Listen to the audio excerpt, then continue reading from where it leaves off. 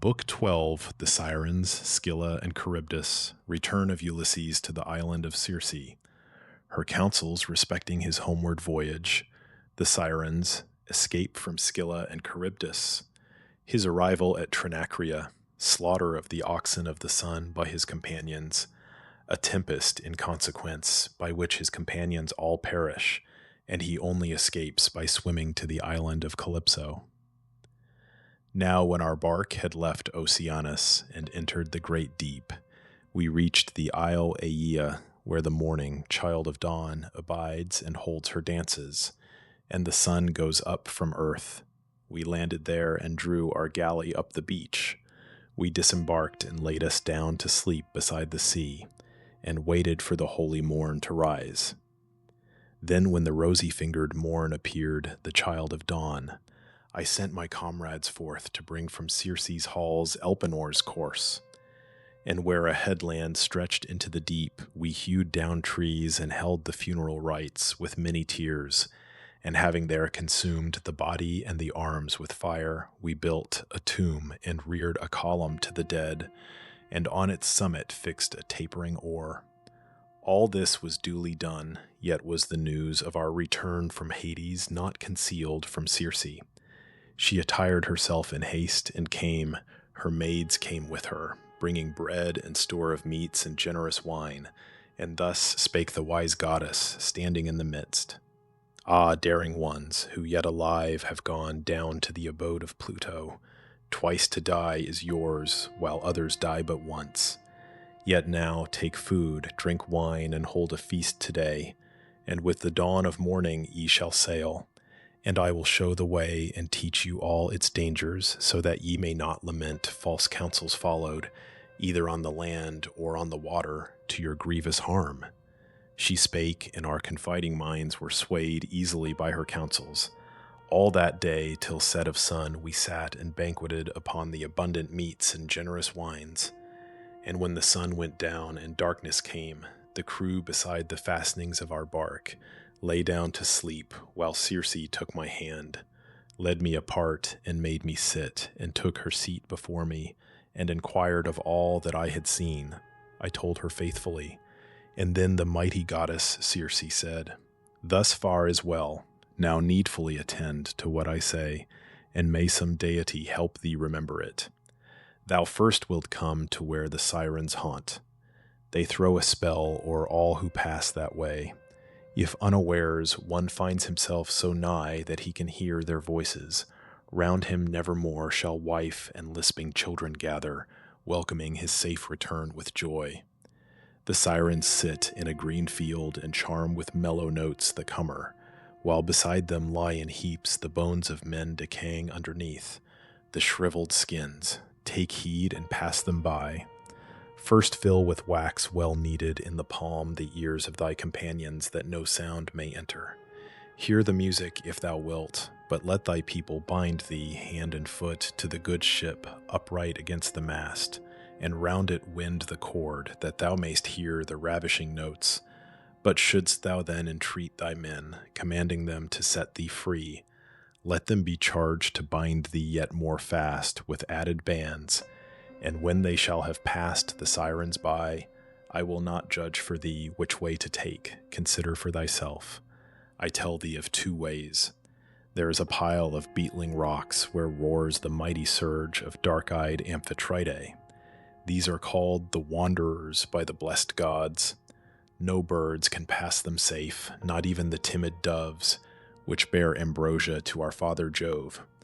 But ever doth the slippery rock take off someone whose loss the god at once supplies, to keep their number full. To these no bark guided by man has ever come and left the spot unwrecked.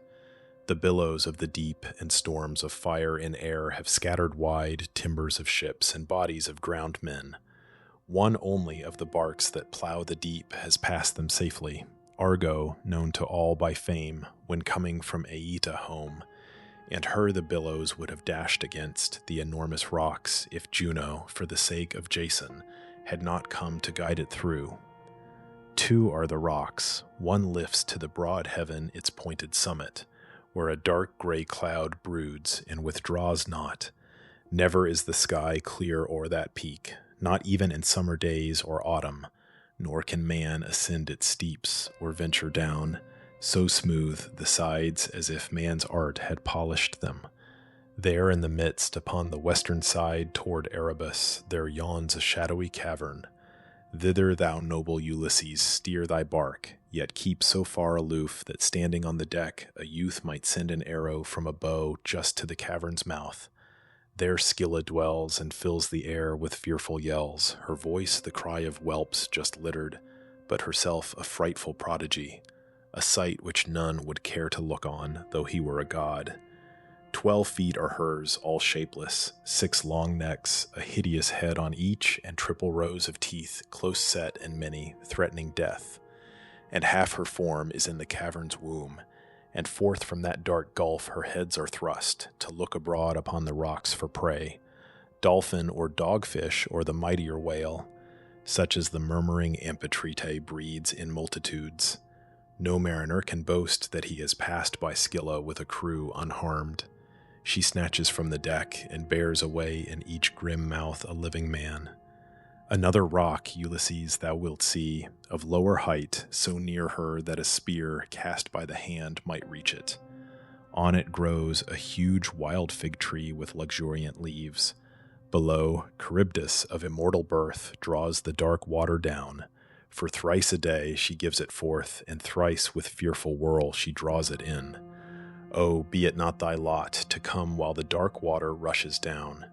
Even Neptune could not then deliver thee. Then turn thy course with speed toward Scylla's rock, and pass that way. 'Twere better far that 6 should perish from the ship than all be lost. She spake, and I replied, O goddess, deign to tell me truly, cannot I at once escape Charybdis and defend my friends against the rage of Scylla when she strikes? I spake, the mighty goddess answered me. Rash man, dost thou still think of warlike deeds and feats of strength? And wilt thou not give way even to the deathless gods? That pest is not of mortal mold. She cannot die. She is a thing to tremble and to shudder at, and fierce, and never to be overcome. There is no room for courage. Flight is best. And if thou shouldst delay beside the rock to take up arms, I fear lest once again she fall on thee with all her heads, and seize as many men. Pass by the monster's haunt with all the speed that thou canst make, and call upon Crataeus, who brought Scylla forth to be the plague of men, and who will calm her rage that she assault thee not again. Then in thy voyage shalt thou reach the isle Trinacria, where in pastures of the sun his many beeves and fading sheep are fed. 7 herds of oxen, and as many flocks of sheep, and 50 in each flock and herd. They never multiply, they never die. 2 shepherdesses tend them, goddesses, nymphs with redundant locks. Lampalia one, the other Phaethusa. These the nymph Neaera to the overgoing sun brought forth, and when their queenly mother's care had reared them, she appointed them to dwell in far Trinacria, there to keep the flocks and oxen of their father. If thy thoughts be fixed on thy return, so that thou leave these flocks and herds unharmed, ye all will come to Ithaca, though after many toils. But if thou rashly harm them, I foretell destruction to thy ship and all its crew. And if thyself escape, thou wilt return late and in sorrow, all thy comrades lost. She spake. The morning on her golden throne looked forth. The glorious goddess went her way into the isle, I to my ship, and bade the men embark and cast the hawsers loose. And straight they went on board, and duly manned the benches, smiting as they sat with oars the hoary waters. Circe, amber-haired, the mighty goddess of the musical voice, sent a fair wind behind our dark proud ship that gaily bore us company and filled the sails. When we had fairly ordered all on board our galley, we sat down and left the favoring wind and helm to bear us on. And thus in sadness I bespake the crew. My friends, it were not well that 1 or 2 alone should know the oracles I heard from Circe, great among the goddesses. And now will I disclose them, that ye all, whether we are to die or to escape the doom of death, may be forewarned. And first, against the wicked Sirens and their song and flowery bank she warns us. I alone may hear their voice, but ye must bind me first with bands too strong to break, that I may stand upright against the mast, and let the cords be fastened round it. If I then entreat and bid you loose me, make the bands more strong. Thus to my crew I spake, and told them all that they should know, while our good ship drew near the island of the Sirens, prosperous gales wafting it gently onward. Then the breeze sank to a breathless calm. Some deity had hushed the winds to slumber. Straightway rose the men and furled the sails and laid them down within the ship, and sat and made the sea white with the beating of their polished blades, made of the fir tree. Then I took a mass of wax and cut it into many parts, and kneaded each with a strong hand. It grew warm with the pressure, and the beams of him who journeys round the earth, the monarch's son.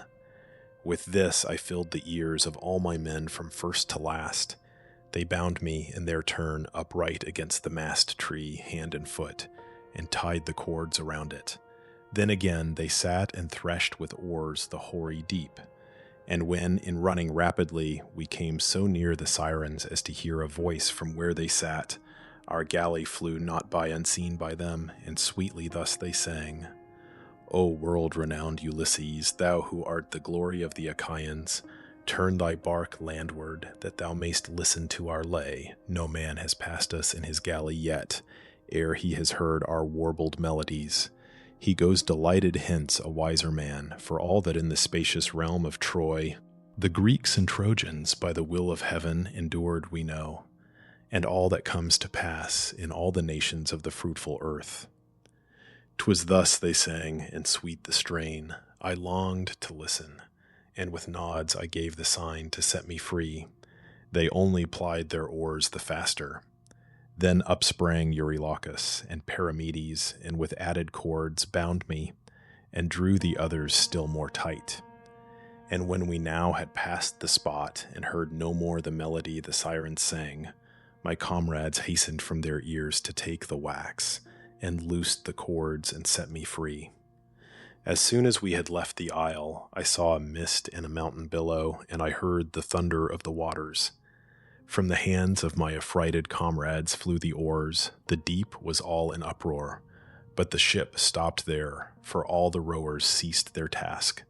I went through all the ship, exhorting them with cheerful words, man after man, and said, Reflect, my friends, that we are not untried in evil fortunes, nor in sadder plight are we than when, within his spacious cave, the brutal Cyclops held us prisoners. Yet through my valor we escaped, and through my counsels and devices, and I think that ye will live to bear this day's events in memory like those. Now let us act, do all as I advise. Go to your seats upon the benches, smiting with your oars these mighty waves, and haply Jove will grant that we escape the death which threatens us. Thee, helmsman, I adjure, and heed my words, since to thy hands alone is given in charge our gallant vessel's rudder. Steer thou hence from mist and tumbling waves, and well observe the rock, lest where it juts into the sea thou heed it not, and bring us all to wreck. I spake, and quickly all obeyed my words. Yet said I naught of Scylla, whom we now could not avoid, lest all the crew in fear should cease to row, and crowd into the hold. And then did I forget the stern command which Circe gave me, not to arm myself for combat. In my shining arms I cased my limbs, and took in hand 2 ponderous spears, and went on deck and stood upon the prow. For there it seemed to me that Scylla first would show herself, that monster of the rocks, to seize my comrades. Yet I saw her not, though weary grew my eyes with looking long and eagerly upon those dusky cliffs. Sadly we sailed into the strait, where stood on one hand Scylla, and the dreaded rock Charybdis on the other, drawing down into her horrid gulf the briny flood. And as she threw it forth again, it tossed and murmured as upon a glowing fire the water in a cauldron, while the spray, thrown upward, fell on both the summit rocks. And when once more she swallowed the salt sea, it whirled within the abyss, while far below the bottom of blue sand was seen. My men grew pale with fear. We looked into the gulf and thought our end was nigh. Then Scylla snatched 6 of my comrades from our hollow bark, the best in valor and in strength of arm.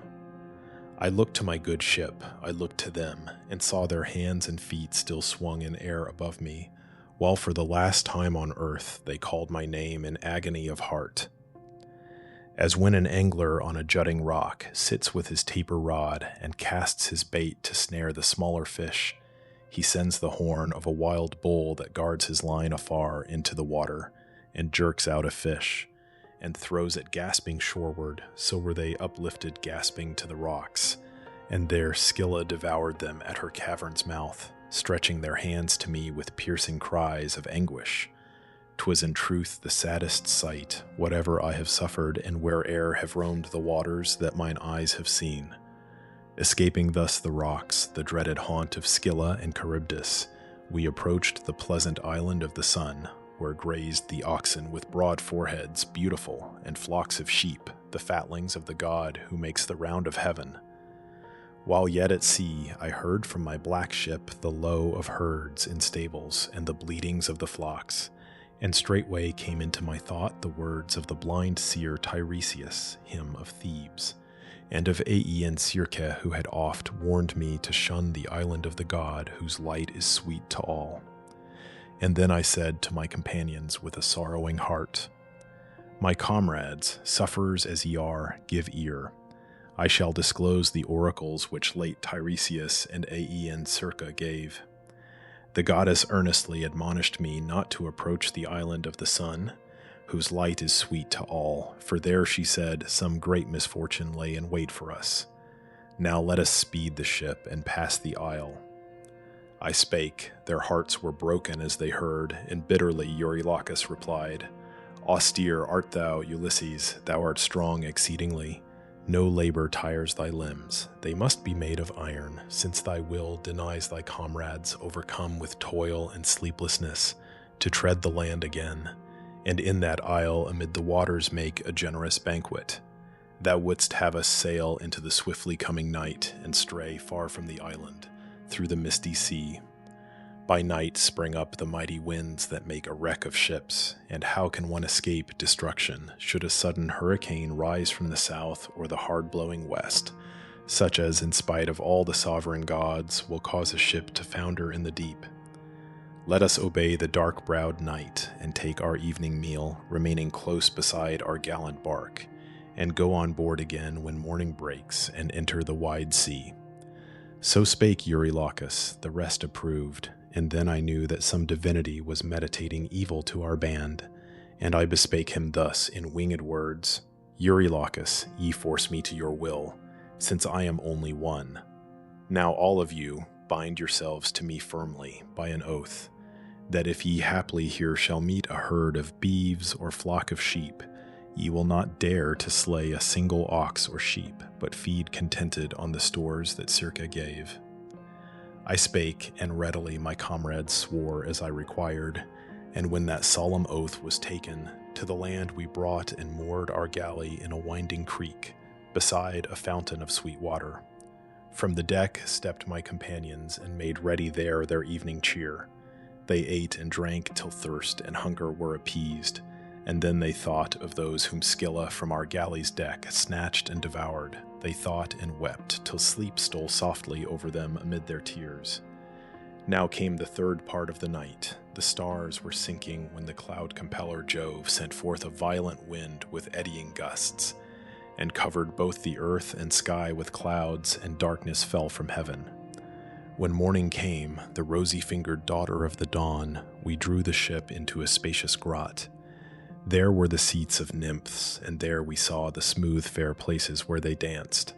I called a council of my men, and said to them, "My friends, in our good ship are food and drink. Abstain we from these beeves, lest we be made to suffer. For these herds and these fair flocks are sacred to a dreaded god, the sun, the all-beholding and all-hearing sun." I spake, and all were swayed by what I said full easily. A month entire the gales blew from the south, and after that no wind save east and south.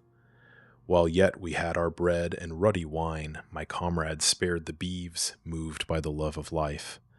But when the stores on board our galley were consumed, they roamed the island in their need, and sought for prey, and snared with barbed hooks the fish and birds, whatever came to hand, till they were gaunt with famine. Meantime I withdrew alone into the isle to supplicate the gods, if haply one of them might yet reveal the way of my return.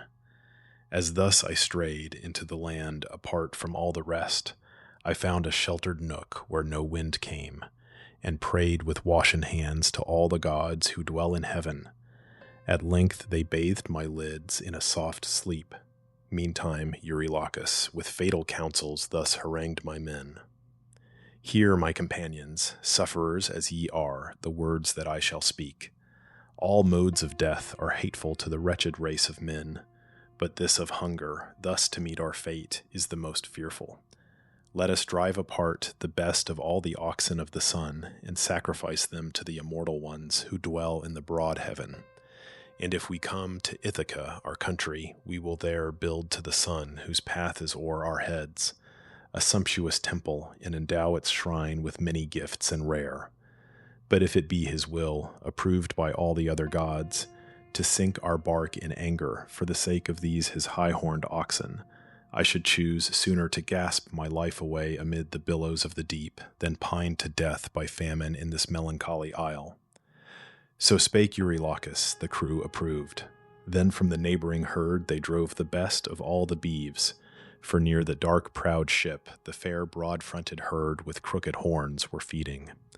Round the victims stood my crew, and, offering their petitions to the gods, held tender oak leaves in their hands, just plucked from a tall tree, for in our good ship's hold was no white barley now. When they had prayed, and slain and dressed the beeves, they hewed away the thighs and covered them with double folds of caul, and laid raw slices over these. Wine had they not to pour in sacrifice upon the burning flesh. They poured instead water and roasted all the entrails thus. Now when the thighs were thoroughly consumed and entrails tasted, all the rest was carved into small portions and transfixed with spits. Just then the gentle slumber left my lids. I hurried to the shore and my good ship, and drawing near perceived the savory steam from the burnt offering. Sorrowfully then I called upon the ever-living gods. O Father Jove, and all ye blessed gods, who live forever, 'twas a cruel sleep in which ye lulled me to my grievous harm. My comrades here have done a fearful wrong. Lampetia of the trailing robes in haste flew to the sun, who journeys round the earth, to tell him that my crew had slain his beeves, and thus in anger he bespake the gods. O Father Jove, and all ye blessed gods, who never die, avenge the wrong I bear upon the comrades of Laertes' son, Ulysses, who have foully slain my beeves, in which I took delight whene'er I rose into the starry heaven, and when again I sank from heaven to earth. If for the wrong they make not large amends, I shall go down to Hades, there to shine among the dead. The cloud-compelling Jupiter replied, Still shine, O sun, among the deathless gods and mortal men upon the nourishing earth. Soon will I cleave with a white thunderbolt their galley in the midst of the Black Sea. This from Calypso of the radiant hair I heard thereafter. She herself, she said, had heard it from the herald Mercury. When to the ship I came, beside the sea, I sternly chid them all, man after man, yet could we think of no redress. The beeves were dead, and now with prodigies the gods amazed my comrades. The skins moved and crawled, the flesh both raw and roasted on the spits, lowed with the voice of oxen. 6 whole days my comrades feasted, taking from the herd the sun's best oxen. When Saturnian Jove brought the 7th day, the tempest ceased, the wind fell, and we straightway went on board. We set the mast upright, and spreading the white sails, we ventured on the great wide sea again. When we had left the isle, and now appeared no other land but only sea and sky, the son of Saturn caused a lurid cloud to gather o'er the galley, and to cast its darkness on the deep. Not long our ship ran onward, ere the furious west wind rose and blew a hurricane. A strong blast snapped both ropes that held the mast fell back. The tackle dropped and tangled to the hold. The mast, in falling on the galley's stern, dashed on the pilot's head and crushed the bones. And from the deck he plunged like one who dives into the deep. His gallant spirit left the limbs at once. Jove thundered from on high and sent a thunderbolt into the ship, that quaking with the fearful blow and filled with stifling sulfur shook my comrades off into the deep. They floated round the ship like sea mews. Jupiter had cut them off from their return. I moved from place to place, still in the ship, until the tempest's force parted the sides and keel. Before the waves, the naked keel was swept. The mast had snapped just at the base, but round it was a thong made of a bullock's hide. With this I bound the mast and keel together, took my seat upon them, and the wild winds bore me on. The west wind ceased to rage, but in its stead the south wind blew and brought me bitter grief. I feared lest I must measure back my way to grim Charybdis. All night long I rode the waves, and with the rising sun drew near the rock of Scylla and the terrible Charybdis as her gulf was drawing down the waves of the salt sea. There as I came, I raised myself on high till I could grasp the lofty fig tree, and I clung to it as clings a bat, for I could neither find a place to plant my feet, nor could I climb. So distant were the roots, so far apart the long, huge branches overshadowing Charybdis. Yet I firmly kept my hold till she should throw the keel and mast again up from the gulf. They, as I waited long, came up again, though late, as late as one who long has sat adjudging strifes between young suitors pleading in the marketplace, rises and goes to take his evening meal. So late the timbers of my bark returned, thrown from Charybdis. Then I dropped amid the dashing waves and came with hands and feet on those long timbers in the midst, that they might bear my weight. I sat on them and rode with both my hands. The father of the gods and mortals suffered not that I should look on Scylla's rock again, else had I not escaped a cruel death. For 9 long days I floated on the waters. On the 10th, the gods at nightfall bore me to an isle, Ogygia, where Calypso, amber-haired, a mighty goddess skilled in song, abides, who kindly welcomed me and cherished me. Why should I speak of this? Here in these halls I gave the history yesterday to thee and to thy gracious consort, and I hate to tell again a tale once fully told. Book 13, Arrival of Ulysses at Ithaca, Departure of Ulysses from the court of Alcinous. Arrival of the ship at Ithaca, Ulysses carried on shore by the Phaeacians while asleep and left. His treasures landed also, the ship while returning transformed by Neptune into a rock. Dialogue between Pallas and Ulysses concerning the destruction of the Suitors. Concealment of the treasures in a cave, transformation of Ulysses into an old man. He spake, and all within those shadowy halls were silent, all were held in mute delight. Alcinous then took up the word and said, Since thou hast come, Ulysses, as a guest, to this high pile and to these brazen rooms, so long a sufferer, thou must not depart upon thy homeward way a wanderer still. And this let me enjoin on each of you, who in this palace drink at our repasts the choice red wine and listen to the bard. Already in a polished chest are laid changes of raiment, works of art in gold, and other gifts which the Phaeacian chiefs have destined for our guest. Now let us each bestow an ample tripod and a vase, and we in an assembly of the realm will see the cost repaid, since otherwise great would the burden be that each must bear. So spake Alcinous, they approved, and sought their homes to sleep, but when the child of dawn, the rosy-fingered morn, appeared, they came, all bringing to the ship their gifts of brass in honor of the guest. The mighty prince Alcinous, going through the ship, bestowed the whole beneath the benches, that no one of those who leaned to pull the oar might thence meet harm or hindrance. Then they all went back to the king's palace and prepared a feast. The mighty prince Alcinous offered up for them an ox to cloud-compelling Jove, the son of Saturn, ruler over all. They burned the thighs and held high festival, and all was mirth. Divine Telemachus, the bard whom all men reverenced, sang to them.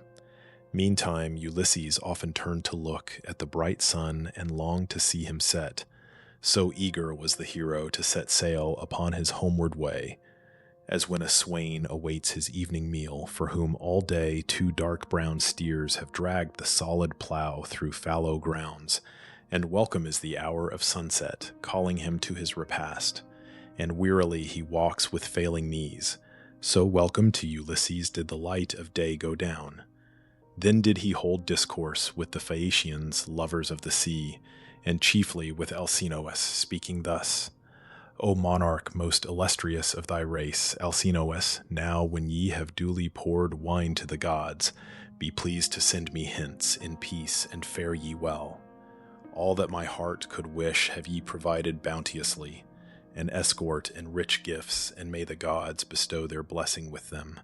May I meet my blameless wife again, and find my friends prosperous.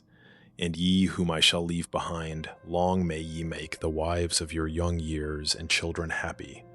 May the gods vouchsafe to crown with every virtue you and them, and may no evil light upon your isle. He spake, the assembly all approved his words, and bade send forth the stranger on his way, who spake so nobly. Then the mighty prince Alcinous turned, and to the herald said, Now mix the wine, Pontonos, in a jar, and bear apart to all beneath our roof, that we with prayers to Father Jupiter may send the stranger to his native land.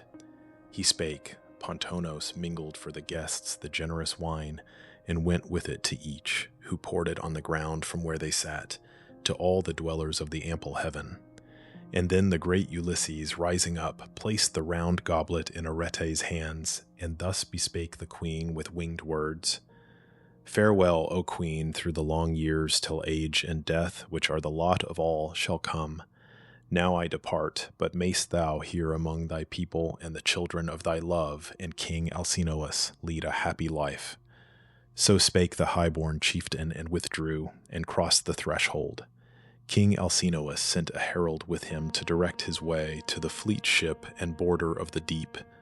Arete also sent her servant maids, one bearing a fresh cloak and tunic, one a coffer nobly wrought, and yet a third bread and red wine. And when they reached the ship beside the sea, the diligent crew received their burdens, and bestowed within the hold the food and drink, but spread upon the deck and at the stern a mat and linen sheet, that there Ulysses undisturbed might sleep. He went on board and silently lay down, while all the rowers in due order took their seats upon the benches. Loosing first the hawser from the perforated rock, they bent them to their task and flung the brine up from the oar, while on the chieftain's lids lighted a sweet and deep and quiet sleep, most like to death. As smitten by the lash, 4 harnessed stallions spring on high and dart across the plain together, so the prow rose leaping forward, while behind it rolled a huge dark billow of the roaring sea.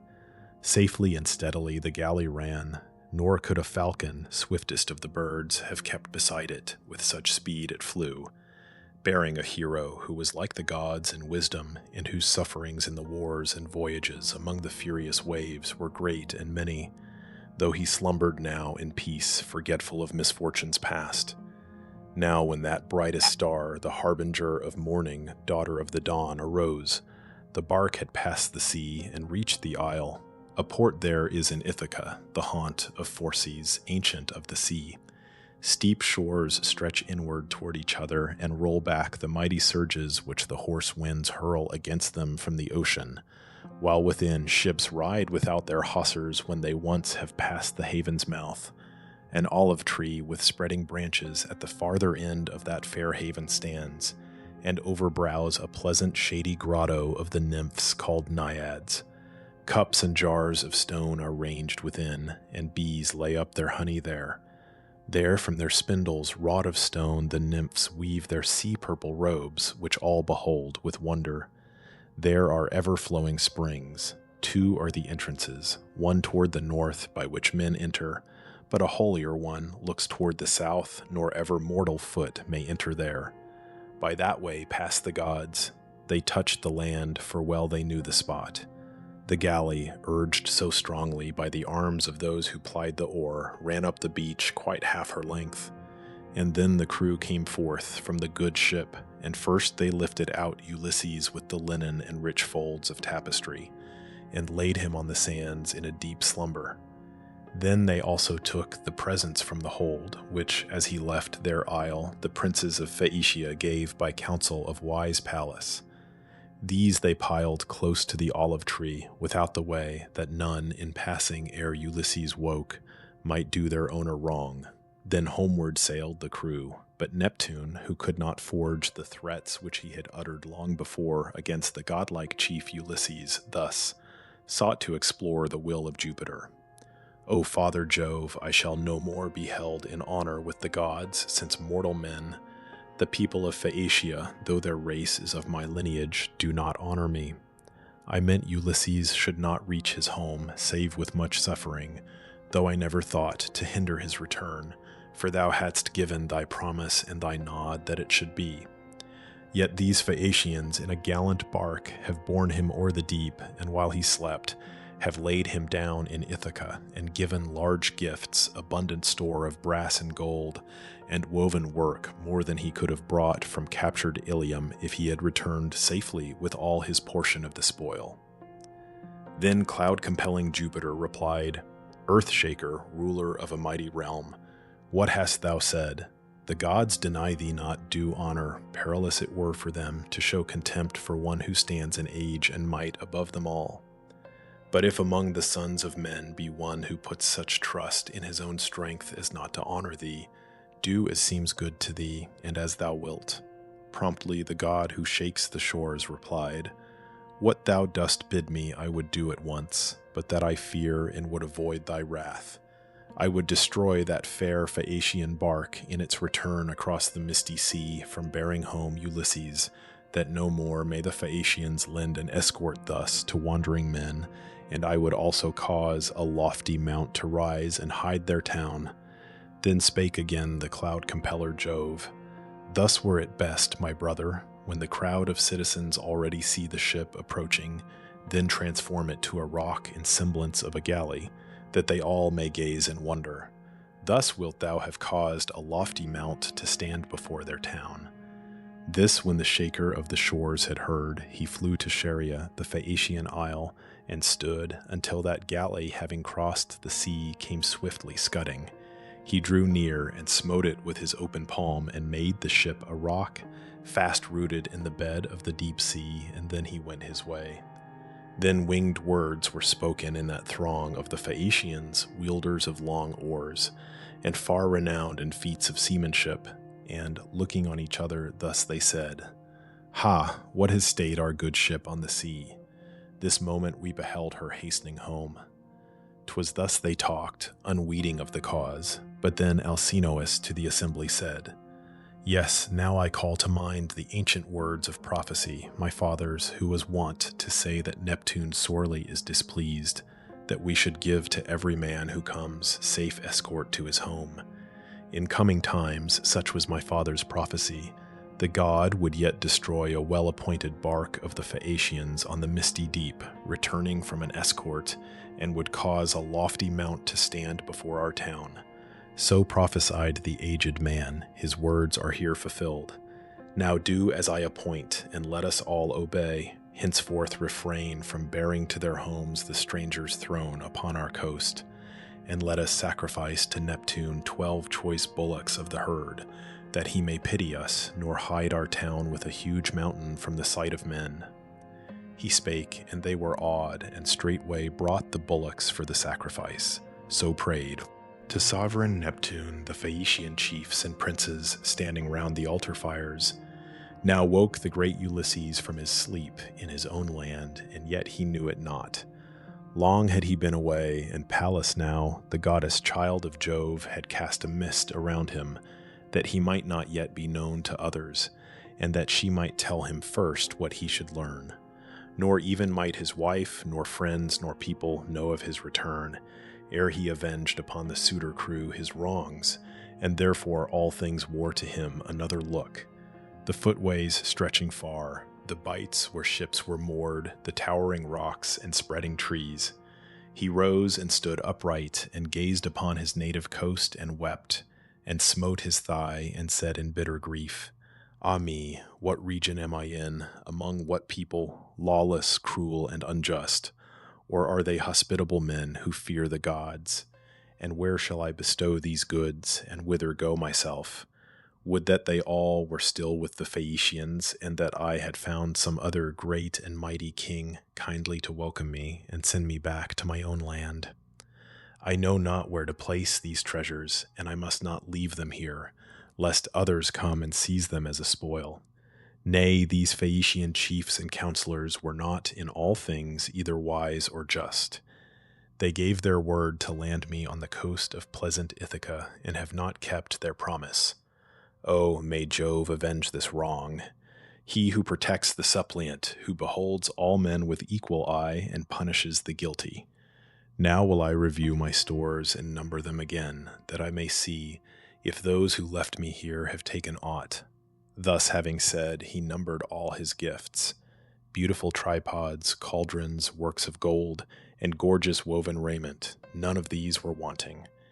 Then he pined to see again his native isle, and slowly paced the beach of the loud sea, lamenting bitterly. There Pallas came to meet him in the shape of a young shepherd, delicately formed, as are the sons of kings. A mantle lay upon her shoulder in rich folds, her feet shone in their sandals. In her hand she bore a javelin. As Ulysses saw, his heart was glad within him, and he hastened on, and thus accosted her with winged words. Fair youth, who art the first whom I have met upon this shore, I bid thee hail, and hope thou meetest me with no unkind intent. Protect what thou beholdest here and me. I make my suit to thee as to a god, and come to thy dear knees, and tell, I pray, that I may know the truth, what land is this, what people, who the dwellers, may it be a pleasant isle, or is it but the shore of fruitful mainland shelving to the sea? And then the goddess blue-eyed Pallas said, Of simple mind art thou, unless perchance thou comest from afar, if thou dost ask what country this may be. It is not quite a nameless region. Many know it well, of those who dwell beneath the rising sun, and those behind in evening's dusky realm. Rugged it is, and suited ill to steeds, yet barren it is not, though level grounds are none within its borders. It is rich in corn and wine, for seasonable rains and dews refresh its soil. Large flocks of goats and herds of beeves are pastured here. All kinds of trees are in its forests, and its springs are never dry. The fame of Ithaca, stranger, has traveled to the Trojan coast, though that, I hear, lies far away from Greece. She spake. Ulysses, the great sufferer, rejoiced to be in his own land, whose name Pallas, the child of aegis-bearing Jove, had just now uttered. Then with winged words he spake, but not the truth. His artful speech put that aside. Forever in his breast the power of shrewd invention was awake. In the broad fields of Crete that lie far off beyond the sea, I heard of Ithaca, to which I now am come with these my goods. I left as many for my sons and fled, for I had slain Orsilochus, the fleet of foot, the dear son of Idomeneus, who overcame by swiftness in the race the foremost runners in the realm of Crete. He sought to rob me wholly of my share of Trojan spoil, for which I had endured hardships in war with heroes, and at sea among the angry waves. The cause was this.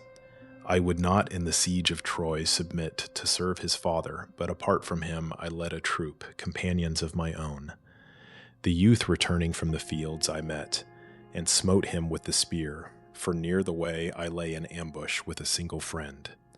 A night exceeding dark was in the sky. No human eye beheld, nor did he know who took his life. When I had slain him thus, with the sharp spear I hastened to a ship of the Phoenicians, and besought their aid, and gave them large reward, and bade them steer to Pylos, bearing me, and leave me there, or where the Epeans hold the hallowed coast of Elis. But the force of adverse winds drove them unwilling thence. They meant no fraud. We wandered hither, just at night we came, and rowing hard the seamen brought their ship within the port. No word was said of food, though great our need. All disembarked in haste and lay upon the shore. Deep was the sleep that stole upon my weary limbs. The men took from the hold my goods, and bearing them to where I slumbered on the sand, set sail for populous Sidonia, leaving me here quite alone with sorrow in my heart. He spake, the blue-eyed goddess Pallas smiled, and touched the chief caressingly.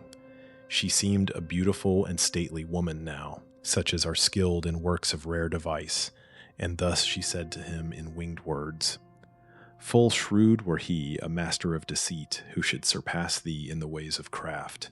Even though he were a god, thou unabashed and prompt with shifts, and measureless in wiles.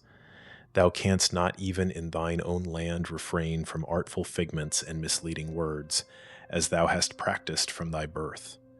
But now speak we of other matters, for we both are skilled in stratagem. Thou art the first of living men in counsel and in speech, and I am famed for foresight and for craft among the immortals. Dost thou not yet know Pallas Athene, child of Jove, whose aid is present to defend thee in all time of peril, and but lately gained for thee the favor of the whole Phaeacian race? And hither am I come to frame for thee wise counsels, and to hide away the stores given by the opulent Phaeacian chiefs at thy departure. I shall also tell what thou must yet endure beneath the roof of thine own palace by the will of fate. Yet bear it bravely, since thou must, nor speak to any man or woman of thyself and of thy wandering hither, but submit to many things that grieve thee silently, and bear indignities from violent men. Ulysses the sagacious thus rejoined, O goddess, it is hard for mortal man to know thee when he meets thee, though his sight be of the sharpest, for thou puttest on at pleasure any form. Yet this I know, that thou wert kind to me when we, the sons of Greece, were warring in the realm of Troy, but when we had o'erthrown the lofty town of Priam and embarked, and when some god had scattered the Achaeans after that, daughter of Jove, I never saw thee more, never perceived thee entering my bark and guarding me from danger, but I roamed ever from place to place, my heart weighed down by sorrow, till the gods delivered me, and till thy counsels in the opulent realm of the Phaeacians brought my courage back, and thou thyself didst guide me to the town. And now in thy great Father's name I pray, for yet I cannot think that I am come to pleasant Ithaca, but have been thrown upon some other coast, and fear that thou art jesting with me, and hast spoken thus but to deceive me. Tell me, is it true that I am in my own beloved land? And then the goddess, blue-eyed Pallas, said, Such ever are thy thoughts, and therefore I must not forsake thee in thy need.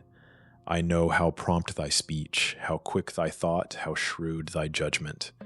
If another man had come from such long wanderings, he had flown at once, delighted to his children and his wife in his own home.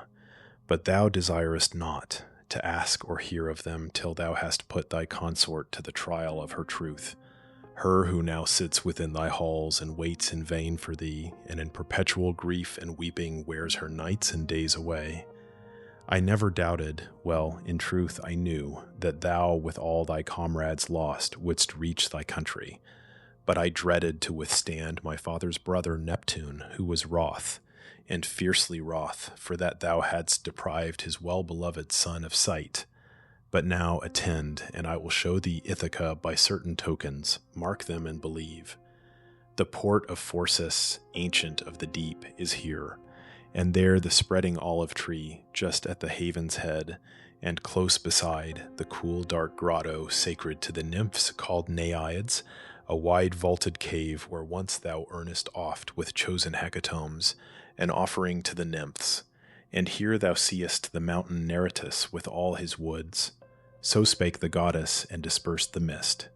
And all the scene appeared, Ulysses saw, well pleased, rejoicing in his own dear land, and stooping kissed the bountiful earth, and raised his hands, and thus addressed the nymphs in prayer. Nymphs, naiads, born to Jove, I did not hope to be with you again. With cheerful prayers I now salute you. We shall bring you soon our offerings as of yore, if graciously Jove's daughter, huntress queen, shall grant me yet to live and bless my well-beloved son. And then the goddess, blue-eyed Pallas, said, Be of good cheer, and let no anxious thought disturb thy mind. Let us bestir ourselves to hide away the treasures thou hast brought within this hallowed grot in some recess, where they may lie in safety. Afterward will we take counsel what should next be done." The goddess said these words and took her way into the shadowy cavern, spying out its hiding places, while Ulysses brought the treasures thither in his arms, the gold, the enduring brass, the raiment nobly wrought, which the Phaeacians gave him. These they laid together in due order. Pallas then, the daughter of the aegis-bearer Jove, closed up the opening with a massive rock. Then, sitting by the sacred olive tree, they plotted to destroy the haughty crew of suitors, and the blue-eyed Pallas said, "O nobly born, and versed in many wiles, son of Laertes, now the hour is come to think how thou shalt lay avenging hands upon the shameless crew who, in thy house, for 3 years past have made themselves its lords, and wooed thy noble wife and brought her gifts, while, pining still for thy return, she gave hopes to each suitor, and by messages made promises to all, though cherishing a different purpose in her secret heart." Ulysses the sagacious answered her, "Ah me, I should have perished utterly by such an evil fate as overtook Atrides Agamemnon in the halls of my own palace, but for thee, whose words, O goddess, have revealed what I should know. Now counsel me how I may be avenged. Be ever by my side, and strengthen me with courage as thou didst when we o'erthrew the towery crest of Ilium. Would thou wert still my ally as then. I would engage, O blue-eyed Pallas, with 300 foes, if thou, dread goddess, wouldst but counsel me." And then the blue-eyed Pallas spake again, "I will be present with thee. When we once begin the work, thou shalt not leave my sight, and many a haughty suitor with his blood and brains shall stain thy spacious palace floor. Now will I change thine aspect, so that none shall know thee. I will wither thy fair skin, and it shall hang on crooked limbs. Thy locks of auburn I will cause to fall away, and round thee fling a cloak which all shall see with loathing. I will make thy lustrous eyes dull to the sight, and thus shalt thou appear, a squalid wretch to all the suitor train, and to thy wife and to the son whom thou didst leave within thy palace. Then at first repair thou to the herdsman, him who keeps thy swine, for he is loyal, and he loves thy son and the discreet Penelope. There wilt thou find him as he tends his swine, that find their pasturage beside the rock of Corax, and by Arethusa's fount. On nourishing acorns they are fed, and drink the dark, clear water whence the flesh of swine is fattened. There remain, and carefully inquire of all that thou wouldst know, while I, taking my way to Sparta, the abode of lovely women, call Telemachus thy son Ulysses, who hath visited King Menelaus in his broad domain, to learn if haply thou art living yet." Ulysses the sagacious answered her, "Why didst not thou, to whom all things are known, tell him concerning me? Must he too roam, and suffer on the barren deep, and leave to others his estates, to be their spoil?" And then the blue-eyed goddess spake again, "Let not that thought distress thee. It was I who sent him thither, that he might deserve the praise of men. No evil meets him there, but in the halls of Atreus' son he sits, safe mid the abounding luxuries. 'Tis true that even now the suitors lie in wait in their black ship to slay him ere he reach his native land, but that will hardly be before the earth shall cover many a one of the proud suitors who consume thy wealth." So Pallas spake and touched him with her wand, and caused the blooming skin to shrivel up on his slow limbs, and the fair hair to fall, and with an old man's wrinkles covered all his frame, and dimmed his lately glorious eyes. Another garb she gave, a squalid vest, a ragged, dirty cloak, all stained with smoke, and over all the huge hide of a stag, from which the hair was worn. A staff beside she gave, and shabby scrip, with many a rent, tied with a twisted thong. This said and done, they parted, and the goddess flew to seek Telemachus in Sparta's sacred town. Book 14, Meeting of Ulysses and Eumaeus. Hospitable reception by Eumaeus of Ulysses in the disguise of a beggar. His feigned account of himself, his promise that Ulysses shall return. Supper in the lodge of Eumaeus. Stratagem of Ulysses to procure a cloak for the night. Then from the haven up the rugged path Ulysses went among the woody heights. He sought the spot where Pallas bade him meet, the noble swineherd who of all that served the great Ulysses chiefly had in charge to bring the day's supplies. He found him there seated beneath the portico before his airy lodge that might be seen from far, well built and spacious, standing by itself. Eumaeus, while his lord was far away, had built it, though not bidden by the queen nor old Laertes, with the stones he drew from quarries thither. Round it he had set a hedge of thorns, encircling these with stakes close set and many, cloven from the heart of oak. Within that circuit he had made 12 sties beside each other for the swine to lie in. 50 wallowed in each sty, all females. There they littered. But the males were fewer, and were kept without. And these the suitor train made fewer every day, feeding upon them, for Eumaeus sent always the best of all his fatling herd. These numbered twice 90. Beside them slept 4 mastiffs, which the master swineherd fed, savage as wolves. Eumaeus to his feet was fitting sandals, which he carved and shaped from a stained ox hide, while the other hinds were gone on different errands, 3 to drive the herds of swine. A 4th was sent to take a fatling to the city, that the crew of arrogant suitors, having offered him in sacrifice, might feast upon his flesh. The loud-mouthed dogs that saw Ulysses come ran toward him, fiercely baying. He sat down at once, through caution, letting fall his staff upon the ground, and would have suffered there unseemly harm within his own domain. But then the swineherd, following with quick steps, rushed through the vestibule and dropped the hide. He chid the dogs, and pelting them with stones, drave them asunder and addressed the king. O aged man, the mastiffs of the lodge had almost torn thee, and thou wouldst have cast bitter reproach upon me. Other griefs and miseries the gods have made my lot. Here sorrowfully sitting I lament a godlike master, and for others tend his fading swine. While haply hungering for bread, he wanders among alien men in other kingdoms, if indeed he lives and looks upon the sun. But follow me, and come into the house, that there, refreshed with food and wine, old man, thou mayst declare whence thou dost come, and what thou hast endured.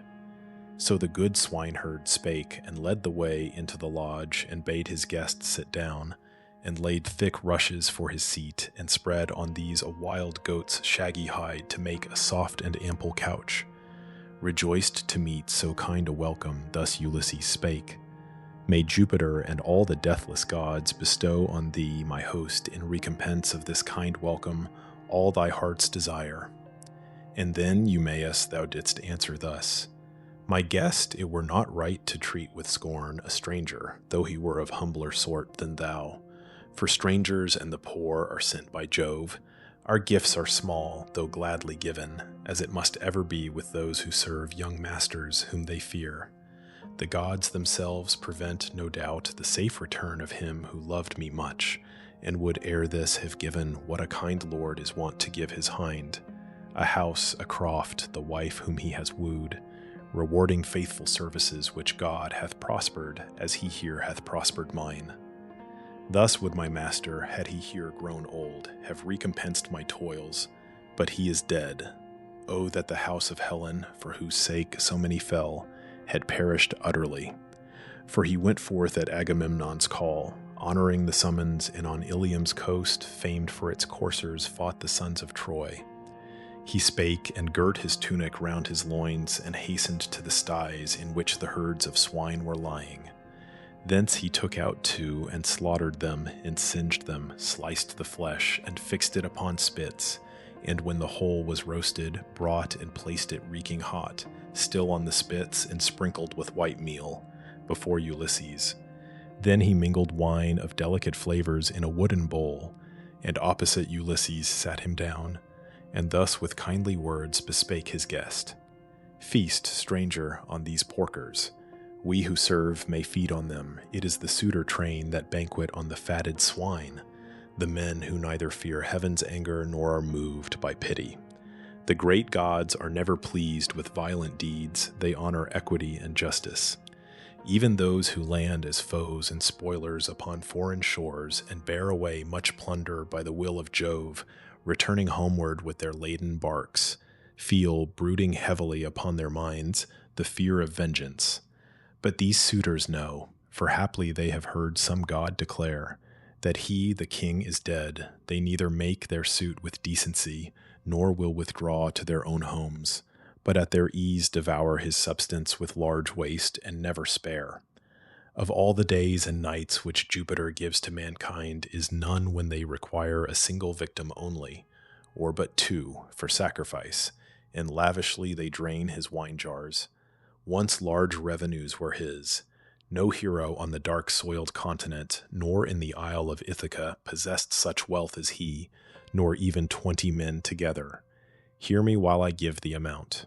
12 herds of kine that on the mainland graze are his, as many flocks of sheep, of swine, as many droves, as many flocks of goats are tended there by strangers, and by hinds, his servants. Here, moreover, in the fields beyond us, graze 11 numerous flocks of goats, attended by his trusty men, each one of whom brings daily home a goat, the finest of the fatlings. I meantime am keeper of these swine, and from the drove I choose into the palace send the best. So spake the swineherd, while Ulysses ate the flesh with eager appetite, and drank the wine in silence, meditating woe to all the suitors. When the meal was o'er, and he was strengthened by the food, his host filled up with wine the cup from which he drank, and gave it to Ulysses, who, well pleased, received it, and with winged words replied, "What rich and mighty chief was he, my friend, of whom thou speakest, and who purchased thee? Thou sayest that he died to swell the fame of Agamemnon. Tell his name, for I perchance know somewhat of him. Jupiter and the great gods know whether I have seen the man, and have some tidings for thy ear, for I have wandered over many lands." And then again the noble swineherd spake, "O aged man, no wanderer who should bring news of Ulysses e'er would win his wife and son to heed the tale. For roving men in need of hospitality are prone to falsehood and will never speak the truth. The vagabond who comes to Ithaca goes straightway to my mistress with his lies. Kindly she welcomes him and cherishes and questions him, while tears abundantly fall from her lids, such tears as women shed whose lords have perished in a distant land. Thou too, old man, perchance couldst readily frame a like fable, if someone would give a change of raiment for thy news, a cloak and tunic. But the dogs and fowls of air have doubtless fed upon the frame from which the life has passed, and torn from off his bones the skin, or fishes of the deep have preyed upon it, and his bones upon the shore lie whelmed in sand. So is he lost to us, and sorrow is the lot of all his friends, mine most of all, for nowhere shall I find so kind a master, though I were to come into my father's and my mother's house, where I was born and reared. Nor do I pine so much to look on them with my own eyes, and in my place of birth, as I lament Ulysses lost.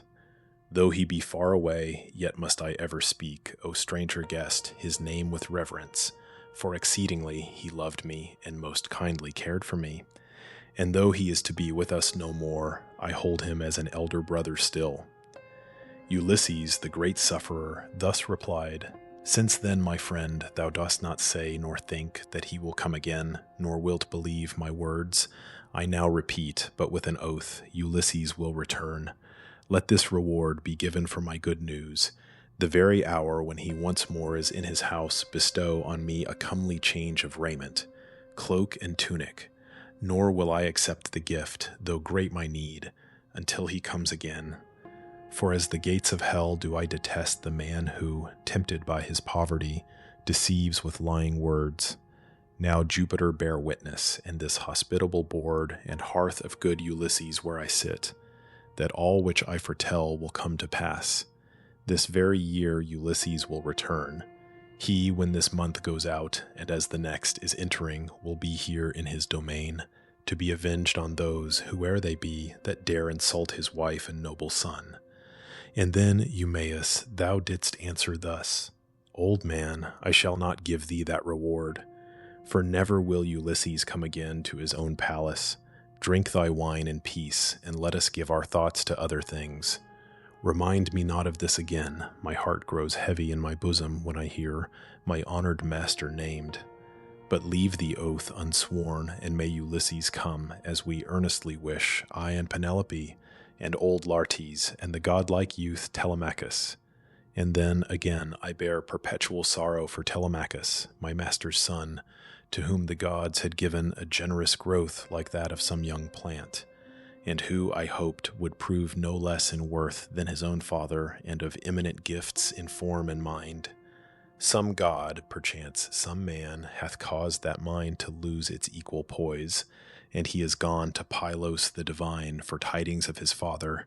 Meanwhile here, the arrogant suitors plan to lie in wait for him as he returns, that utterly the stock of great Arcesius from our isle may perish, and its name be heard no more. Speak we no more of him, be it his fate to fall or flee, but oh, may Saturn's son protect him with his arm. And now, old man, relate, I pray, thy fortunes. Tell me true, that I may know who thou mayst be, and whence thou earnest, where thy city lies, and who thy parents were, what galley landed thee upon our coast, and how the manners brought thee to Ithaca, and of what race they claim to be. For I may well suppose thou hast not come to Ithaca on foot. Ulysses the sagacious answered him, I will tell all and truly. Yet if here were store of food and wine for many days, and we might feast at ease within thy lodge while other labored, I should hardly end in a whole year the history of the woes which I have borne, and of the many toils which it hath pleased the gods to lay on me. It is my boast that I am of the race who dwell in spacious Crete, a rich man's son, within whose palace many other sons were born and reared, the offspring of his wife. But me a purchased mother whom he made his concubine brought forth to him. And yet Castor Hylacides, from whom I sprang, held me in equal favor with the rest, and he himself was honored like a god among the Cretan people for his wealth and for his prosperous life and gallant sons.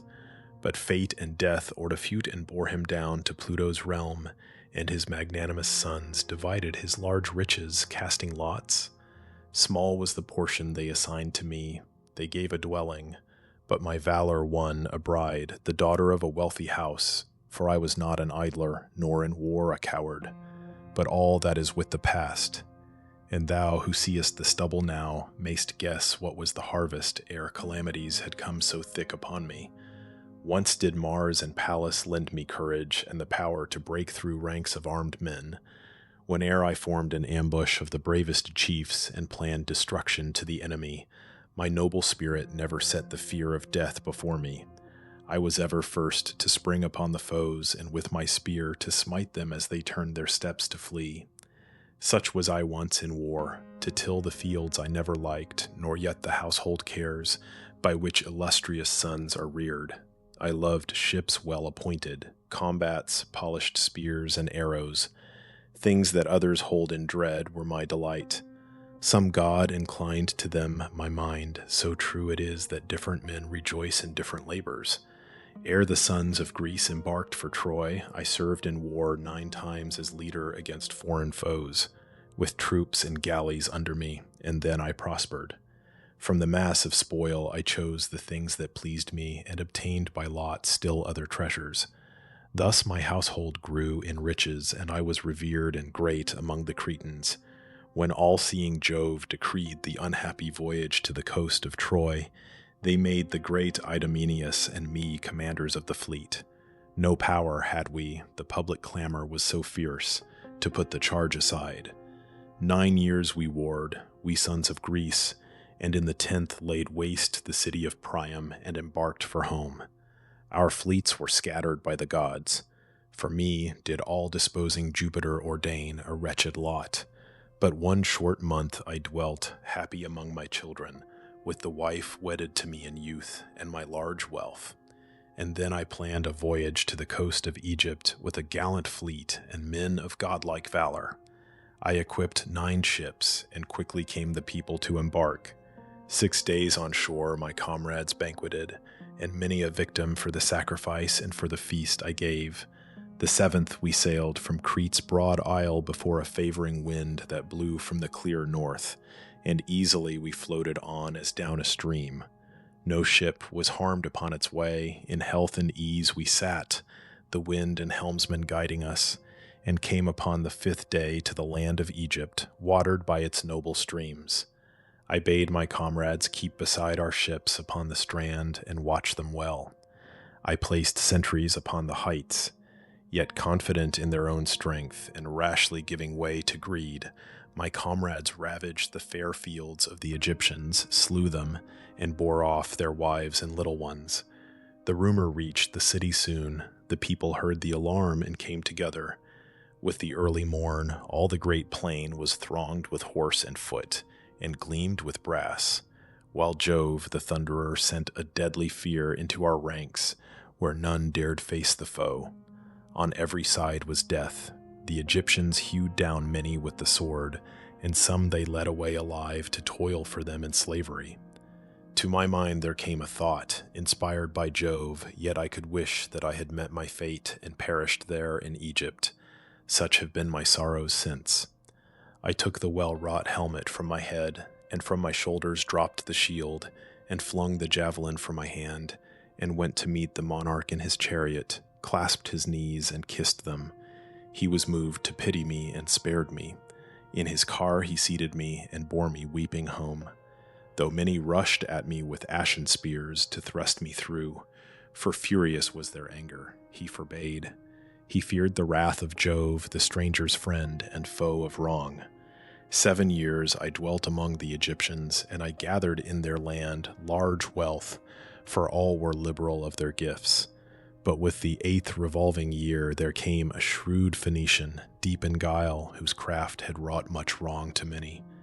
With smooth words this man persuaded me to go with him into Phoenicia, where his dwelling lay and his possessions. With him I abode for 1 whole year, and when its months and days were ended, and another year began, he put me in a ship to cross the sea to Libya. He had framed a treacherous plot, by making half the vessel's cargo mine, to lure me thither and to sell me there for a large price. I went on board constrained, but with misgivings. Under a clear sky, with favoring breezes from the north, we ran o'er the mid-sea beyond the Isle of Crete. When we had left the isle and saw no land but only sky and sea, Saturnius bade a black cloud gather o'er our roomy ship. The sea grew dark below. On high the god thundered again and yet again, and sent a bolt into our ship, which as it felt the lightning reeled and shuddered, and was filled with sulphur smoke. The seamen from the deck fell headlong and were tossed upon the waves like sea-mews round our galley, which the god forbade them to regain. But Jupiter gave to my hands, bewildered as I was, our dark proud galley's mast unbroken yet, that by its aid I might escape. I wound my arms around it, and the raging winds swept me along. 9 days they bore me on, and on the 10th dark night a mighty surge drifted me as it rolled upon the coast of the Thesprotians. There the hero king of the Thesprotians freely sheltered me and fed me, for his well-beloved son had found me overcome with cold and toil, and took me by the hand and raised me up, and led me to his father's house and gave seemly attire, a tunic and a cloak. There heard I of Ulysses. Phaedon told how he received him as a guest and friend when on his homeward voyage. Then he showed the wealth Ulysses gathered, brass and gold and steel divinely wrought. That store might serve to feed until 10 generations pass another household. But the chief himself, so Phaedon said, was at Dodona then, for he had gone to hear from the tall oak of Jupiter the counsel of the god, whether to land in opulent Ithaca after long years of absence, openly, or in disguise. The monarch took an oath in his own palace, pouring to the gods their wine, that even then the ship was launched, and the crew ready to attend him home. But me he first dismissed. There was a ship of the Thesprotians just about to make a voyage to Eumaeus, rich in fields of wheat. He bade them take me faithfully to King Acastus, but another thought found favor with the crew, a wicked scheme to plunge me deeper in calamity. And when our ship had sailed away from land, they hastened to prepare me for a life of slavery. They took my garments off, mantle and cloak, and clothed me in a vest and cloak, the very rags which thou dost see. The evening brought them to the pleasant fields of Ithaca. They bound me in the ship with a strong cord and disembarked, and took a hasty meal upon the ocean side. Easily did the gods unbind my limbs. I wrapped a tattered cloth about my head, and slipping from the polished rudder, brought my bosom to the sea, and spread my hands and swam away. I soon had left the crew at distance. Then I turned and climbed the shore, where it was dark with forest, and lay close within its shelter, while they wandered round and grumbled.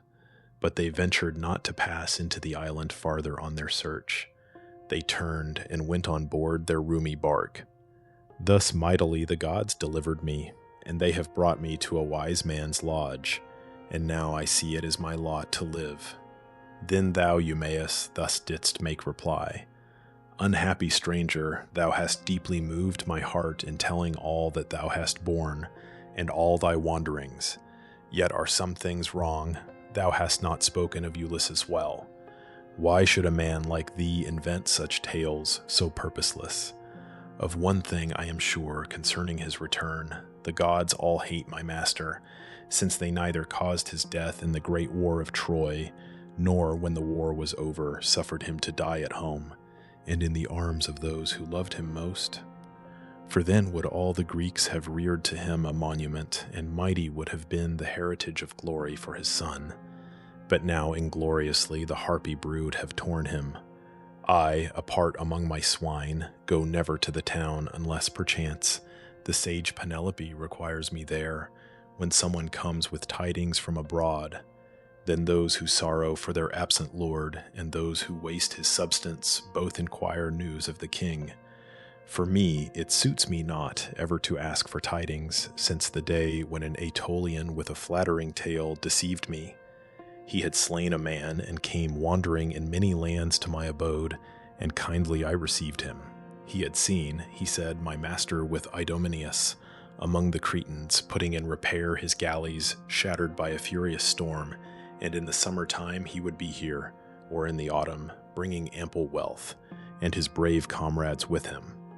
Seek not then, O aged sufferer, whom some deity has guided hither, to amuse my grief with fictions that may bring back pleasant thoughts, since not for them I minister to thee, and love thee, but through reverence for Jove, the stranger's friend, and pity for thyself. Ulysses, the sagacious, spake again: Within thy bosom thou dost bear a heart of slow belief, since not the oath I take persuades or even moves thee. Make we now a covenant, and let the gods who dwell upon Olympus be our witnesses, that when thy master comes to this abode, thou wilt bestow a tunic and a cloak, and wilt dispatch me clothed in seemly garb, hence to Dulichium, whither I would go. But if he come not as I have foretold, then charge thy servants that they cast me down from a tall rock, that never beggar more may think to cozen thee with lying tales. The noble swineherd answered him and said, Great would my honor be, and I should gain great praise for worth among the sons of men, if, having welcomed thee into my lodge and spread the board for thee, I took thy life, then boldly might I pray to Saturn's son.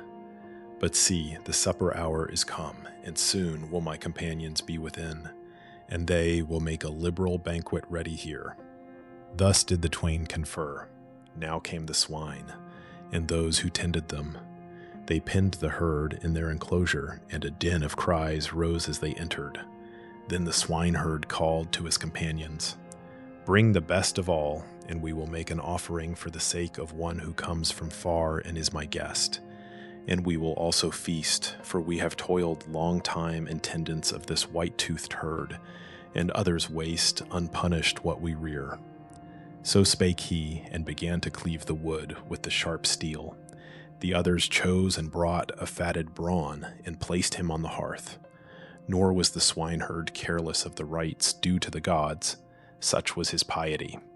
From off the white-toothed victim first he sheared the bristles of the forehead, casting them into the flames, and prayed to all the gods for wise Ulysses and his safe return. Next, with a fragment of the oaken trunk which he had just then cleft, he smote the boar, and the life left it. Then they cut its throat, and, having singed it, quickly hewed the parts asunder, while the swineherd took and laid on the rich fat raw portions from the limbs for sacrifice, and other parts he cast, sprinkled with flour of meal, into the flames. The rest they duly sliced and fixed on spits, and roasted carefully, and drew it back, and heaped it on the board. And now arose the swineherd to divide the whole, for well he knew the duty of a host. He made 7 parts, and 1 he offered to the nymphs, to Hermes, son of Maia, 1, and both with prayer. The rest he set before the guests, but honoring Ulysses gave to him the white-toothed victim's ample chine. The king, the wise Ulysses, was well pleased, and said, Eumaeus, be thou ever dear to Jove as to myself, since with thy benefits thou freely honorest such a one as I. And thou, Eumaeus, madest answer thus, Eat, venerable stranger, and enjoy what is before us. At his pleasure God gives or withholds, his power is over all. He spake, and burned to the eternal gods the firstlings, and poured out the dark red wine, and to Ulysses, spoiler of walled towns, who sat beside the table, gave the cup. Meantime to each Messalius brought the bread, a servant whom Eumaeus, while his lord was far away, had taken for himself, without the order of Penelope or old Laertes. From the Taphian tribe, with his own goods he bought him. Now the guests put forth their hands and shared the ready feast, and when their thirst and hunger were appeased, Messalius took the bread away, and all, satiate with food and wine, lay down to rest. Then came the darkness on, without a moon, and Jupiter the whole night long sent down the rain, and strong the showery west wind blew. And now to try the swineherd, if with all his kindly ministrations to his guest he yet would spare to him his cloak, or bid another do the like, Ulysses spake, Eumaeus, hearken thou and all the rest, thy comrades, while I utter boastful words. Wine makes me foolish, it can even cause the wise to sing and laugh a silly laugh and dance, and often to the lips it brings words that were better left unsaid. But since I have begun to prattle, I will not keep back my thought. I would I were as young and in the same full strength as when I formed part of an ambush near the walls of Troy. The leaders were Ulysses and the son of Atreus, Menelaus, with myself, the third, for they desired it. When we reached the city and the lofty walls, we lay couched in a marshy spot among the reeds and thick-grown shrubs, with all our armor on. 'Twas an inclement night, and the north wind blew bitter chill. The cold snow fell and lay white like hoar frost. Ice gathered on our shields. The rest had cloaks and tunics, and they slept at ease, their shoulders covered with their shields. I only, when I joined the squadron, left my cloak unwisely, for I had not thought of such fierce cold. I went but with my shield and my embroidered girdle. When the night was in its later watches, and the stars were turning toward their set, I thus bespake Ulysses near me, thrusting in his side my elbow, and he listened readily. Son of Laertes, nobly born and wise, Ulysses, I shall not be long among the living, for I perish with the cold. I have no cloak, some god misled my thought, so that I brought one garment and no more, and now I see there is no help for me. I spake, and instantly his mind conceived this stratagem, such was his readiness in council and in battle, and he said to me in a low voice, Be silent now, and let no others of the Achaeans hear. And leaning on his elbow, thus he spake, Hear me, my friends, a dream has come from heaven into my sleep. Far from our ships we lie, and now let someone haste to bear from us this word to Agamemnon, Atreus' son, the shepherd of the people, that he send more warriors to this ambush from the fleet. He spake, and Thoas instantly arose, Andraemon's son, and threw his purple cloak aside, and hastened toward the fleet. I took gladly the garment he had left, and lay till morning in her golden chariot came. And now I would that I were young again, and in the vigor of my prime, for then someone among the swineherds in the stalls would find, I think, a cloak for me, through love and reverence of such a man. but now they hold me in slight favor, dressed in rags. And thus, Eumaeus, thou didst make reply, O aged man, we see no cause of blame in thy recital, and of all thy words not one is unbecoming or inapt. Thou shalt not lack for garments, nor aught else that any suppliant in his poverty might hope for at our hands tonight. With mourn, gird thou thy tatters on again, for here we have not many cloaks, nor many a change of raiment, only one for each of us. But when the son of our Ulysses comes again, he will provide thee with a cloak and tunic, and will send thee where thou wilt. He spake and rose and made his guest a bed close to the hearth, and threw on it the skins of sheep and goats, and there Ulysses lay, o'er whom the swineherd spread a thick large cloak, which he had often worn for a defense when a wild winter storm was in the air. Thus slept Ulysses with the young men near. A couch within and distant from his charge pleased not the swineherd, who first armed himself and then went forth. Ulysses gladly saw that while he was in distant lands his goods were watched so faithfully. Eumaeus hung about his sturdy shoulders a sharp sword, and wrapped a thick cloak round him tempest-proof, and took the hide of a huge pampered goat, and a well-pointed javelin for defense both against dogs and men. So went he forth to take his rest where lay the white-toothed swine, herded and slumbering underneath a rock, whose hollow fenced them from the keen north wind. Book 15, Return of Telemachus, appearance of Pallas in a dream to Telemachus, warning him to return to Ithaca, his departure from Lacedaemon and arrival at Pylos, Theoclymenus, an augur, taken on board by him at Pylos, the story of Eumaeus related by him to Ulysses, arrival of Telemachus at the coast of Ithaca, the ship sent forward to the city, while Telemachus, having committed Theoclymenus to the care of his friend Piraeus, goes to the lodge of Eumaeus. Then Pallas, hastening to the mighty realm of Lacedaemon, sought the illustrious son of great Ulysses, to remind the youth of home and bid him think of his return. She found Telemachus and Nestor's son upon their couches in the portico of Menelaus the renowned. Deep sleep held Nestor's son, but to Telemachus the welcome slumber came not, for his thoughts uneasily through all the quiet night dwelt on his father. Now beside his bed the blue-eyed Pallas took her stand and spake, Telemachus, it is no longer well that thou shouldst wander from thy home and leave all thy possessions and those arrogant men that crowd thy halls. Beware lest they devour thy substance utterly, dividing all among them, and this journey be for naught. Make suit to Menelaus, great in war, quickly to send thee home, that thou mayst join thy blameless mother in thy halls.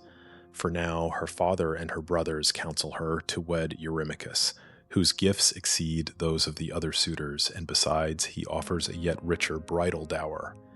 It were not hard without thy leave to take wealth from a palace. What a wife will do, thou knowest. 'Tis her pleasure to increase the riches of the man whom she has wed. Care of her former children has she none, nor memory of the husband whom she took while yet a maid, and who is in his grave. Of these she never speaks. Return thou then, and give thy goods in charge to one among the handmaids of thy household who shall seem the fittest for the trust, until the gods bring thee a noble wife. Another word have I for thee, and bear thou it in mind. The chief among the suitors in the strait between the rugged Samos and the isle of Ithaca are lurking, in the hope to slay thee on thy voyage home. But this I think they cannot do before the earth hold many of the suitor crew who make thy wealth a spoil. Steer thou thy gallant bark far from the isles, sail only in the night. Some god, whoever it may be that keeps watch over thee, will send a prosperous gale. When to the nearest shore of Ithaca thou comest in thy ship, let it go on, with all thy comrades, to the town, while thou repairest to the keeper of thy swine, whose heart is faithful to thee. There remain with him that night, and send him to the town with tidings to the sage Penelope, that thou art come from Pylos and art safe. So having said, the goddess took her way up to the Olympian height. Telemachus touched with his heel and wakened Nestor's son from a soft slumber and bespake him thus, Rise, Nestor's son, Pisistratus, and bring the firm-paced steeds and yoke them to the car, and we will now set forth upon our way. And Nestor's son, Pisistratus, replied, Telemachus, whatever be our haste, it were not well in darkness to begin our journey, and the morn will soon be here. Remain till Menelaus, Atreus' son, the hero mighty with the spear, shall come, and bring his gifts and place them in our car, and send us on our way with kindly words. Well does a guest remember all his days the generous host who shows himself his friend. He spake, and quickly on her car of gold appeared the morn. Then Menelaus came, the great in battle, from his couch beside the fair-haired Helen. When Telemachus knew of the king's approach, the hero threw in haste his tunic o'er his noble form, and over his broad shoulders flung a cloak of ample folds. Then, going forth, the son of great Ulysses met the king and said, Atrides Menelaus, loved of Jove and sovereign of the people, send me hence, I pray, to the dear country of my birth, for earnestly I long to be at home. And Menelaus, great in war, replied, Telemachus, I will not keep thee long, since thou so much desirest to return. I am displeased with him who as a host is lavish of his love, for he will hate beyond due measure. Best it is to take the middle way. It is alike a wrong to thrust the unwilling stranger out of doors, and to detain him when he longs to go. While he is with us, we should cherish him, and when he wishes, help him to depart. Remain until I bring thee worthy gifts and place them in thy chariot, that thine eyes may look on them, and I will give command that in the palace here the women spread a liberal feast from stores that lie within. But if in turning from thy course thou choose to pass through Hellas and the midland tract of Argos, I will yoke my steeds and go with thee, and show the cities thronged with men. Nor will they send us empty-handed thence, but bring us gifts which we may bear away. Tripod, perchance, or cauldron wrought of brass, perchance a pair of mules or golden cup. Then spake discreet Telemachus in turn, Atrides Menelaus, loved of Jove and sovereign of the people, rather far would I return to my own home, for there is no man left in charge of what is mine, and I must go, lest while I vainly seek my father, I may perish, or may lose some valued treasure from my palace rooms. The valiant Menelaus heard, and bade his wife and maidens spread without delay a ready banquet from the stores within. Then Eumaeus from his morning sleep, son of Boethius, came, for very near his dwelling was. The sovereign bade him light a fire and roast the flesh, and he obeyed. And then into the fragrant treasure room descended Menelaus, not alone. Helen and Megapenthes went with him. And when they came to where the treasures lay, Atrides took a double goblet up, and bade his son young Megapenthes bear a silver beaker thence, while Helen stood beside the coffers where the embroidered robes wrought by her hands were laid. The glorious dame took one and brought it forth most beautiful in needlework and amplest of them all. The garment glittered like a star and lay below the other robes. Then, passing through the palace halls, they found Telemachus, and thus the fair-haired Menelaus spake. Telemachus, may Jove the Thunderer, husband of Juno, grant thee to return according to thy wish. I give thee here of all the treasures which my house contains the fairest and most precious. I present a goblet all of silver, save the lips, and they are bound with gold. It is the work of Vulcan. Phaedimus the hero, king of the Sidonians, gave it me when once his palace sheltered me. He gave it me at parting, and I now would have it thine. Atrides spake, and gave into his hands the double goblet. Megapenthes next before him set the shining beaker wrought of silver. Rosy Helen, holding up the robe, drew near, and spake to him and said, I also bring to thee, dear son, a gift, the work of Helen's hands, which thou shalt keep in memory of her until the day of thy desired espousals, when thy bride shall wear it. Let it in the meantime lie within thy halls in thy dear mother's care, and mayst thou soon and happily arrive at thy fair palace and thy native coast. So spake she, placing in his hands the robe. He took it and was glad. Pisistratus was moved with wonder as he saw and laid the presents in the car. The fair-haired king then led them to the hall and seated them on thrones and couches, where a maiden brought water in a fair golden ewer, and o'er a silver basin poured it for their hands, and near them set a table smoothly wrought. The matron of the palace brought them bread and many a delicate dish to please the taste, from stores within the house. Then to the board Boethius' son drew near and carved the meats, and gave to each a portion, while the son of glorious Menelaus poured the wine. The guests put forth their hands and shared the food that lay prepared before them.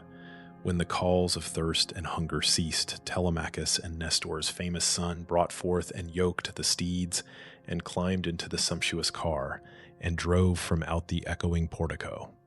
Atrides Menelaus, amber-haired, went forth with them, and holding in his hand a golden cup of generous wine, poured out an offering for their voyage to the gods. Before the steeds he took his stand, and first drank from the cup, and then bespake the guests. Now fare ye well, young men, and when ye come to Nestor, shepherd of the people, give greetings from me, for he was kind to me as if he were a father, when the sons of Greece were warring in the realm of Troy. Then spake in turn discreet Telemachus, Assuredly I shall relate to him, as soon as I am with him, all that thou, foster child of Jove, hast bid me say.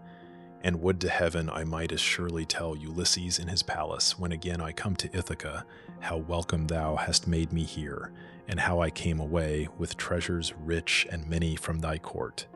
As thus he spake, an eagle to the right appeared, that flying bore a large white goose, clutched from the tame flock in the palace court, and men and women ran the way he flew, and shouted after him. Before the steeds of the young men, and still on the right hand, the bird went sweeping on. They saw well pleased, and every heart was gladdened. To the rest, Peisistratus, the son of Nestor, said, Now tell me, Menelaus, loved of Jove, prince of the people, does the god who sends this portent mean the sign for us or thee? He spake, and Menelaus, dear to Mars, paused, thinking how to answer him aright, when thus the long-robed Helen interposed. Listen to me, and I will prophesy as the gods prompt me, and as I believe the event will be. Just as this eagle came from the wild hills, his birthplace and his haunt, and seized and bore away the waterfowl reared near our halls, so will Ulysses come, after much hardship and long wanderings, to his own home to be avenged. Perchance already is at home, and meditates an evil end to all the suitor crew. Then spake discreet Telemachus in turn, May Juno's husband, Jove the Thunderer, so order the event, and I will there make vows to thee as to a deity. He spake, and touched the coursers with the lash, and through the city rapidly they went, and toward the plain, and all day long they shook the yoke upon their necks.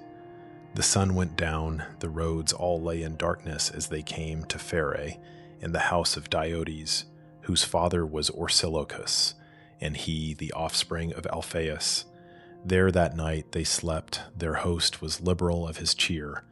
But when appeared the daughter of the dawn, the rosy-fingered morn, they yoked the steeds, and climbed the sumptuous car, and drove afield from underneath the echoing portico. The son of Nestor plied the lash, the steeds flew not unwillingly, and quickly reached the lofty citadel of Pylos. There Telemachus bespake his comrade thus, Wilt thou consent to do what I shall ask, O son of Nestor? 'Tis our boast that we are friends because our fathers were. Besides, we are of equal age, and journeying thus has made our friendship firmer. Take me not, O foster child of Jove, beyond the spot where lies my galley, lest against my will the aged Nestor should detain me here through kindness, when I needs must hasten home. He spake, and then the son of Nestor mused, how what his friend desired might best be done, and this seemed wisest after careful thought. He turned the chariot to the ship and shore, and taking out the garments and the gold, beautiful gifts which Menelaus gave, he put them in the galley's stern, and thus bespake Telemachus with winged words, Embark in haste, and summon all thy crew on board before I reach my home and tell the aged king. I know how vehement his temper is, he will not let thee go, but hastening hither to enforce thy stay at Pylos will not, I am sure, go back without thee, his displeasure will be great." He spake, and toward the Pylian city turned his steeds with flowing manes, and quickly reached his home. Meantime Telemachus held forth to his companions, thus exhorting them, "My friends, make ready all things in our ship, and mount the deck, for we must now set sail."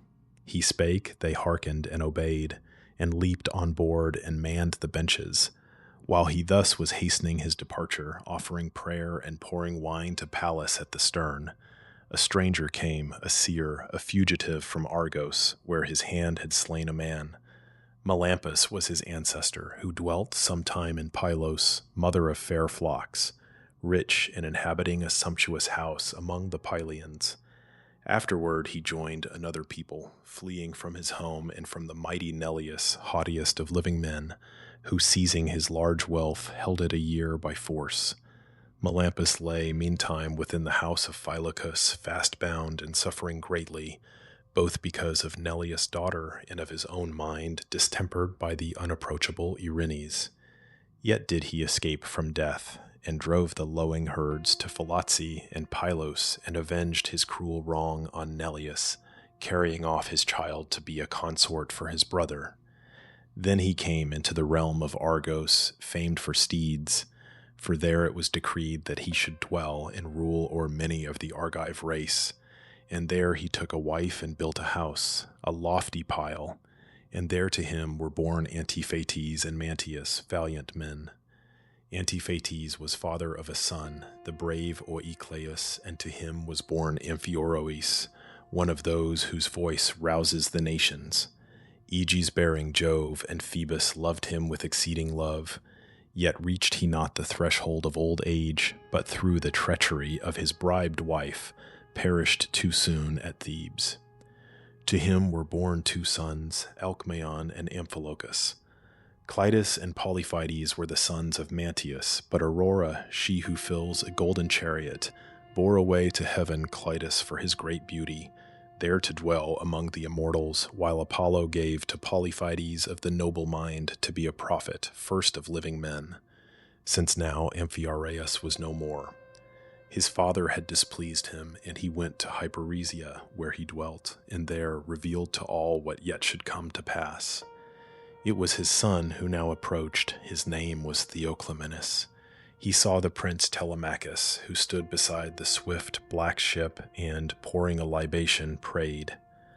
And thus he said to him in winged words, "My friend, whom here beside this bark I find making a pious offering, I entreat, both by that offering and the deity, and by thy life and by the lives of these who follow thee, declare to me the truth, and keep back naught of all that I inquire. Who art thou, from what race of men, and where thy city lies, and who thy parents are?" Then spake and turned discreet Telemachus, "Stranger, to every point I answer thee. I am by race a son of Ithaca. My father was Ulysses when alive, but he has died a miserable death. Long years has he been absent, and I came with my companions here in this black ship to gather tidings of my father's fate." Then said the godlike Theoclymenos, "I too, like thee, am far away from home, for I have slain a man of my own tribe, and he had many brothers, many friends, in Argos famed for steeds. Great is the power of those Achaeans, and I flee from them in the black doom of death, to be henceforth a wanderer among men. O shelter me on board thy galley. I, a fugitive, implore thy mercy, lest they overtake and slay me. They are surely on my track." And thus discreet Telemachus replied, "If thou desire to come on board my ship, I shall not hinder thee. Come with us then, and take a friendly share in what we have." So saying, he received his brazen spear, and laid it on the good ship's deck, and went himself on board, and taking at the stern his place, he seated Theoclymenos beside him. Then the mariners cast loose the hawsers, and Telemachus gave forth the order to prepare for sea. They heard and eagerly obeyed. They raised the mast, a pine tree stem, and bringing it to stand in its deep socket, bound it there with cords, and hoisted by their strongly twisted thongs the ship's white sails. The blue-eyed Pallas sent a favorable and fresh-blowing wind that swept the sky to drive more speedily the galley through the salt sea waves. They came to Cruni, into Chalcis pleasantly, watered by rivers. Now the sun went down, night closed around their way, but onward still a favorable wind from Jupiter toward Phaerae bore them, and the hallowed coast of Elis, where the Epaean race bear sway, and then among the isles whose rocky peaks rise from the waters. Here Telemachus mused thoughtfully on what his fate might be, to perish by the ambush or escape. Meantime Ulysses and the swineherd sat at meat within the lodge. The other men were at the board, and when the calls of thirst and hunger ceased, Ulysses spake to try the swineherd, whether he were bent to show yet further kindness and entreat his stay, or whether he would send him to the town. Eumaeus, hearken thou and all the rest. Tomorrow 'tis my wish to go to town, that I may beg and be no charge to thee and thy companions. Give me thy advice, and send a trusty guide to show the way. There will I roam the streets, for so I must, and haply someone there will give a cup of wine and cake of meal. And when I find the house of great Ulysses, I will tell the sage Penelope the news I bring. Nay, I would even go among the crew of arrogant suitors who perhaps might give a meal, for there is plenty at their feasts, and I would do whatever they require. For let me tell thee, and do thou give heed, there lives no man who can contend with me in menial tasks, to keep alive a fire with fuel, cleave dry wood, and carve and roast the meat and pour the wine, whate'er is done by poor men waiting on the better sort. And thou, Eumaeus, keeper of the swine, didst answer in displeasure.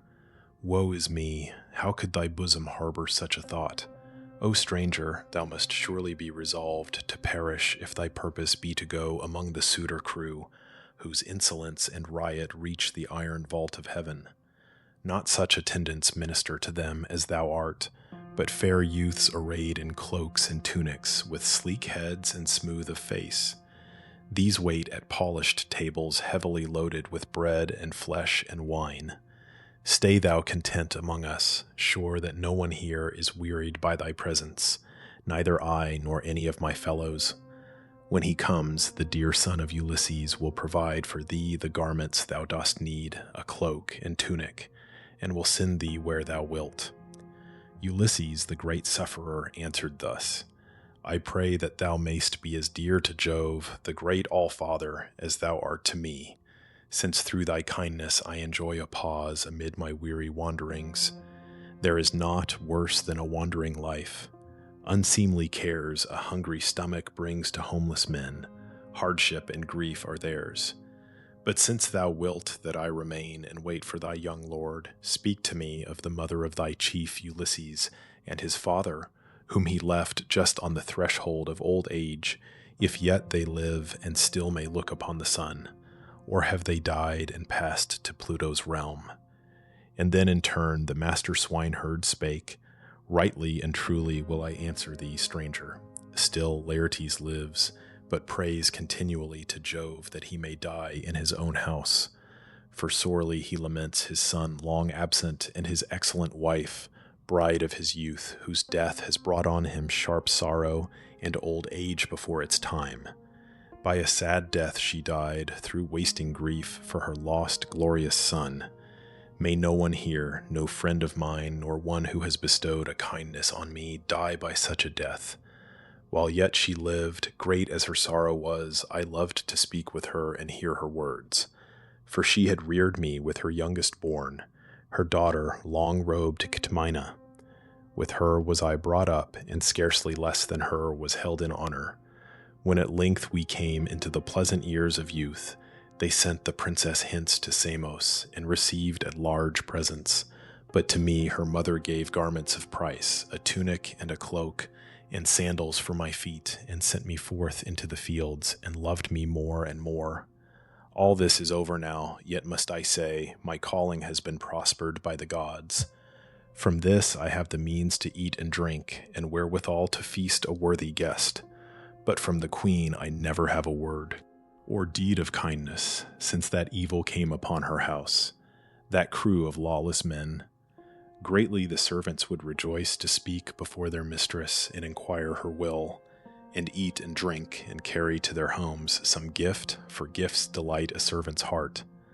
Again Ulysses the sagacious spake, Swineherd Eumaeus, thou, while yet a child, wert doubtless strangely tossed about the world, far from thy kindred and thy native land. Now tell me, was the spacious town wherein thy father and thy mother dwelt laid waste? Or wert thou left among the flocks and herds untended, and borne off by hostile men, who came in ships and sold thee to the lord of these possessions for a worthy price? And then the master swineherd spake again, Since thou dost ask me, stranger, hear my words, in silence, sit at ease and drink thy wine. These nights are very long, there's time enough for sleep, and time to entertain ourselves with talk. It is not fitting to lie down ere the due hour arrive, and too much sleep is hurtful. Whosoever here shall feel the strong desire, let him withdraw and sleep, and rise with early morn, and break his fast, and tend my master's swine. Let us remain within, and drink and feast, and pass the time gaily, relating what we have endured, each one of us. For in the aftertime, one who has suffered much and wandered far may take a pleasure even in his griefs. But let me tell what thou hast asked of me. Beyond Ortygia lies an island named Syria. Thou must have heard of it. The sun above it turns his course. It is not large, but fruitful, fit for pasturage, and rich in flocks, abounding both in wine and wheat. There never famine comes, nor foul disease fastens on wretched mortals. But when men grow old, Apollo of the silver bow comes with Diana, aims his silent shafts, and slays them. There 2 cities stand and share the isle between them. There my father reigned, the godlike Ctesias, son of Ormenus, and both the cities owned him as their king. There came a crew of that seafaring race, the people of Phoenicia, to our isle. Shrewd fellows they, and brought in their black ship large store of trinkets. In my father's house was a Phoenician woman, large and fair, and skillful in embroidery. As she came a laundress to their ship, those cunning men seduced her. One of them obtained her love, for oft doth love mislead weak womankind, even of the more discreet. Her paramour asked who she was and whence. She pointed out the lofty pile in which my father dwelt. At Sidon, rich in brass, I had my birth, a daughter of the opulent Charybdis. And once, as I was coming from the fields, the Taphian pirates seized and bore me off, and brought me to this isle, and sold me here, at that man's house. Much gold he paid for me. Then said her paramour, Wilt thou not then return with us, that thou mayst see again father and mother, in their fair abode? For yet they live, and rumour says are rich. To this the woman answered, I consent, if first ye take an oath, ye mariners, and pledge your faith to bear me safely home. She spake, and they complied, and when the oath was duly taken, thus the woman said, Now hold your peace, let none of all the crew speak to me more, in meeting on the road or at the fountain, lest someone should tell the old man at the house, and he suspect some fraud, and bind me fast, and plot your death. Lock up your words within your breast, make haste to buy supplies, and when the ship is full of all things needful, let a messenger come to me at the palace with all speed, and I will bring with me whatever gold my hands may find, and something else to pay my passage. I am nurse to the young heir of the good man who dwells in yonder halls, a shrewd boy for his years, who oft goes out with me, and I will lead him to the ship, and he will bring in any foreign land to which ye carry him a liberal price. The woman spake, and to our fair abode departed. The Phoenician crew remained until the 12 months' end, and filled their ship with many things, and when its roomy hull was fully laden, sent a messenger to tell the woman. He, a cunning man, came to my father's house, and brought with him a golden necklace set with amber beads. The palace maidens and the gracious queen, my mother, took it in their hands, and gazed upon it, and debated of its price. Meantime the bearer gave the sign, and soon departed to the ship. The woman took my hand and led me forth. Within the hall she found upon the tables ready placed the goblets for my father's guests, his peers. But they were absent and in council yet, amid a great assembly. She concealed 3 goblets in her bosom and bore off the theft. I followed thoughtlessly. The sun went down and darkness brooded o'er the ways. Briskly we walked and reached the famous port and the fast-sailing ship. They took us both on board and sailed. Along its ocean path the vessel ran, and Jupiter bestowed a favorable wind. 6 days we sailed, both night and day, but when Saturnian Jove brought the 7th day Diana, archer queen, struck down the woman, and with sudden noise headlong she plunged into the hold, as dives a seagull. But the seamen cast her forth to fishes and to sea calves. I was left alone and sorrowful. The winds and waves carried our galley on to Ithaca, and there Laertes purchased me, and thus I first beheld the land in which I dwell. And then again the great Ulysses spake. Eumaeus, the sad story of thy wrongs and sufferings moves me deeply. Yet hath Jove among thy evil fortunes given this good, that after all thy sufferings thou art lodged with a good master, who abundantly provides thee meat and drink. Thou leadest here a pleasant life, while I am come to thee from wandering long and over many lands. So talked they with each other. No long time they passed in sleep, for soon the morning came, throned on her car of gold. Beside the shore the comrades of Telemachus cast loose the sails, took down the mast, and with their oars brought in the vessel to its place. They threw the anchors out and bound the hawsers fast, and went upon the sea beach, where they dressed their morning meal, and mingled purple wine. Then, when the calls of thirst and hunger ceased, discreet Telemachus bespake the crew, "Take the black ship to town. I visit first the fields and see my herdsmen, and at eve will come to town. Tomorrow I will give the parting feast, rich meats and generous wine." Then said the godlike Theoclymenus, "Whither, my son, am I to go? What house of all the chiefs of rugged Ithaca shall I seek shelter in? With thee, perhaps, in thine own palace where thy mother dwells." And thus discreet Telemachus replied, "I would have asked thee at another time to make our house thy home, for there would be no lack of kindly welcome. 'Twere not well to ask thee now, for I shall not be there, nor will my mother see thee, since not oft doth she appear before the suitor train, but in an upper room, apart from them, weaves at her loom a web. Another man I name, Eurymachus, the illustrious son of the sage Polybus, to be thy host. The noblest of the suitors he, and seeks most earnestly to wed the queen, and take the rank Ulysses held. Olympian Jove, who dwells in ether, knows the fatal day that may o'ertake the suitors ere she wed." As thus he spake, a falcon on the right flew by, Apollo's messenger. A dove was in his talons, which he tore, and poured the feathers down between Telemachus and where the galley lay. When this was seen by Theoclymenus, he called the youth apart, alone, and took his hand and said, "The bird that passed us, O Telemachus, upon the right, flew not without a god to guide him. When I saw it, well I knew the omen. Not in Ithaca exists a house of a more kingly destiny than thine, and ever will its power prevail."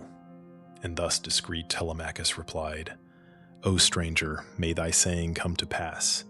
Then shalt thou quickly know me for thy friend, and be rewarded with such liberal gifts, that all who meet thee shall rejoice with thee." Then turning to Piraeus, he bespake that faithful follower thus, "Piraeus, son of Clytius, thou who ever wert the first to move at my command of all the men who went with me to Pylos, take, I pray, this stranger to thy house, and there provide for him and honor him until I come." Piraeus, mighty with the spear, replied, "Telemachus, however long thy stay, this man shall be my guest, nor ever lack beneath my roof for hospitable care." He spake and climbed the deck and bade his men enter the ship and cast the fastenings loose. Quickly they came together, went on board, and manned the benches, while Telemachus bound the fair sandals to his feet, and took his massive spear with its sharp blade of brass that lay upon the deck. The men unbound the hawsers, shoved the galley forth, and sailed townward as they were bidden by the son of great Ulysses.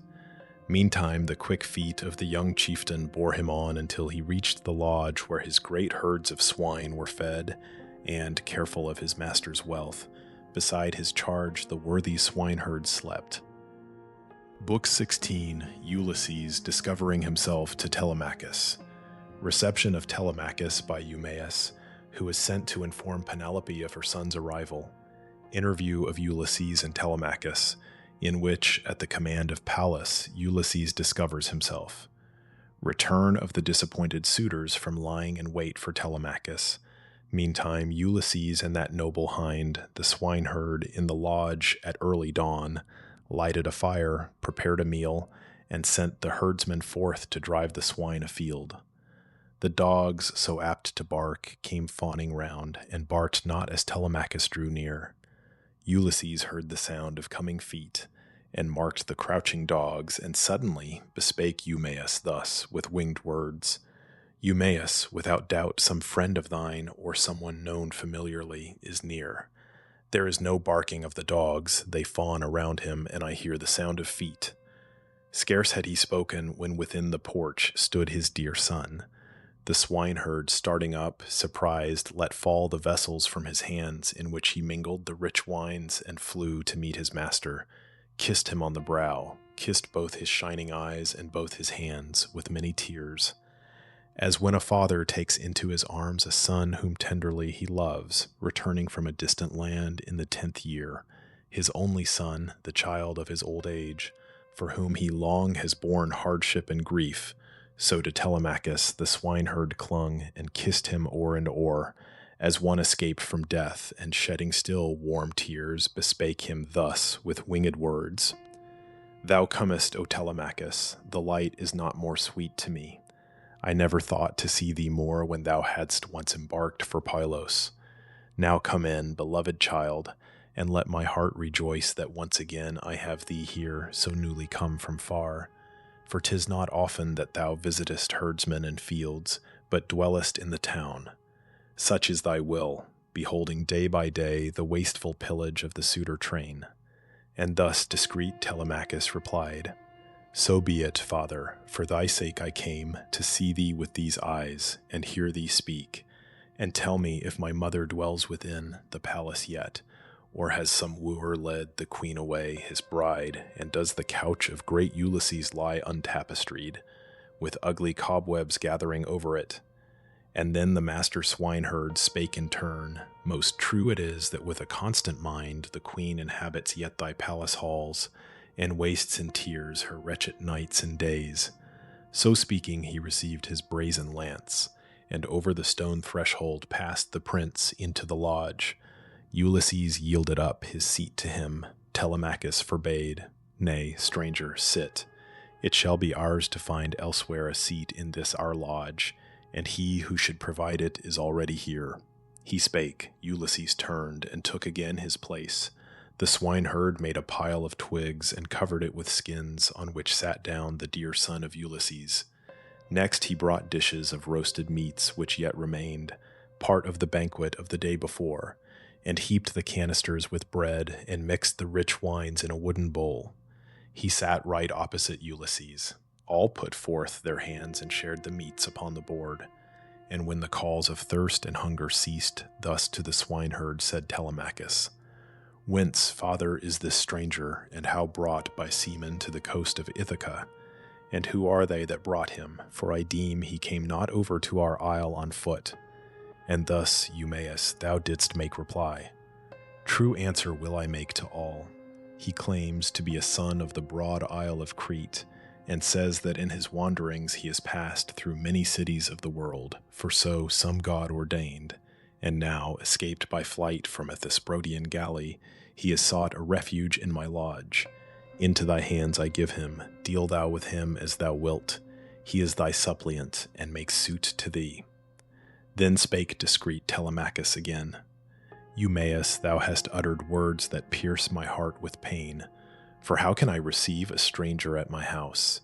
I am a youth who never yet has trusted in his arm to beat the offerer of an insult back, and in my mother's mind the choice is yet uncertain whether to remain with me, the mistress of my household, keeping still her constant reverence for her husband's bed, and still obedient to the people's voice, or whether she shall follow as a bride him of the Achaean suitors in my halls, who is accounted worthiest and who brings the richest gifts.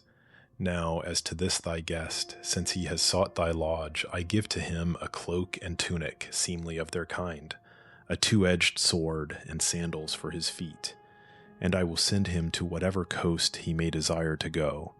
Yet, if thou wilt, lodge him beneath thy roof, and I will send raiment and food, that he may be no charge to thee or thy companions. To my house among the suitor train I cannot bear that he should go. Those men are insolent beyond all measure. They would scoff at him, and greatly should I grieve. The boldest man against so many might contend in vain, and greater is their power by far than mine. Then spake Ulysses, the great sufferer. O friend, since I have liberty to speak, my very heart is wounded when I hear what wrongs the suitors practice in thy halls against a youth like thee. But give me leave to ask if thou submittest willingly, or do thy people, hearkening to some god, hate thee with open hatred? Dost thou blame thy brothers, for in brothers men confide even in a desperate conflict? Would that I were young again, and with the will I have, or that I could become Ulysses' son, or were that chief himself returned at last from all his wanderings, and there yet is hope of his return. Then might another strike my head off, if I would not instantly enter the house of Laertiades, and make myself a mischief to them all. But should they overcome me, thus alone, contending with such numbers, I would choose rather in mine own palace to be slain, than every day behold such shameful deeds. Insulted guests, maidservants foully dragged through those fair palace chambers, wine casks drained, and gluttons feasting idly wastefully, and others toiling for them without end. Then spake again discreet Telemachus. Stranger, thou shalt be answered faithfully. Know then, the people are by no means wroth with me, nor have I brothers to accuse. Though in a desperate conflict men rely upon a brother's aid, Saturnian Jove confines our lineage to a single head. The king Arcesius had an only son, Laertes, and to him was only born Ulysses. And Ulysses left me here, the only scion of his house, and he had little joy of me. Our halls are filled with enemies, the chief men of the isles, Dulichium, Samos, and Zacynthus dark with forests, and the rugged Ithaca. So many woo my mother and consume our substance. She rejects not utterly their hateful suit, nor yet will give consent and end it. They go on to waste my wealth, and soon will end me also. But the event rests with the gods, and go thou now with speed, Eumaeus' father, to Penelope, and say that I am safe and just returned from Pylos. I remain within the lodge, and then come back as soon as thou hast told the queen alone. Let none of all the Greeks hear aught, for they are plotting harm to me. Then thus, Eumaeus, thou didst make reply. Enough, I see it all, thy words are said to one who understands them. But, I pray, direct me whether in my way to take a message to Laertes the distressed. While sorrowing for Ulysses, he o'ersaw the labors of the field, and ate and drank, as he had appetite with those who wrought. But since thy voyage to the Pylian coast, they say he never takes his daily meals as he was wont, nor oversees the work, but sits and mourns and sighs and pines away, until his limbs are shriveled to the bone. Then spake discreet Telemachus again. 'Tis sad, but we must leave him to his grief a little while. Could everything be made to happen as we mortals wish, I then would first desire my father's safe return. But thou, when thou hast given thy message, haste hither again, nor wander through the fields to him, but let my mother send at once the matron of her household, privately, to bear the tidings to the aged man. He spake to speed the swineherd, who took up his sandals, bound them on, and bent his way townward. Not unperceived by Pallas went Eumaeus from the lodge. She came in shape a woman beautiful and stately, skilled in household arts, the noblest. Near the gate she stood, right opposite. Ulysses saw. Telemachus beheld her not. The gods not always manifest themselves to all. Ulysses and the mastiffs saw. The dogs barked not, but whimpering fled from her and sought the stalls within. She beckoned with her brows. Ulysses knew her meaning and came forth, and passed the great wall of the court, and there stood near to Pallas, who bespake him thus: Son of Laertes, nobly born and wise, speak with thy son, conceal from him the truth no longer, that, prepared to make an end of that vile suitor crew, ye may go up into the royal town. Nor long will I be absent, I am ready for the assault. Thus spake the goddess. Putting forth a wand of gold, she touched the chief. Beneath that touch, his breast was covered with a new blanched robe and tunic. To his frame it gave new strength. His swarthy color came again, his cheeks grew full, and the beard darkened on his chin. This done, she disappeared.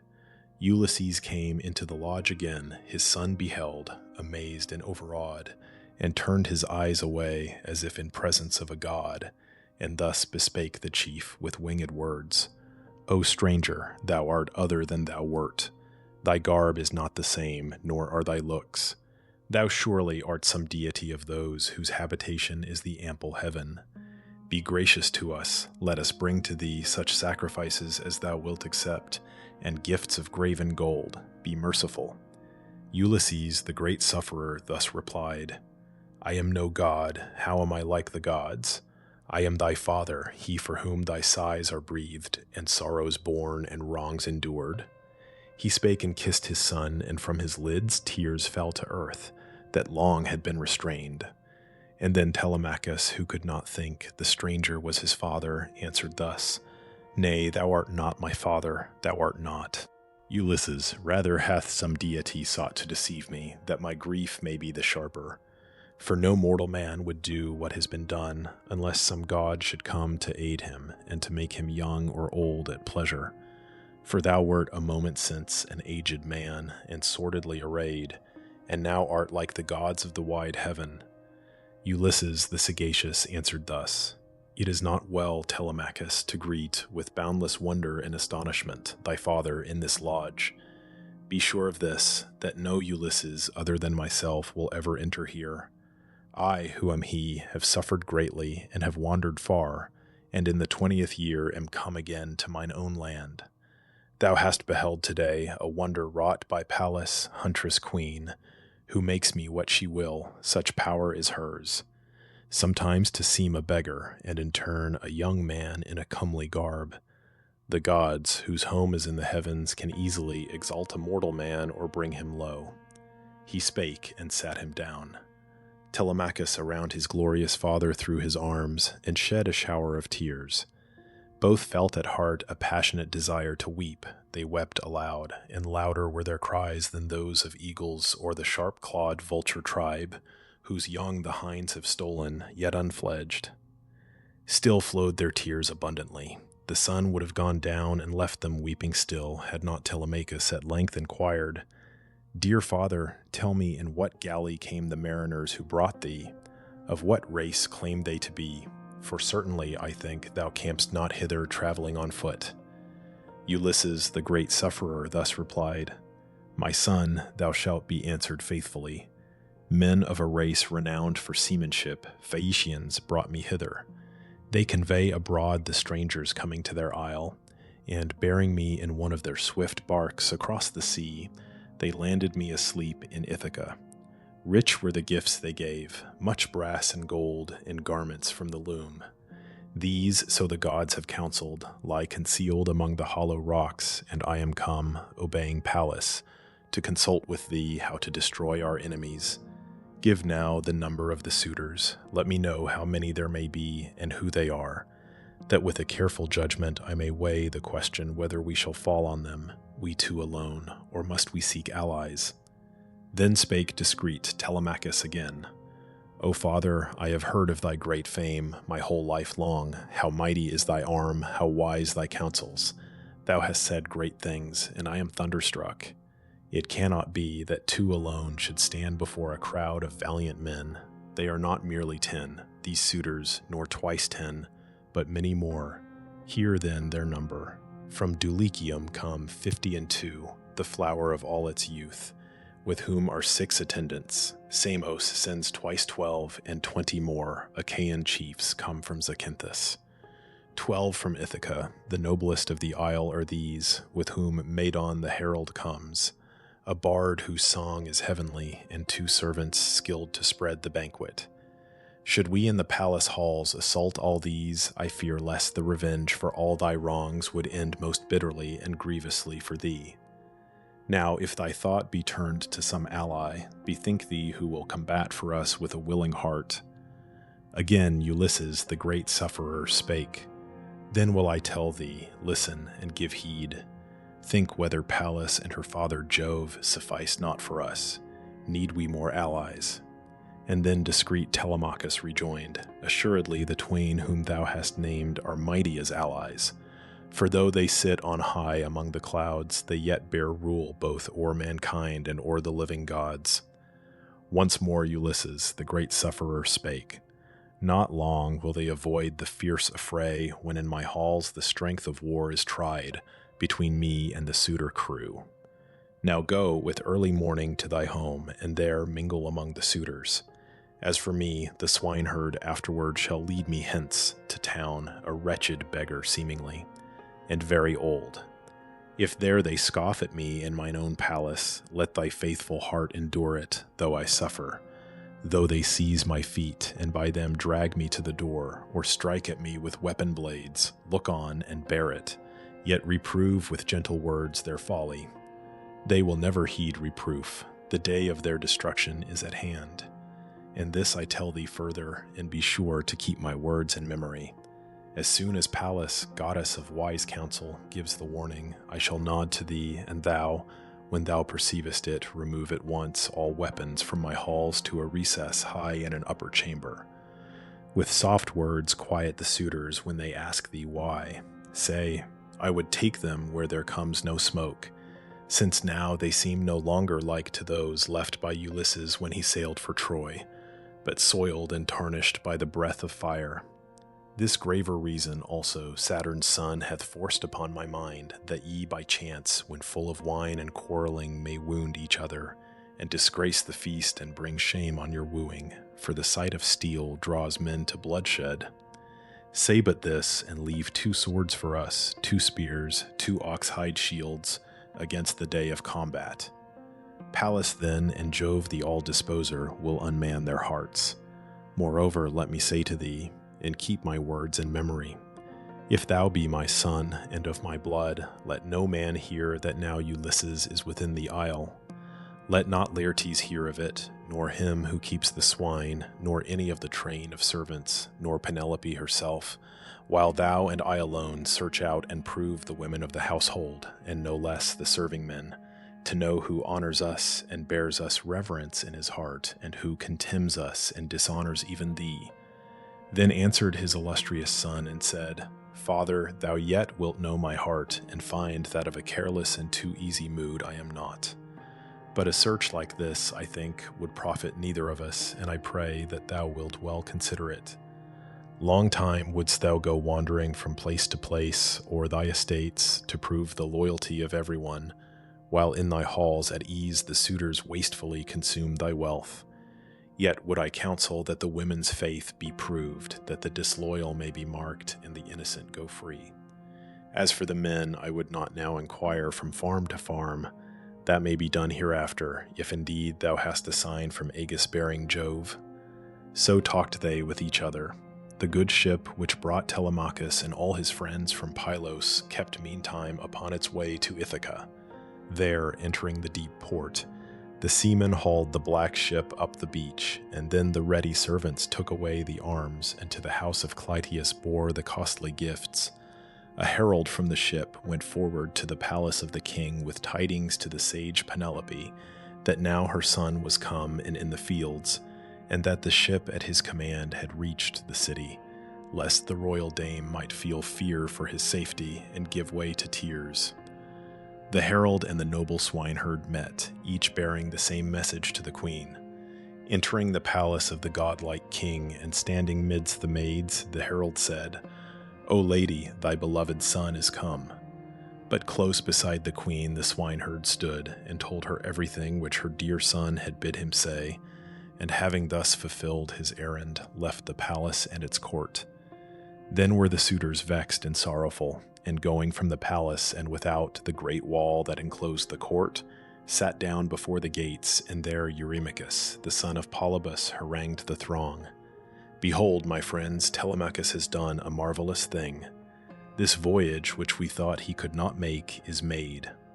Now let us launch a ship, the best that we can find, and man with fishermen the benches, sending it to find our friends and hasten their return.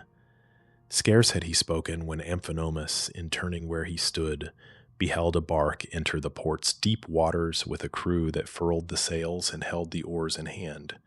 He laughed, well pleased, and to the suitors said, There needs no message to be sent, for they are here already.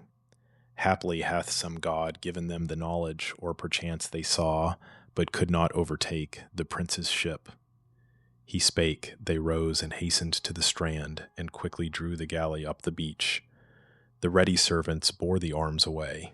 Then met they all in council, suffering none save of the suitor train to meet with them, none either young or old. Euaeus' son, Antinous, standing forth, bespake them thus, How strangely do the gods protect this man from evil!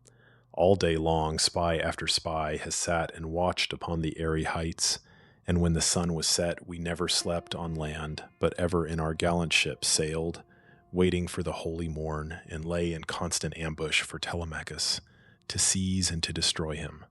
Yet behold, some deity has brought him home. And now frame we a plan to cut off utterly Telemachus, and leave him no escape. For certainly I think that while he lives, the end we aim at cannot be attained. Shrewd is the youth in counsel and device, and we no longer have, as once we had, the people's favor. Let us quickly act, ere he can call a council of the Greeks. That he will do without delay, and there will rise in wrath to tell them how we planned his death by violence and failed.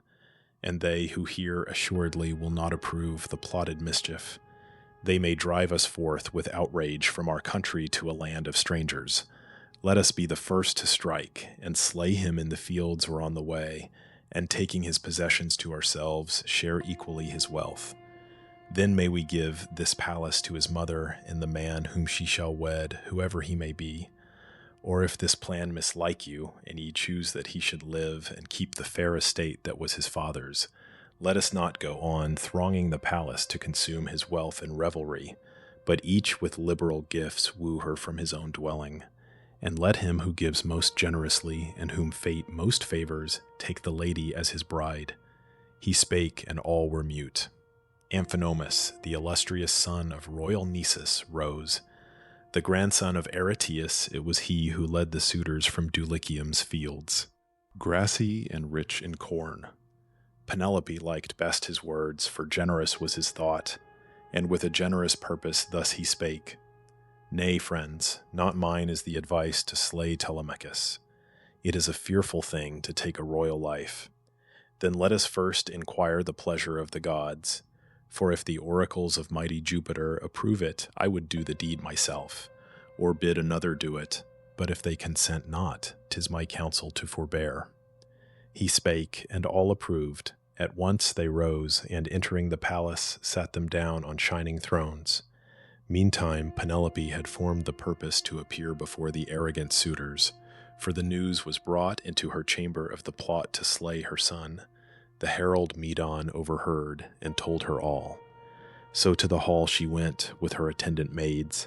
The glorious dame drew near the suitor train, and took her stand beside a column of the stately pile, and with a delicate veil before her cheeks, began to speak and chid Antinous thus. Antinous, mischief plotter, insolent, the rumor is that thou excellest all of thy own age among the Ithacans in understanding and in speech. Yet such thou never wert, ferocious as thou art. Why seek the death of my Telemachus, and treat with scorn the suppliants of whose prayer Jove is the witness? An unholy thing it is when men against their fellow men plot mischief. Dost thou then forget that once thy father came to us a fugitive, in terror of the people, who were wroth because he joined the Taphian pirate race and plundered the Thesprotians, our allies? The people would have slain him and have torn his heart out and have pillaged his large wealth. Ulysses checked their rage and held them back, fierce as they were. Now thou dost waste his goods most shamefully, and woo his wife, and slay his son, and multiply my woes. Cease now, I charge thee, and persuade the rest to cease. Eurymachus, the son of Polybus, replied, O daughter of Icarius, sage Penelope, take heart. Let no such thought possess thy mind. There is no man on earth, nor will there be, who shall lay violent hands upon Telemachus thy son, while I am living and yet keep the gift of sight. I say, and will perform it.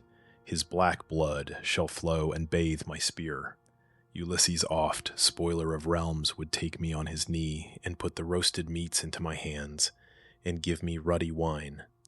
I therefore hold Telemachus of all mankind most dear, and I will bid him have no fear of death from any of the suitors. If it come, sent by the gods, he cannot then escape. So spake he to appease her, while he planned the murder of her son. The queen went up to the fair upper chambers, and there wept Ulysses, her dear spouse, till o'er her lids the blue-eyed Pallas poured the balm of sleep. At evening to Ulysses and his son the noble swineherd went, while busily they made the supper ready, having slain a porker 1 year old.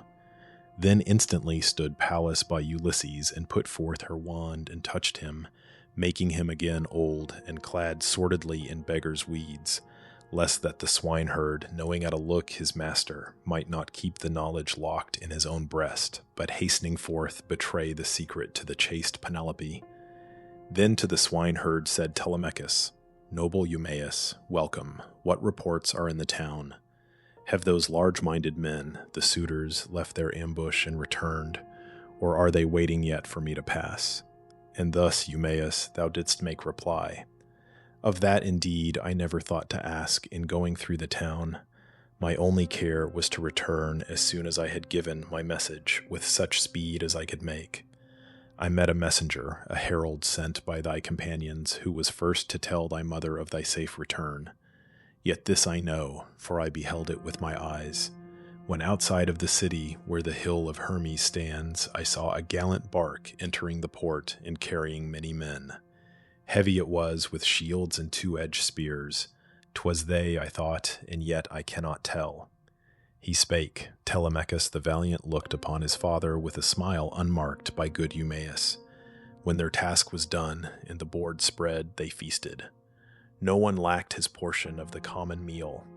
Their thirst and hunger satisfied, they laid them down to rest, and so received the gift of sleep. Book 17, Return of Ulysses to his palace, Meeting of Telemachus and Penelope. Ulysses conducted by Eumaeus to the palace, where he is known by the dog Argus, who dies on seeing him. Entrance of Ulysses among the suitors. Assault made by Antinous upon Ulysses. Ulysses sent for by Penelope. Now when the rosy-fingered morn looked forth, the daughter of the dawn, Telemachus, the dear son of the great Ulysses, bound the shapely sandals underneath his feet, and took the massive spear that fitted well his grasp, and as he stood in act to go up to the town, bespake the swineherd thus, Father, I hasten to the town, that there my mother may behold me, for I think she will not cease to grieve and fear and weep, till her eyes rest on me. I leave with thee the charge of leading our unfortunate guest into the city, there to beg his bread. Whoever will may give him food and drink. All men I cannot feed, and I have cares enough already. If he chafe at this, the worse for him. I like to speak my mind. And thus Ulysses the sagacious spake, Nor do I wish, my friend, to loiter here. Better it is for one like me to beg in town than in the country. In the town, whoever chooses will bestow his dole, but here, if I remain about the stalls, I am no longer of an age to do all that a master may require. Go thou, this man at thy command will lead me hence, as soon as I have warmed me at the fire, and the air grows milder. This keen morning cold may end me, and the way, ye say, is long. He ended. From the lodge Telemachus passed quickly, meditating to destroy the suitors. Coming to his stately home, he leaned his spear against a column's shaft, and, crossing the stone threshold, entered in. First Eurycleia, who had been his nurse, beheld him as she spread the beautiful thrones with skins, and ran to him with weeping eyes. And round him other handmaids of the house of resolute Ulysses thronged. They gave fond welcome, kissing him upon the brow and shoulders. Issuing from her chamber next, the chaste Penelope, like Dian's self in beauty, or like golden Venus, came, and weeping threw her arms about her son, and kissed him on his forehead and on both his glorious eyes, and said amidst her tears, "Light of my eyes, O my Telemachus, art thou then come? I never thought again to see thee when I heard thou hadst embarked for Pylos, secretly and knowing me unwilling, in the hope to gather there some tidings of thy father. Tell me now all that has happened, all that thou hast seen." And thus discreet Telemachus replied, "Nay, mother, waken not my griefs again, nor move my heart to rage. I have just now escaped a cruel death, but go and bathe and put fresh garments on, and when thou comest into thy chamber with thy maidens, make a vow to all the gods that thou wilt burn a sacrifice of chosen hecatombs when Jupiter shall have avenged our wrongs. Now must I hasten to the marketplace in quest of one who came with me a guest from Pylos. Him, with all my faithful crew, I sent before me to this port, and bade Piraeus lead him to his own abode, there to be lodged and honored till I came." He spake, nor flew his words unheeded by. The princess bathed and put fresh garments on, and vowed to all the gods a sacrifice of chosen hecatombs when Jupiter should punish the wrongdoers. While she prayed, Telemachus went forth, his spear in hand. 2 fleet dogs followed him. Minerva shed a godlike beauty o'er his form and face, and all the people wondered as he came. The suitors thronged around him with smooth words, yet plotting mischief in their hearts. He turned from their assembly hastily, and took his place where Mentor sat with Antiphus, and Halitherses, all his father's friends and his from the beginning. While they asked of all that he had seen, Piraeus came, the famous spearman, bringing through the town the stranger with him to the marketplace. Nor long Telemachus delayed, but came to meet his guest, and then Piraeus said, "Telemachus, dispatch to where I dwell thy serving women. I would send to thee at once the gifts which Menelaus gave."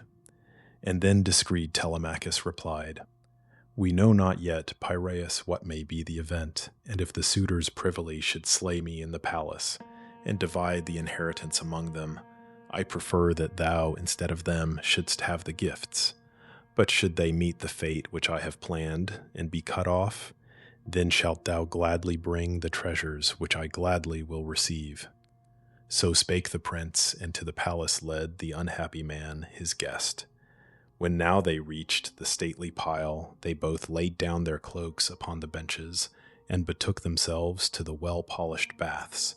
The attendant maids there ministered and smoothed their limbs with oil, and each received a tunic at their hands, and fleecy mantle. Then they left the baths and took their seats.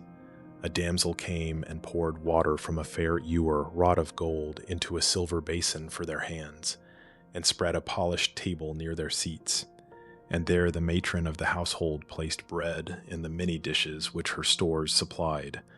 The queen was seated opposite, beside a column of the pile, and twirled a slender spindle, while the son and guest put forth their hands and shared the meal prepared.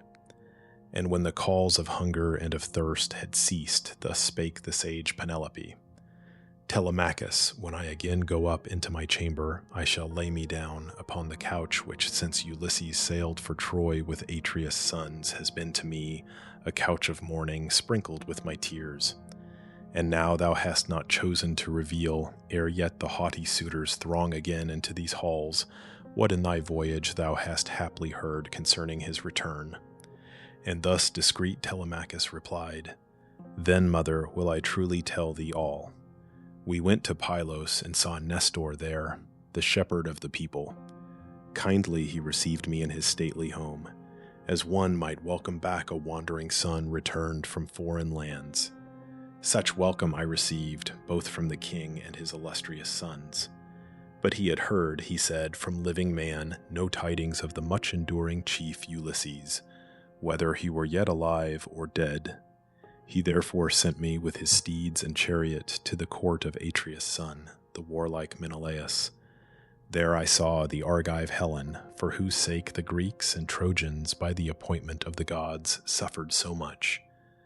The valiant king inquired what wish of mine had brought me to the town of hallowed Lacedaemon. I replied, and truly told him all, and everything in order. Then he answered me and said, So then, these men, unwarlike as they are, aspire to occupy a brave man's bed, as when a hart hath left 2 suckling fawns, just born, asleep in a strong lion's lair, and roams for pasturage the mountain slopes and grassy lawns. The lion suddenly comes back and makes a cruel end of both. So will Ulysses bring a sudden doom upon the suitors. Would to Father Jove and Pallas and Apollo that the chief, returning mighty as he was when once in well-built Lesbos, at a wrestling match, he rose to strive with Philomelides, and threw him heavily, and all the Greeks rejoiced. Would he might come as then he was. Short-lived would then the suitors be, and taste a bitter marriage feast. But now to come to what thou hast inquired, I will not seek to turn from it and talk of other things, nor will deceive. Of all that I was told by the Ancient of the Deep, whose words are true, I will not hide a single word from thee. He saw thy father in an isle, he said, a prey to wasting sorrows and detained, unwilling, in the palace of the nymph Calypso. To the country of his birth he cannot come. No ships are there with oars and crew to bear him o'er the great wide sea. Thus Menelaus, mighty with the spear, the son of Atreus, said, and having now fulfilled my errand, I returned. The gods gave favoring winds and sent me swiftly home. He ended, and the queen was deeply moved. Then Theoclymenus, the godlike, said, O gracious consort of Laertes' son, King Menelaus knew not all. Hear now what I shall say, for I will prophesy, and truly, nor will keep back aught from thee. Let Jupiter, the mightiest of the gods, and this thy hospitable board, and this the hearth of great Ulysses, where I find a refuge, be my witnesses, that now Ulysses is in his own land again, and sits or walks observant of the deeds of wrong, and planning vengeance yet to fall on all the suitors. Such the augury which I beheld when in the gallant bark I sat and told it to Telemachus. And thus the sage Penelope replied, O stranger, may thy saying be fulfilled. Then shalt thou have such thanks and such rewards that all who greet thee shall rejoice with thee. So talked they with each other. In the space before the palace of Ulysses stood the suitors, pleased with hurling quoits and spears on the smooth pavement, where their insolence so oft was seen. But when the supper hour was near, and from the fields the cattle came, driven by the herdsmen, Medon, he whom most they liked of all the heralds, and who sat among them at the feast, bespake them thus, Youths, since ye now have had your pastime here, come in and help prepare the evening meal. At the due hour a banquet is not ill. He spake, the suitors hearkened and obeyed, and rose and came into the halls, and laid their cloaks upon the benches and the thrones, and slaughtered well-fed sheep and fading goats, and made a victim of a pampered brawn and a stalled ox, preparing for the feast. Meantime Ulysses and that noble hind, the swineherd, hastened to begin their walk to town, and thus the master swineherd spake, Since, stranger, 'tis thy wish to pass today into the city, as my master bade, though I by far prefer that thou remain a guardian of the stalls, yet much I fear my master, and am sure that he would chide, and harsh the upbraidings of a master are. Let us depart, the day is now far spent, and chill will be the air of eventide. Ulysses the sagacious answered thus, Enough, I know. Thy words are heard by one who understands them. Let us then depart. Lead thou the way, and if thou hast a staff, cut from the wood to lean on, give it me. since, as thou say'st, we have a slippery road. He spake, and o'er his shoulders flung a scrip, old, cracked, and hanging by a twisted thong. Eumaeus gave the staff he asked, and both went forth. The dogs and herdsmen stayed to guard the lodge. The swineherd led his master on townward, a squalid beggar to the sight, and aged, leaning on a staff, and wrapped in sordid rags. There by the rugged way, as they drew near the town, they passed a fount wrought by the hand of man, and pouring forth its pleasant streams, from which the citizens drew water. Ithaca and narrated founded it with Polyctor, and a grove of elders feeding on the moistened earth grew round it on all sides. The ice-cold rill gushed from a lofty rock, upon whose brow an altar stood, at which the passers-by worshipped, and laid their offerings for the nymphs. There did Melanthius, son of Dolius, meet the twain, as he was driving to the town, the finest goats of all the flocks, to make a banquet for the suitors. With him went 2 shepherds following the flock. As soon as he beheld Eumaeus and his guest, he railed at them with rude and violent words, that made the anger of Ulysses rise. See that vile fellow lead the vile about. Thus ever doth some god join like with like. Thou worthless swineherd, whither wouldst thou take this hungry, haunting beggar-man, this pest of feasts, who at the posts of many a door against them rubs his shoulders, asking crusts, tripods, or cauldrons never? Shouldst thou leave the wretch to me to watch my stalls and sweep the folds and bring fresh branches to the kids, he might by drinking whey get stouter thighs. But he has learned no good and will refuse to work. He better likes to stroll about with that insatiable stomach, asking alms to fill it. Let me tell thee what is sure to happen to him, should he ever come into the palace of the glorious chief Ulysses. Many a footstool will be flung around him by the hands of those who sit as guests, and they will tear the fellow's sides. He spake, and in his folly thrust his heel against the hero's thigh.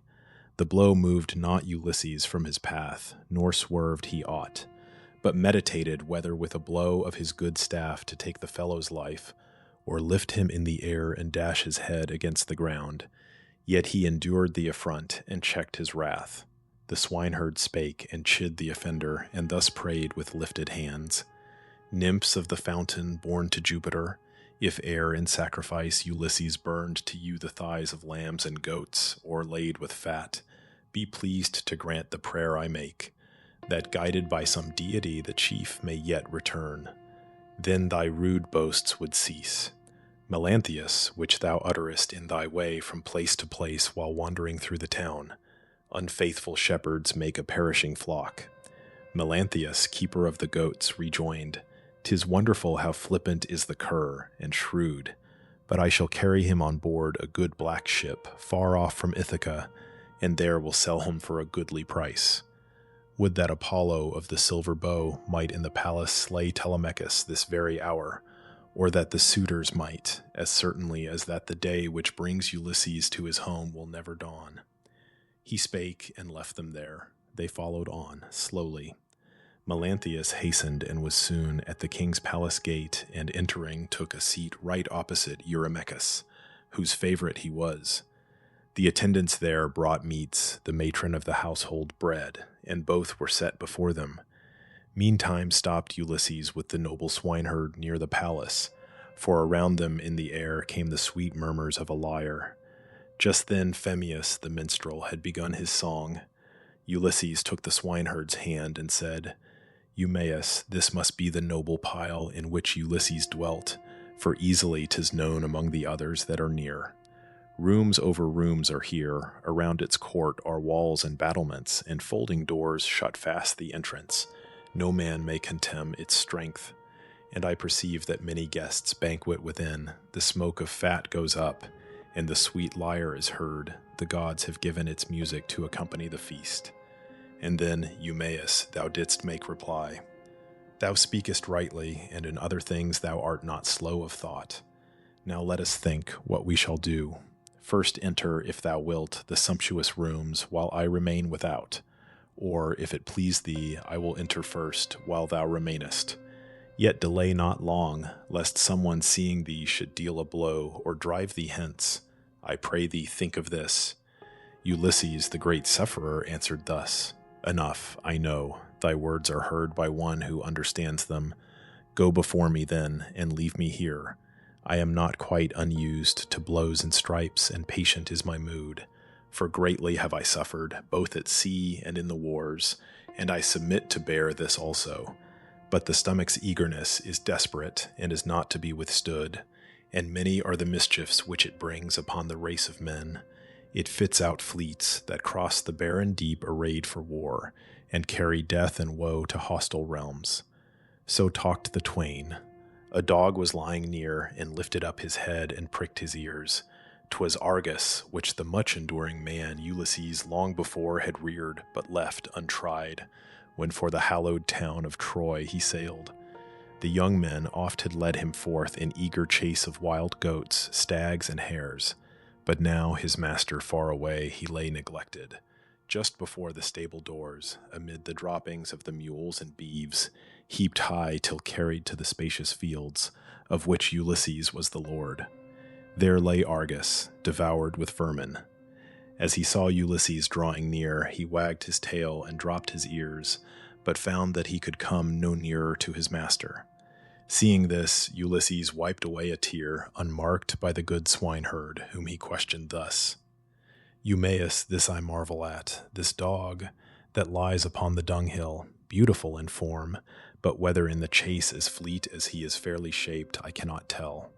Worthless, perchance, as house dogs often are, whose masters keep them for the sake of show."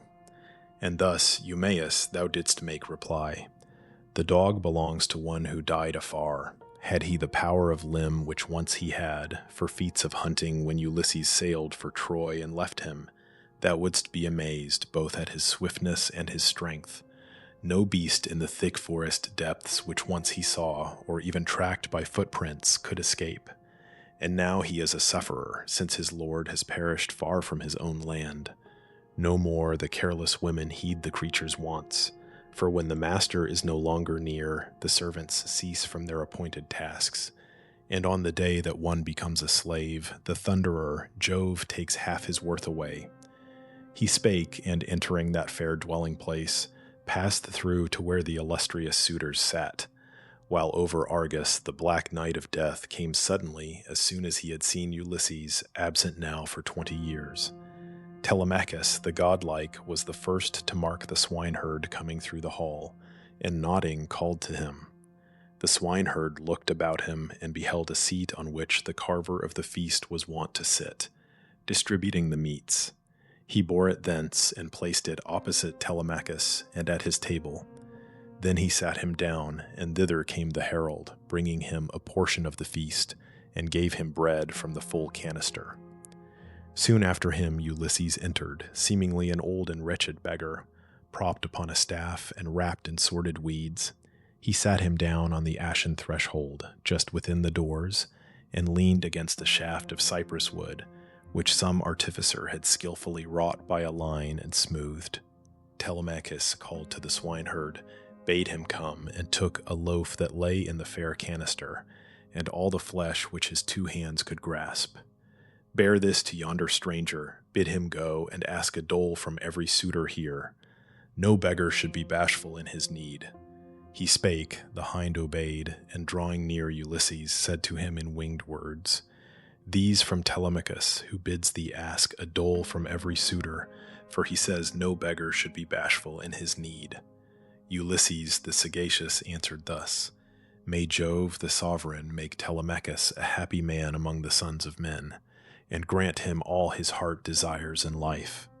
He spake and took the gift in both his hands, and laid it down upon his tattered scrip close to his feet.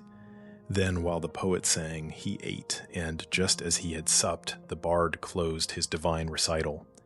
Then ensued great clamor in the hall, but Pallas came and moved Ulysses to arise and ask from every suitor there a dole of bread, that he might know the better from the worse, though none were to be spared.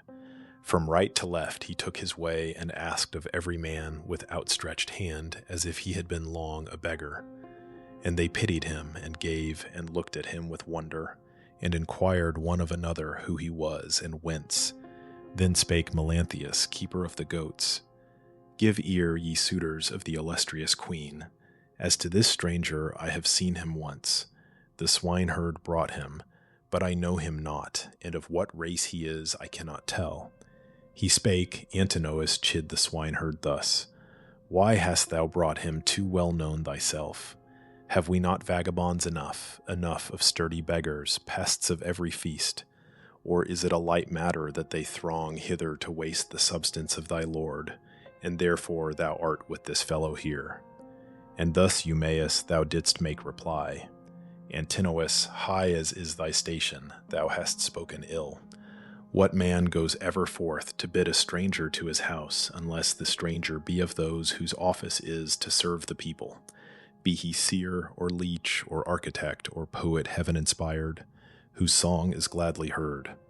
All these are called to feasts wherever men are found, but none call in the poor to live upon their means.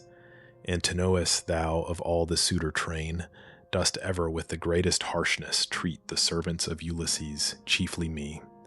I heed it not while sage Penelope dwells in the palace with her godlike son. Then interposed discreet Telemachus. Nay, have no strife of words with him, I pray. Antinous takes delight in bitter words, and rails and stirs up railing in the rest. And then he turned, and thus with winged words bespake Antinous. Truly thou dost care for me as might a father for a son, bidding me drive a stranger from my door with violent words, which God forbid. Take now somewhat and give to him. I grudge it not, nay, I advise it. Fear not to offend my mother or displease a single one of all the household of the godlike chief, Ulysses. But thou hast not thought of this. It suits thee best to feast and never give. Antinous thus rejoined, O utterer of big and braggart words, Telemachus, if all the other suitors would bestow as much as I will, he would not be seen within these halls for 3 months yet to come. So speaking, he brought forward to the sight from underneath the board a stool on which rested his dainty feet. The others all gave somewhat to Ulysses, till his scrip was filled with meat and bread.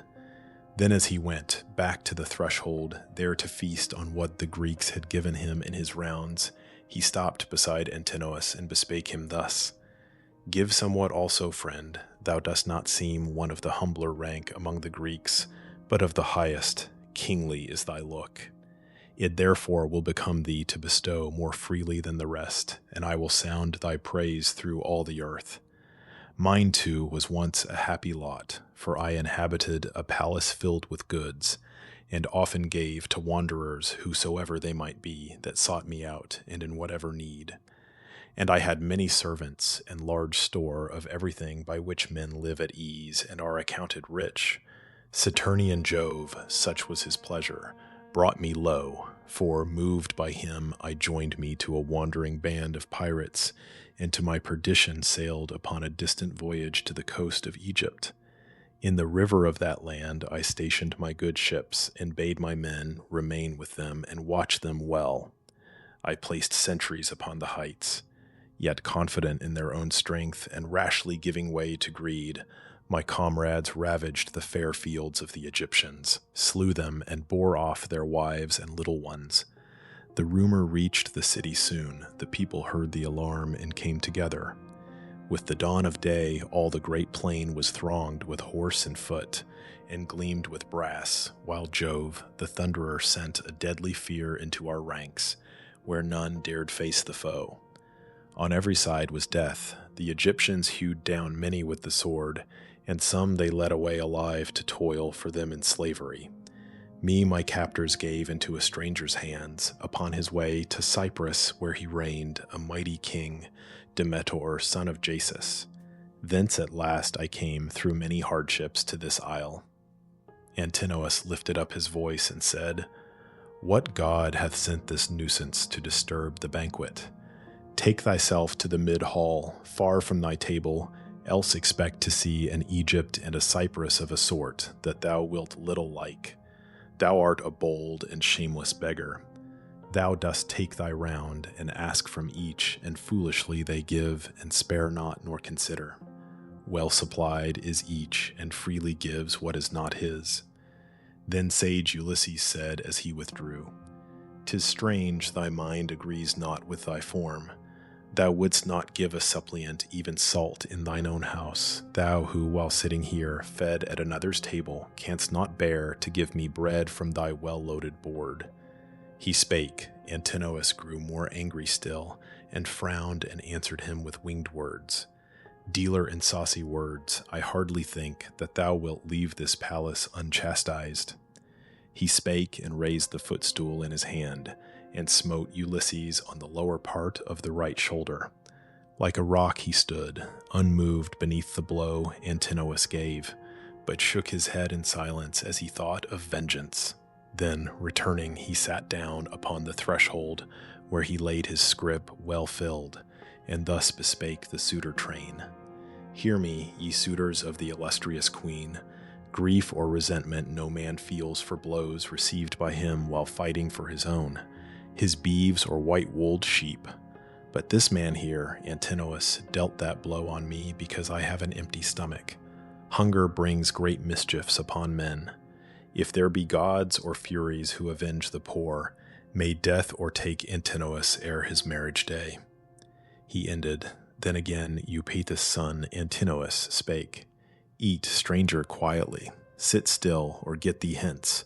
Our young men else who hear thy words will seize thee by the feet or hands and drag thee forth and flay thee there." He spake, and greatly were the rest incensed. And one of those proud youths took up the word. "Antinous, it was ill of thee to smite that hapless wanderer. Madman, what if he came down from heaven and were a god? The gods put on the form of strangers from afar, and walk our towns in many different shapes, to mark the good and evil deeds of men." Thus spake the suitors, but he heeded not their words. Telemachus, who saw the blow, felt his heart swell with anger and with grief. Yet from his eyelids fell no tear. He shook his head in silence, pondering to repay the wrong. Meantime the sage Penelope heard of the stranger smitten in her halls, and thus bespake the maidens of her train. "Would that Apollo, mighty with the bow, might smite thee also." Then Eurycleia, the matron of the household, said in turn, "Oh, were our prayers but heard, not one of these should look upon the golden morn again." Then spake again the sage Penelope, "Mother, they all are hateful, every one plots mischief, but Antinous most of all. And he is like black death to be abhorred. A friendless stranger passes through these halls, compelled by need, and asks an alms of each, and all the others give and fill his scrip. Antinous flings a footstool, and the blow bruises the shoulder of the suppliant man." So talked they with each other where they sat in the queen's chamber mid the attendant train of women, while meantime Ulysses took the evening meal. The queen then bade to call the noble swineherd, and bespake him thus: "My worthy friend Eumaeus, go and bring the stranger hither. I would speak with him, and ask if anywhere he saw or heard aught of Ulysses, for he seems like one whose wanderings have been in many lands."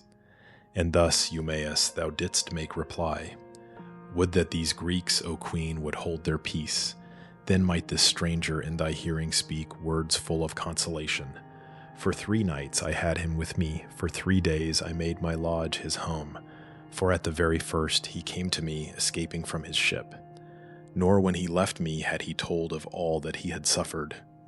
As a hearer looks upon a minstrel whom the gods have taught to sing the poems that delight all hearts, and, listening, longs to listen without end, so, as the stranger sat beneath my roof, he held me charmed. He was the ancestral friend, he said, of thy Ulysses, and his home was Crete, where dwells the stock of Minos yet. From Crete he came, and much had suffered since, driven on from place to place. And he had heard some tidings of Ulysses yet alive, so he affirmed, in a rich region near the realm of the Thesprotians, and prepared to bring much riches to his native isle.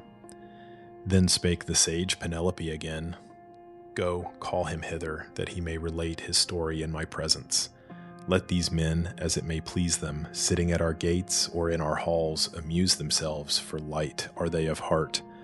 Unwasted in their homes lie their possessions, and their bread and wine are only for their servants, while themselves frequent our palace day by day, and slay our beeves and sheep and fatling goats, and feast and drink abundantly the dark red wine, and all with lavish waste. No man is here, such as Ulysses was, to drive away this pest from our abode. Should he return to his own land, he and his son would take swift vengeance on the men who do him wrong." She ended. Suddenly Telemachus sneezed loudly, so that all the palace rang, and laughing as she heard, Penelope bespake Eumaeus thus with winged words: "Go, call the stranger. Dost thou not perceive my son has sneezed as to confirm my words? Not unfulfilled will now remain the doom that waits the suitors. None will now escape death and the fates. This further let me say, and thou remember it. If what he tells be true, I will bestow on him a change of fair attire, a tunic and a cloak." She spake, the swineherd went, and drawing near Ulysses, said to him in winged words: "Stranger and father, sage Penelope, the mother of the prince, hath sent for thee.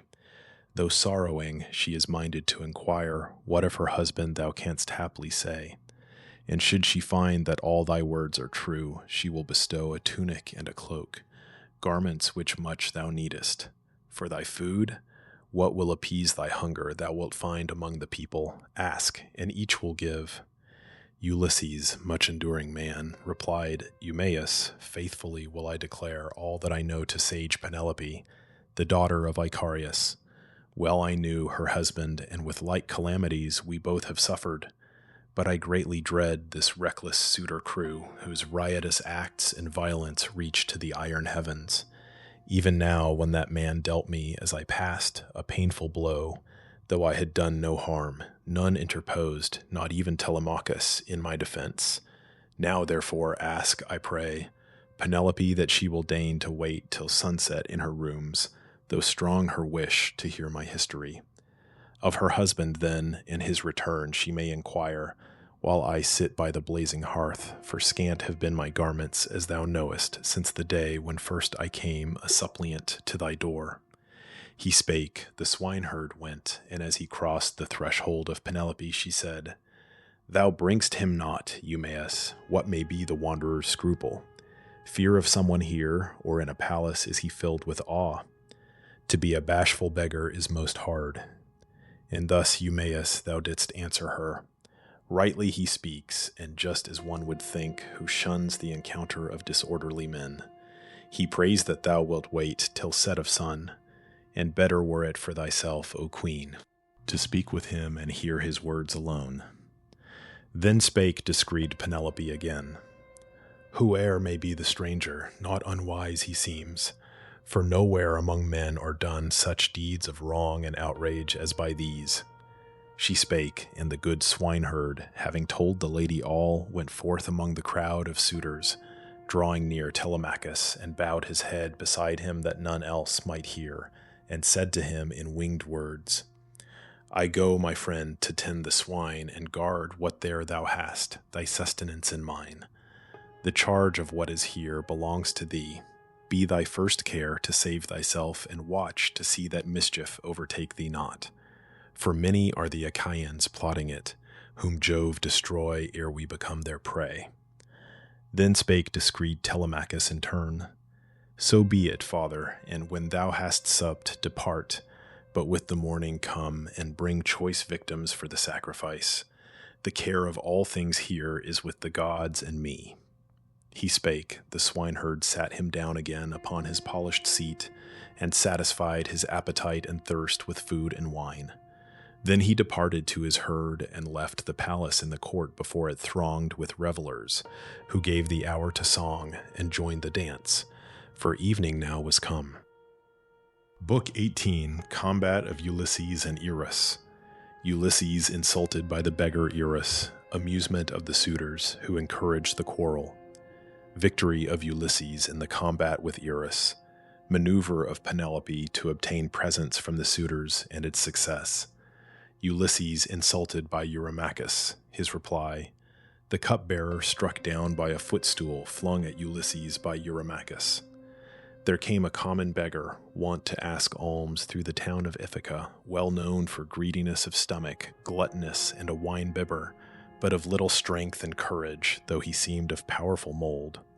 Arneus was the name which at his birth his mother gave him, but the young men called the fellow Irus, for it was his wont to go on errands as a messenger when he was ordered.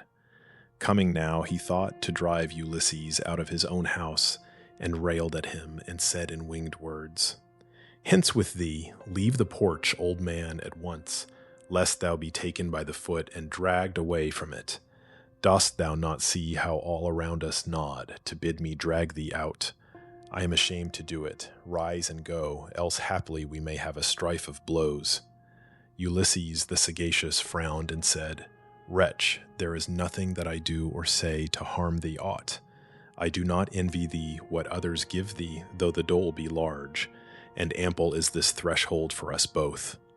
Nor shouldst thou envy others, for thou seemst a straggler like myself.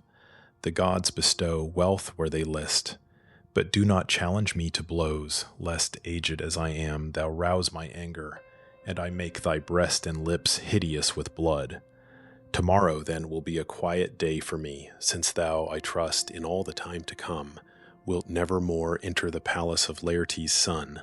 The beggar Irus angrily rejoined, "Ye gods, this glutton prattles volubly, like an old woman at the chimney-side. Yet could I do him mischief, smiting him on both his sides and dashing from his cheeks the teeth to earth, as men are wont to deal with swine that eat the wheat. Now gird thyself, let these men see us fighting. How canst thou think to contend with one so young as I?" Thus fiercely did they wrangle as they stood beside the polished threshold and before the lofty gates. The stout Antinous heard, and, laughing heartily, bespake the rest. "Here, friends, is what we never yet have had. Behold the pleasant pastime which the gods provide for us.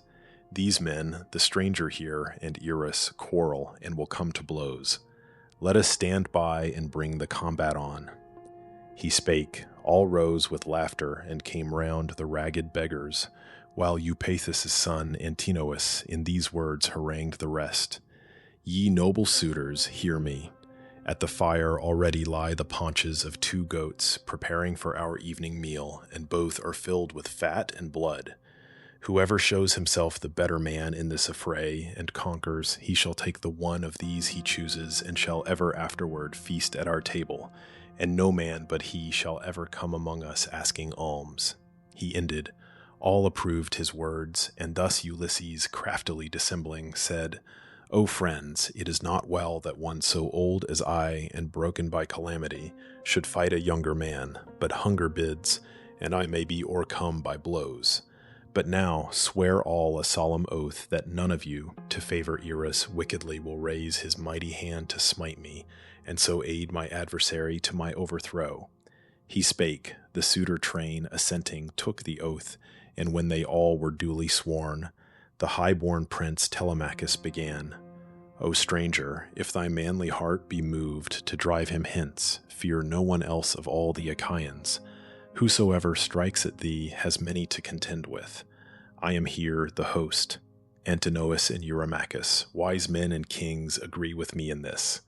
He spake, and all approved. Ulysses drew, and girt his tatters round his waist, and showed his large and shapely thighs.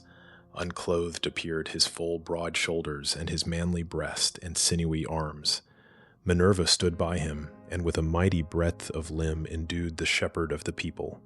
Earnestly the suitors gazed, and wondered at the sight, and each one, turning to his neighbor, said, "Irus, poor Irus, on himself has drawn an evil fate. For what a sinewy thigh his adversary shows beneath his rags."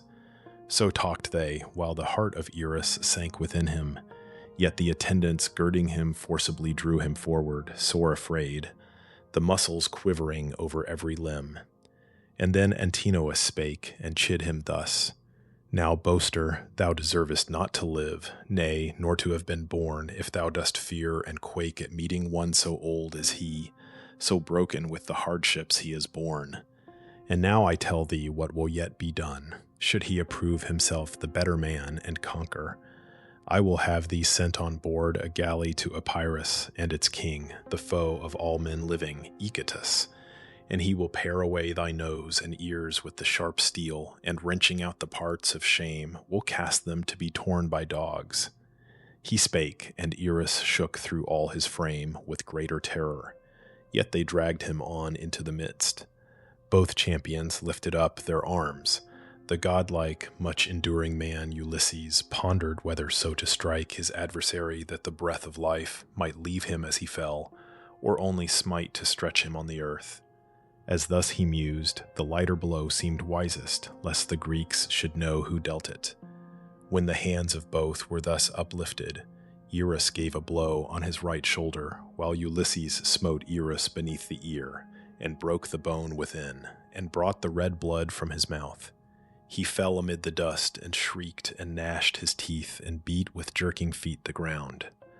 The suitor train threw up their hands and laughed, till breathless, while Ulysses seized his feet, and drew him o'er the threshold to the court, and the porch doors, and there, beside the wall, set him to lean against it, gave a staff into his hands, and said in winged words, Sit there, and scare away the dogs and swine, but think not, wretched creature, to bear rule over the stranger and the beggar tribe, or worse than this may happen to thee yet.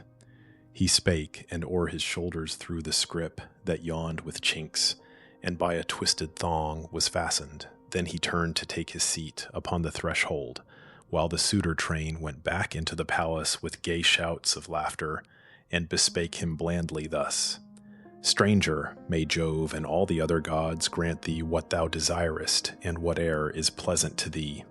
Thou hast put an end to this importunate beggar's rounds among the people. We shall send him off at once into Epirus and to Echetus, its king, the foe of every living man. So talked the suitors, and the omen made Ulysses glad. Meantime Antinous placed the mighty paunch before the victor, filled with blood and fat, and from the canister Amphinomus brought forth 2 loaves, and raised a golden cup, and drank to him, and said, Hail, guest and father, happy be thy days henceforth, though dark with many sorrows now. Ulysses the sagacious answered thus, Amphinomus, thou seemest most discreet, and such thy father is, of whom I hear a worshipful report, the good and rich Dulichian Nisus. Thou, as I am told, art son to him, and thou art seemingly a man of pertinent speech. I therefore say to thee, and bid thee hear and mark me well, no being whom earth nourishes to breathe her air and move upon her face is more the sport of circumstance than man. For while the gods give health and he is strong of limb, he thinks no evil in the coming days will overtake him. When the blessed gods visit him with afflictions, these he bears impatiently and with a fretful mind. Such is the mood of man while yet he dwells on earth. It changes as the All-Father gives the sunshine or withholds it. I was once deemed fortunate among my fellow men, and many things that were unjust I did. For in my strength and in my father's power, and valor of my brothers I had put my trust. Let no man, therefore, dare to be unjust in aught, but tranquilly enjoy whatever good the gods vouchsafe to give. Yet are these suitors guilty of foul wrong, wasting the substance and dishonoring the wife of one who will not, as I deem, remain long distant from his friends and home, but is already near. Oh, may some god remove thee from this danger to thy home, nor mayst thou meet him when he shall return to his own land. For when he comes once more beneath this roof and finds the suitors here, not without bloodshed will their parting be. He spake, and pouring out a part, he drank the wine and gave the goblet to the prince, who crossed the hall and sorrowfully shook his head, for now already did his heart forebode the coming evil. Not by this did he escape his death. Minerva laid a snare for him, that he might fall beneath the strong arm of Telemachus. He went and took the seat from which he lately rose. Then blue-eyed Pallas moved Penelope, sage daughter of Icarius, to appear before the suitors, that their base intent might be more fully seen, and she might win more honor from her husband and her son. Wherefore she forced a laugh, and thus began, Eurynome I would at length appear, though not till now before the suitor train, detested as they are. I there would speak a word of timely warning to my son, and give him counsel not to trust himself too much among the suitors who are fair in speech, but mean him foully in their hearts. Eurycleia, the household matron, said, Assuredly, my child, thou speakest well. Go now, and warn thy son, and keep back naught. First bathe, and ere thou go, anoint thy cheeks, nor show them stained with tears. It is not well to sorrow without end. For now thy son is grown, and thou beholdest him at length, what thou didst pray the gods, when he was born, that he might yet become a bearded man. And then the sage Penelope rejoined, Though anxious for my sake, persuade me not, Eurycleia, to bathe, nor to anoint my cheeks with oil. The gods inhabiting Olympus took away their comeliness, when in his roomy ships my husband sailed. But bid Antinous come, and call with her Hippodameia, that they both may stand beside me in the hall. I will not go. Alone among the men, for very shame, she spake, the aged dame went forth to bear the message, and to bring the women back. While blue-eyed Pallas had yet other cares, she brought a balmy sleep, and shed it o'er the daughter of Icarius, as she lay reclined upon her couch, her limbs relaxed in rest. The glorious goddess gave a dower of heavenly graces, that the Achaean chiefs might look on her amazed. She lighted up her fair face with a beauty all divine, such as the queenly Cytherea wears when in the mazes of the dance she joins the graces. Then she made her to the sight of loftier stature and of statelier size, and fairer than the ivory newly carved. This having done, the gracious power withdrew, while from the palace came the white-armed maids, and prattled as they came. The balmy sleep forsook their mistress at the sound. She passed her hands across her cheeks, and thus she spake. 'Twas a sweet sleep that in my wretchedness wrapped me just now. Would that this very hour the chaste Diana by so soft a death might end me, that my days might be no more consumed in sorrow for a husband lost, of peerless worth, the noblest of the Greeks. She spake, and from the royal bower went down, yet not alone, 2 maidens went with her. And when that most august of womankind drew near the suitors, at the door she stopped of that magnificent hall, and o'er her cheeks let fall the lustrous veil, while on each side a modest maiden stood. The suitors all felt their knees tremble, and were sick with love, and all desired her. Then the queen bespake Telemachus, her well-beloved son. Telemachus, thy judgment is not firm, nor dost thou think aright. While yet a boy, thy thought was wiser. Now that thou art grown, and on the verge of manhood, so that one who comes from far and sees thy noble part and stature well may say thou art the son of a most fortunate father, yet to think and judge discreetly thou art not as then. For what a deed is this which has been done even here? Thou hast allowed a stranger guest to be assaulted rudely. How is this? If one who sits a guest beneath our roof be outraged thus, be sure it brings to thee great shame and rank dishonor among men. To this discreet Telemachus replied, Mother, I cannot take it ill that thou shouldst be offended, but of many things I have a clear discernment, and can weigh the good and bad. I was till now a child, yet even now I cannot always see the wiser course. These men bewilder me, as sitting side by side they lay their plots against me, and I have no helper here. When Irus and the stranger fought, the strife had no such issue as the suitors wished. The stranger conquered. Would to Father Jove, to Pallas and Apollo, that the crew of suitors here might sit with nodding heads, struck down upon the spot, within these halls or in the courts, and all with powerless limbs, as Irus sits beside the gate and nods, like one o'ercome with wine, nor can he stand upon his feet, nor go to where he dwells, if home he has, so feeble are his limbs.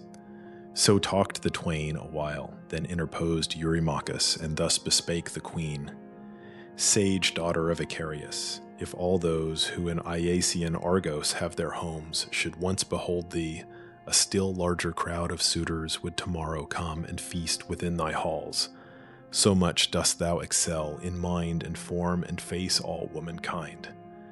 To this the sage Penelope replied, Eurymachus, the immortals took away such grace of form and face as once was mine, what time the sons of Argos sailed for Troy, and with them went Ulysses, my espoused. Should he return and take again in charge my household, greater would my glory be, and prized more highly. I am wretched now, such woes the gods have heaped upon my head. He, when he left his native island, grasped my right hand at the wrist and said to me, Think not, dear wife, that all the well-armed Greeks will come back safe from Troy. The Trojan men, they say, are brave in war, expert to cast the spear and wing the arrow, skilled to rein the rapid steeds by which the bloody strife of battlefields is hurried to its close. And therefore, whether God will bring me back, or I shall fall in Troy, I cannot know. Take charge of all things here. I leave with thee my father and my mother in these halls. Be kind to them as now, nay, more than now, since I shall not be here. When thou shalt see my son a bearded man, take to thyself a husband whom thou wilt, and leave thy house. Such were his words, and they have been fulfilled. The night will come in which I must endure this hateful marriage, wretched that I am, to whom the will of Jupiter forbids all consolation, and this bitter thought weighs evermore upon my heart and soul. The custom was not thus in other times. When suitors wooed a noble wife, the child of some rich house contending for her smile, they came with beeves and fatling sheep to feast the damsel's friends, and gave munificent gifts, but wasted not the wealth that was not theirs. She spake, Ulysses was rejoiced to see that thus she sought to draw from each a gift, with fair and artful words, yet were his thoughts intent on other plans. Eupaethus' son, Antinous, thus made answer to the queen, Sage daughter of Icarius, only deign to take the gifts which any of the Greeks will bring, nor is it gracious to reject a present. Yet be sure we go not hence, to our estates nor elsewhere, till thou make a bridegroom of the best Achaean here. So spake Antinous. All approved his words, and each sent forth a herald for his gift. The herald of Antinous brought to him a robe of many colors, beautiful and ample, with 12 golden clasps, which each had its well-fitted eye. Eurymachus received a golden necklace richly wrought and set with amber beads that glowed as if with sunshine. To Eurydamas there came a pair of earrings, each a triple gem, daintily fashioned and of exquisite grace. 2 servants bore them. From Pisander's house, son of the prince Polyctor, there was brought a collar of rare beauty. Thus did each bestow a different yet becoming gift. And then that most august of women went back to the upper chambers with her maids, who bore the sumptuous presents, while below the suitors turned them to the dance and song, amused till evening came. Its darkness stole over their pastime. Then they brought and placed 3 hearths to light the palace, heaping them with wood, well dried and hard and newly cleft. With this they mingled flaming brands. The maids of the great sufferer, Ulysses, fed the fire by turns. To them the hero spake, Ye maidens of a sovereign absent long, withdraw to where your high-born mistress sits. There turn the spindle, seeking to amuse her lonely hours. There comb with your own hands the fleece, and I will see that these have light. Even though they linger till the morn is here, in her bright car they cannot overcome my patience. I am practiced to endure. So spake he, and the maidens, as they heard, cast at each other meaning looks, and laughed. And one Melantho of the rosy cheeks railed at him impudently. She was born to Dolius, but Penelope had reared the damsel as a daughter of her own, and given her for her pleasure many things. Yet for the sorrows of Penelope, Melantho little cared. Eurymachus had made the girl his paramour. She spake and chid Ulysses with unmannerly words. Outlandish wretch, thou must be one whose brain is turned, since thou wilt neither go to sleep within a smithy, nor in any place of public shelter, but wilt stay and prate among this company with no restraint or reverence. Either wine has stolen away thy senses, or thy natural mood, perchance, prompts thee to chatter idly. Art thou proud of conquering Irus, that poor vagabond?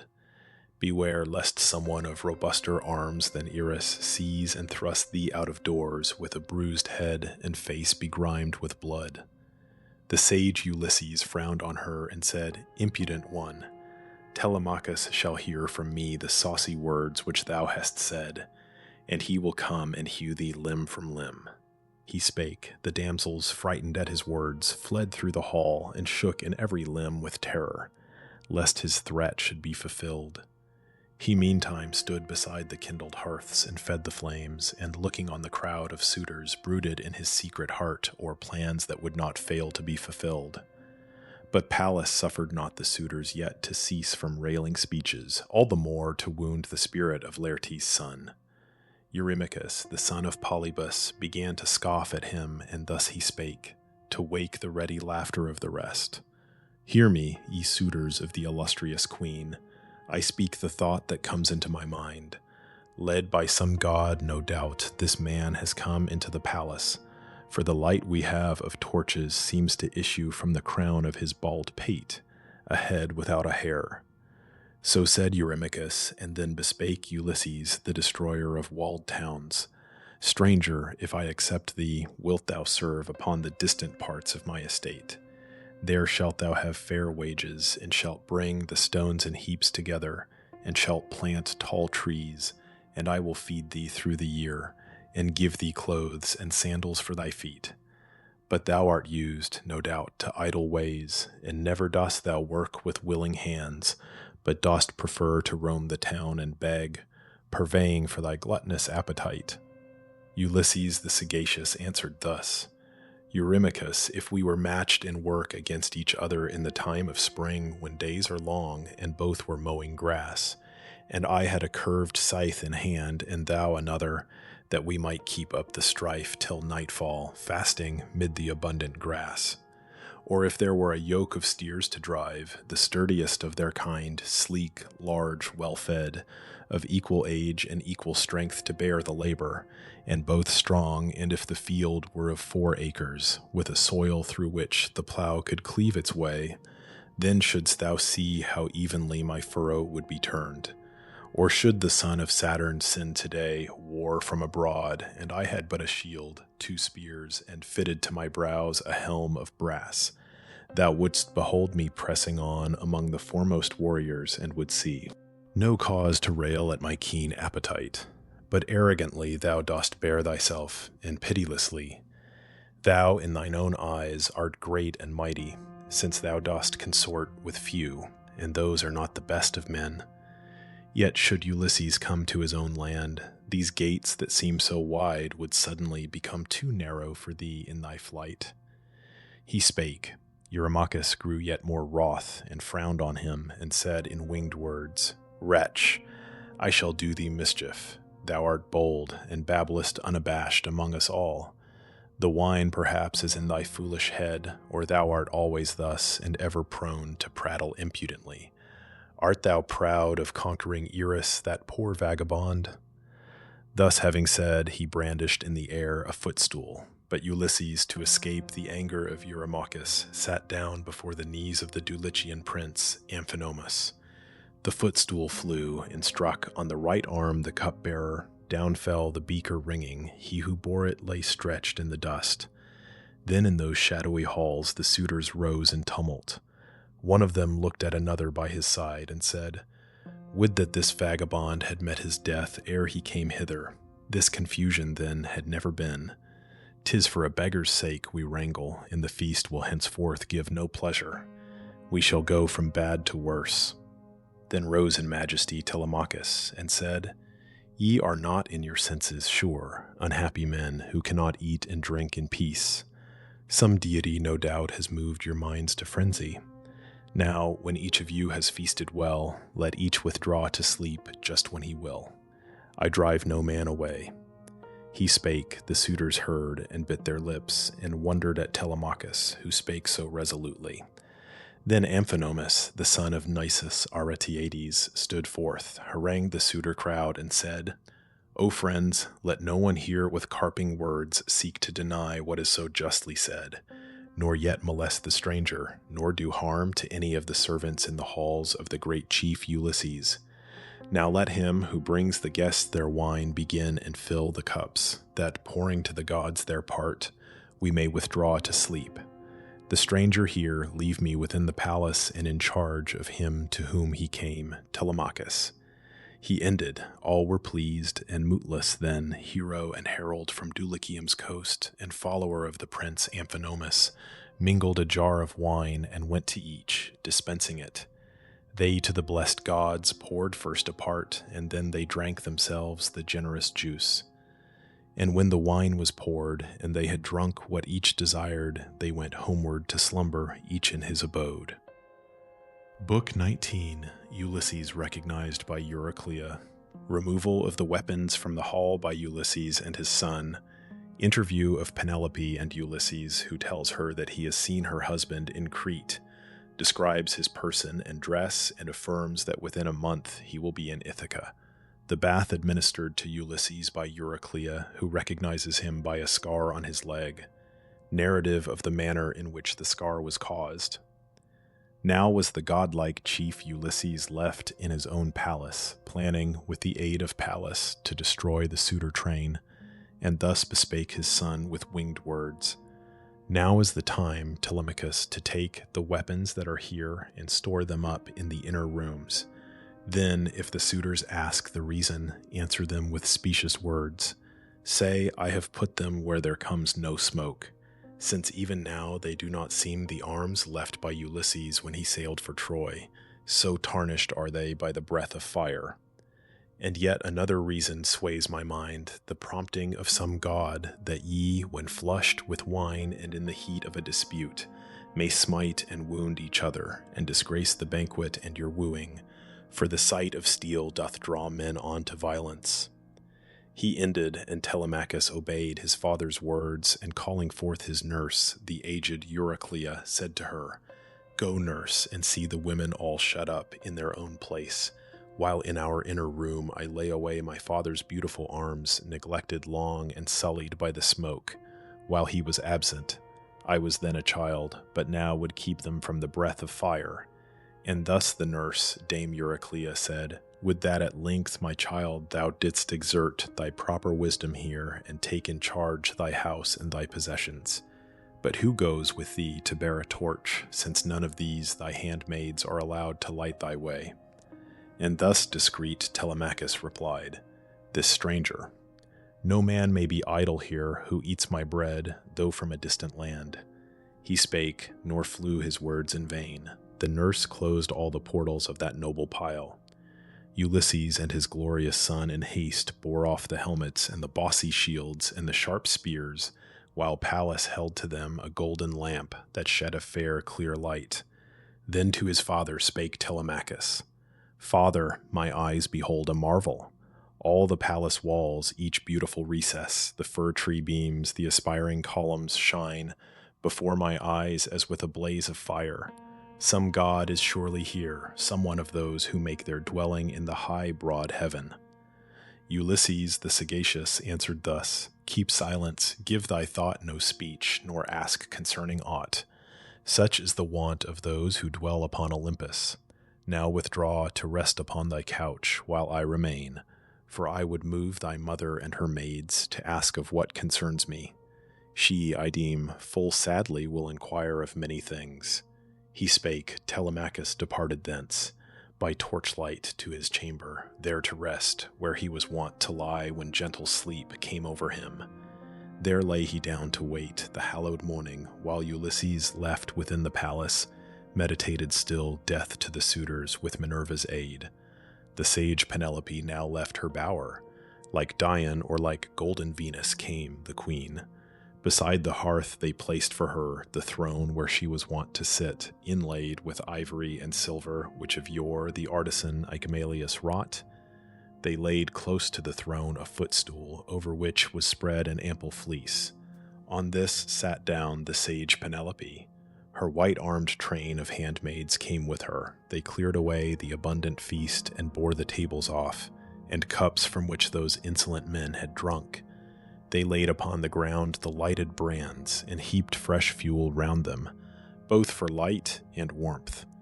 And now Melantho once again bespake Ulysses with unmannerly words. Stranger, wilt thou forever be a pest, ranging the house at night to play the spy upon the women? Leave the hall, thou wretch, and gorge thyself without, else wilt thou go suddenly, driven by blows and flaming brands. The sage Ulysses frowned on her and said, Pert creature, why so fiercely rail at me? Is it that I am squalid and ill-clad, and forced by want to beg from hand to hand? Such is the fate of poor and wandering men. I too was opulent once, inhabiting a plenteous home among my fellow men, and often gave the wanderer alms, whoe'er he might be, and in whatsoever need. And I had many servants and large store of things by which men lead a life of ease and are called rich. But Jupiter, the son of Saturn, put an end to this, for so it pleased the god.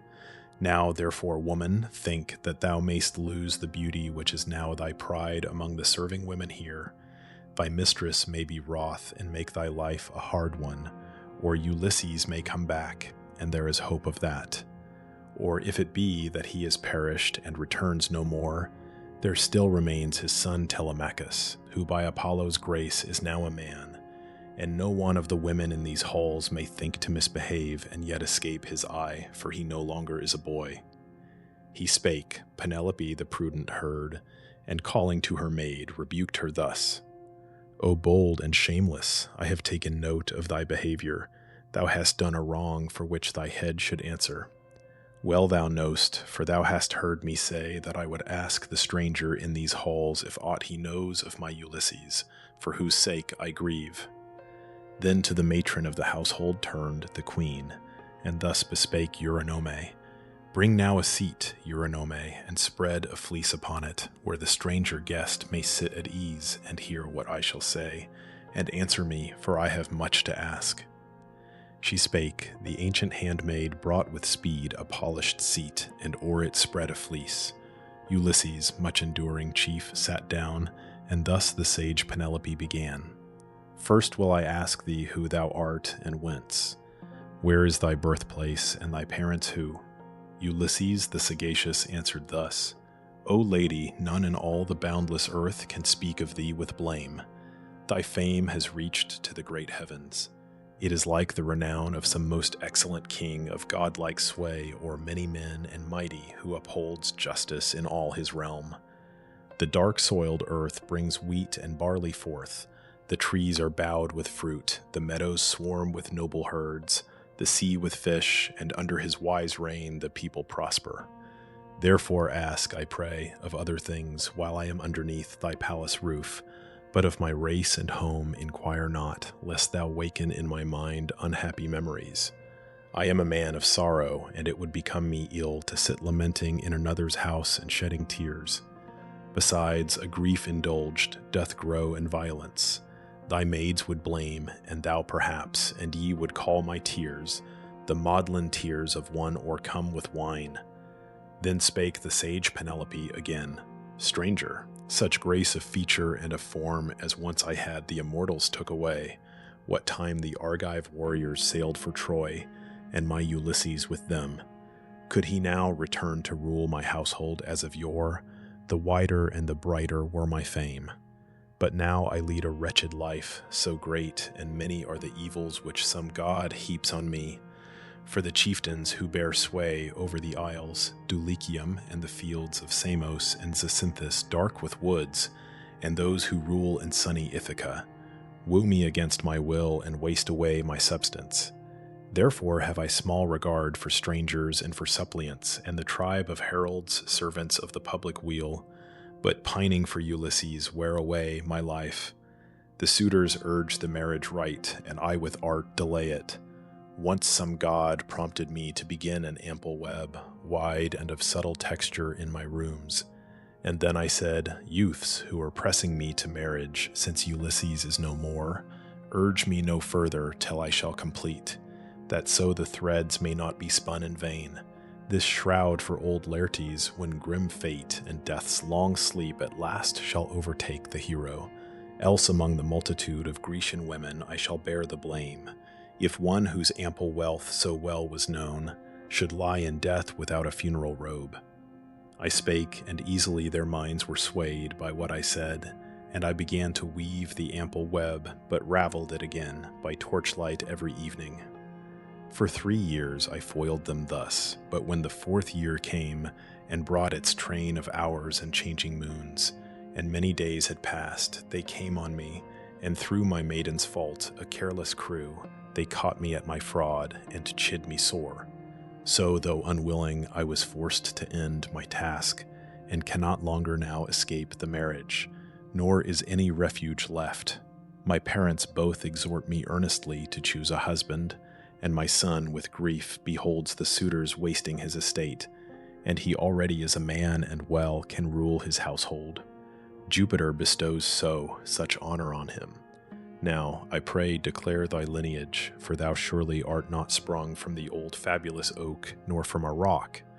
Ulysses the sagacious answered her, O royal consort of Laertes' son, wilt thou still ask my lineage?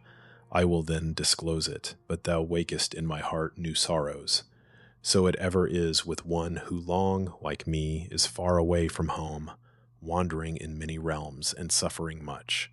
But since thou dost require it, thou shalt hear. Crete is a region lying in the midst of the black deep, a fair and fruitful land, girt by the waters. Many are the men, nay, numberless, who make it their abode, and 90 are its cities. Different tongues are spoken by the dwellers of the isle. In part they are Achaeans, and in part are Cretans of the soil, a gallant stock. There dwell Cadonians, Dorians of 3 tribes, and proud Pelasgians. Their great capital is Knossos, where the monarch Minos dwelt, he who at every 9 years' end conferred with Jove Almighty, and to him was born Deucalion, my brave father, who begat me and Idomeneus, the king of Crete. To Ilium in his beaked galleys sailed Idomeneus with Atreus' sons. My name, a name well known, is Aethon. 'Twas at Crete I saw Ulysses, who received from me the welcome due a guest. A violent wind had driven him from Malea and the course that led to Ilium, and had carried him to Crete, and lodged him in the dangerous port Amnesis, close to Ilithia's cave, where scarce his fleet escaped the hurricane. Thence came he to the city, and inquired for King Idomeneus, who was, he said, his dear and honored guest. But he had sailed 10 days before, perhaps 11, for Troy, in his beaked galleys. To the palace there I led Ulysses, and with liberal cheer welcomed the chief, for plentifully stored the royal dwelling was. I also gave meal from the public magazines to him and those who followed him, and dark red wine, brought from the country round, and beeves to slay in sacrifice, that so their hearts might feel no lack of aught. 12 days the noble Greeks remained with us. A violent north wind, which scarcely suffered them to stand upright on shore, withstood them.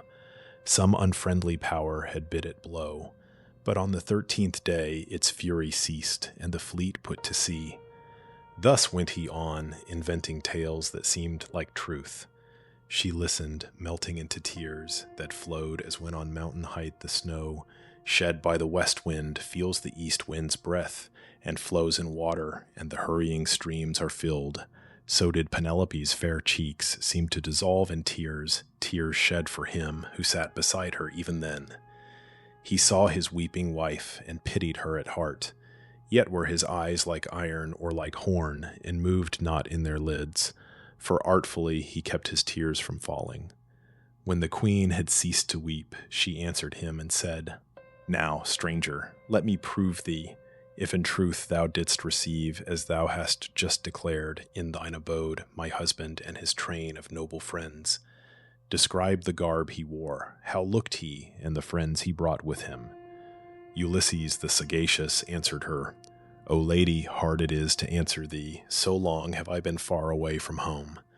'Tis now the 20th year since he was there and left the isle, but as my memory bids, so will I speak. A fleecy purple cloak Ulysses wore, a double web.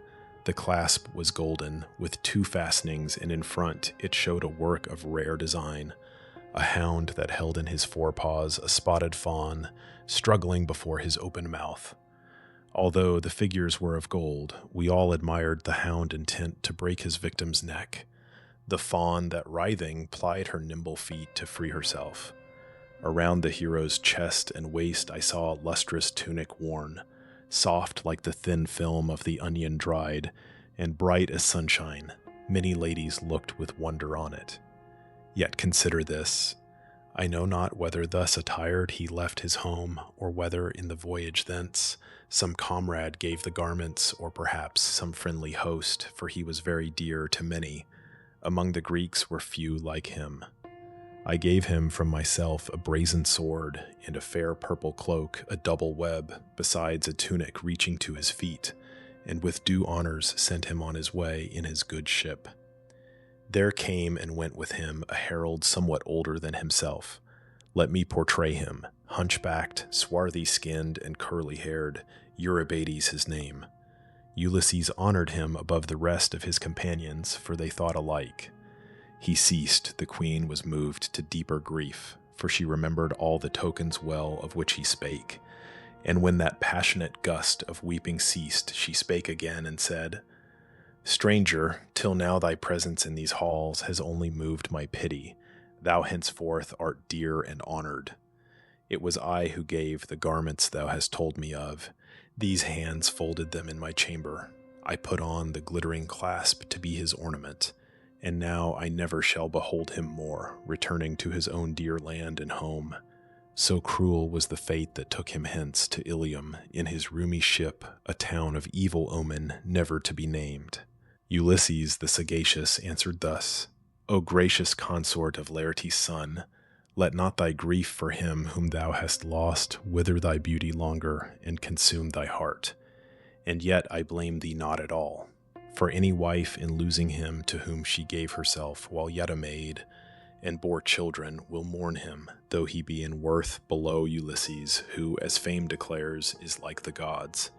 But cease to grieve, and hear what I shall say, and I shall speak the truth. Nor will I hide from thee that I have heard but lately from Ulysses, yet alive, and journeying homeward, in the opulent realm of the Thesprotians, whence he brings with him much and rare treasure, gathered there among the people. His beloved friends he lost, and his good ship. The black deep swallowed them in coming from Trinacria, for his crew had slaughtered there the oxen of the sun. The sun and Jove were angry, therefore all his comrades perished in the billowy sea. But him upon his galley's keel the wind drove to the coast where the Phaeacians dwell, the kinsmen of the gods.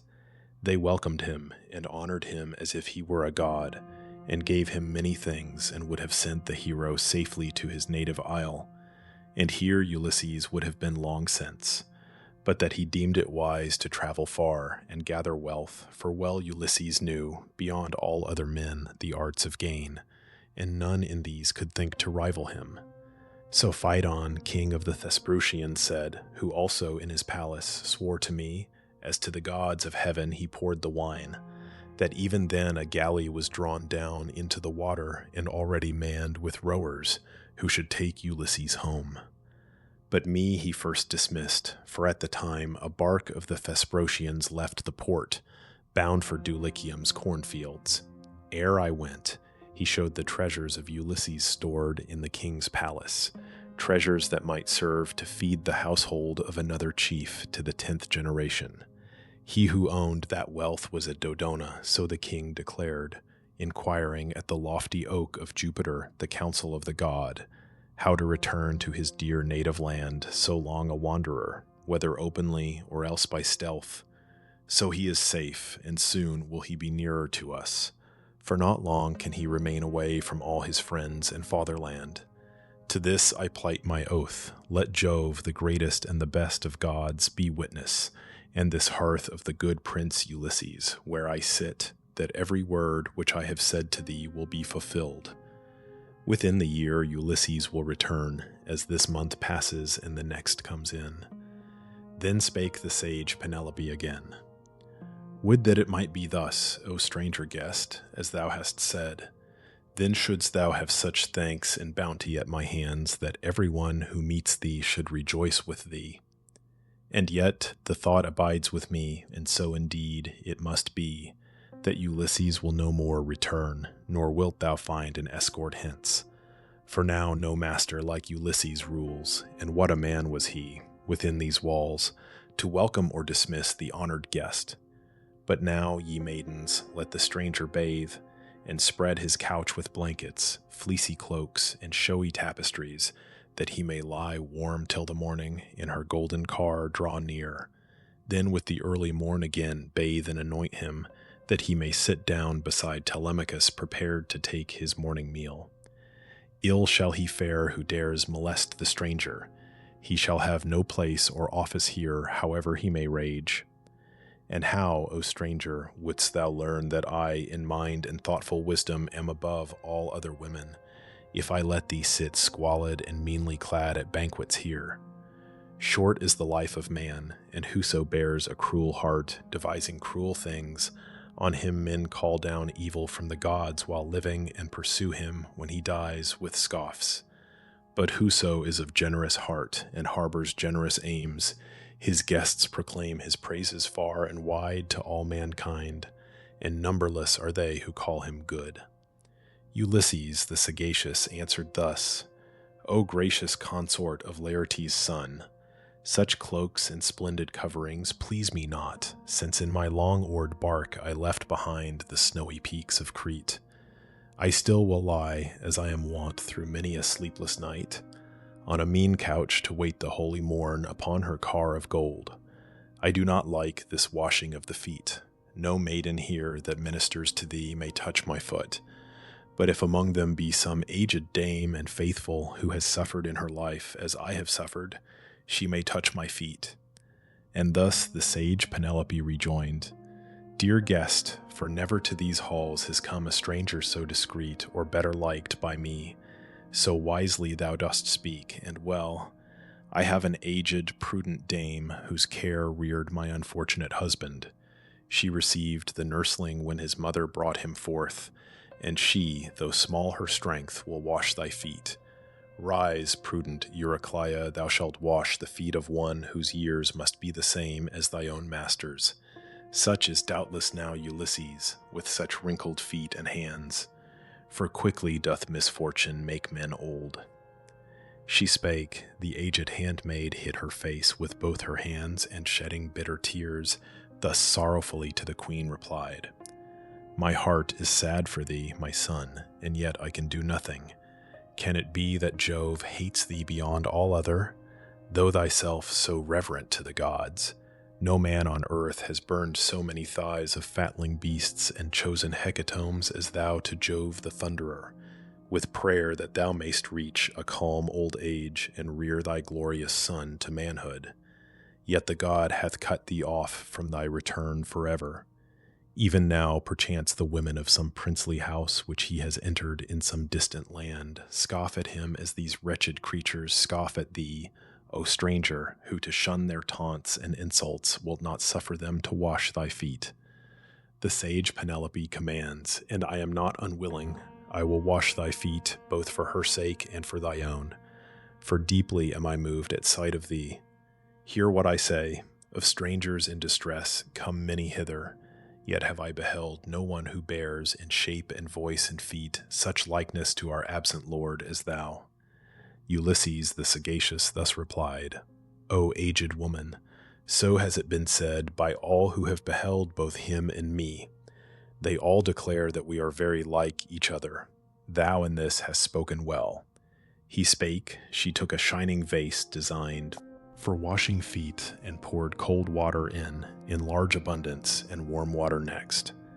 Ulysses, who had sat before the hearth, moved to a darker spot, for in his mind the thought arose that she might find a scar upon his limbs in handling them, and thus his secret would be known. She came and bathed his feet, and found the scar. 'Twas where a boar with his white tooth had gashed the limb, as once he journeyed to Parnassus, where he paid a visit to Autolycus and his sons, his mother's noble father, who excelled all men in craft and oaths.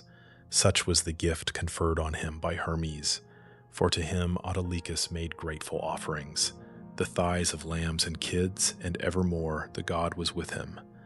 Once Autolycus came to the opulent realm of Ithaca, and found his daughter with a son newborn. There Eurycleia placed upon his knees the infant, just as he had supped, and said, "Give this dear babe, Autolycus, a name. Thy daughter's son vouchsafed to many prayers." And thus Autolycus in answer spake, "Daughter and son-in-law, be his the name that I shall give.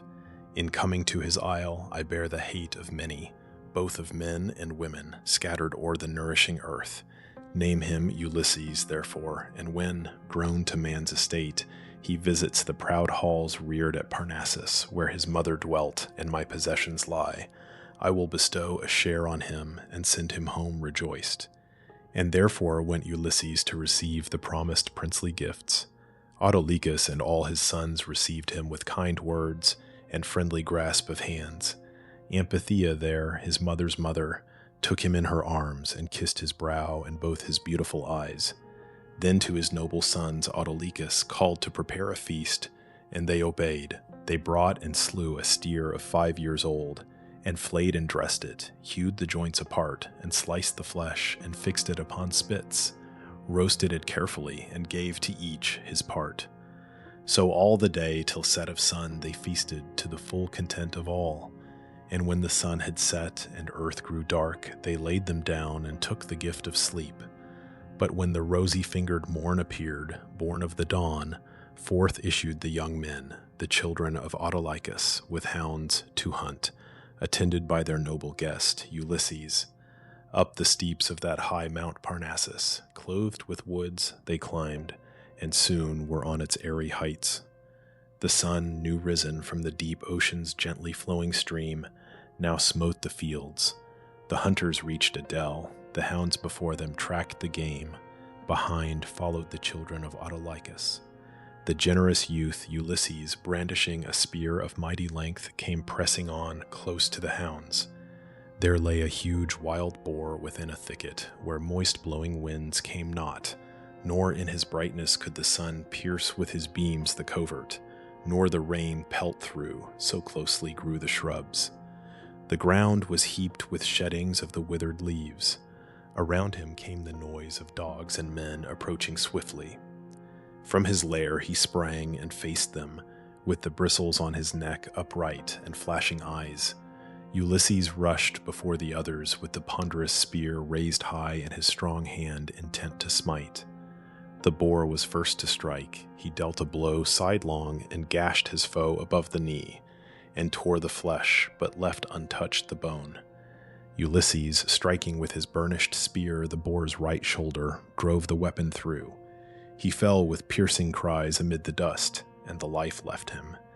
Then around their guest the kindly children of Autolycus came and bound up with care the wound, and stanched with spells the dark blood of the blameless youth, and hastened with him to their father's home. And when Autolycus and they his sons had seen him wholly healed, they loaded him with presents, and rejoicing for his sake, sent him rejoicing back to Ithaca. His father and his gracious mother there rejoiced in turn, and asked him of the scar, and how it came, and he related all. How by the white tusk of a savage boar the wound was given on the Parnassian heights, as he was hunting with her father's sons. The aged woman, as she took the foot into her hands, perceived by touch the scar, and letting fall the limb, it struck the vase. Loud rang the brass, the vase was overturned, and poured the water forth. At once a rush of gladness and of grief came o'er her heart. Tears filled her eyes, and her clear voice was choked. She touched Ulysses on the chin and said, "Dear child, thou art Ulysses of a truth. I knew thee not till I had touched the scar." So speaking, toward Penelope she turned her eyes, about to tell her that her lord was in the palace, but the queen saw not, and all that passed was unperceived by her, for Pallas turned her thoughts another way. Meantime, Ulysses on the nurse's throat laid his right hand, and with the other drew the aged woman nearer him, and said, "Nurse, wouldst thou ruin me, who drew long since milk from thy bosom, and who now return, after much suffering borne for 20 years, to mine own land?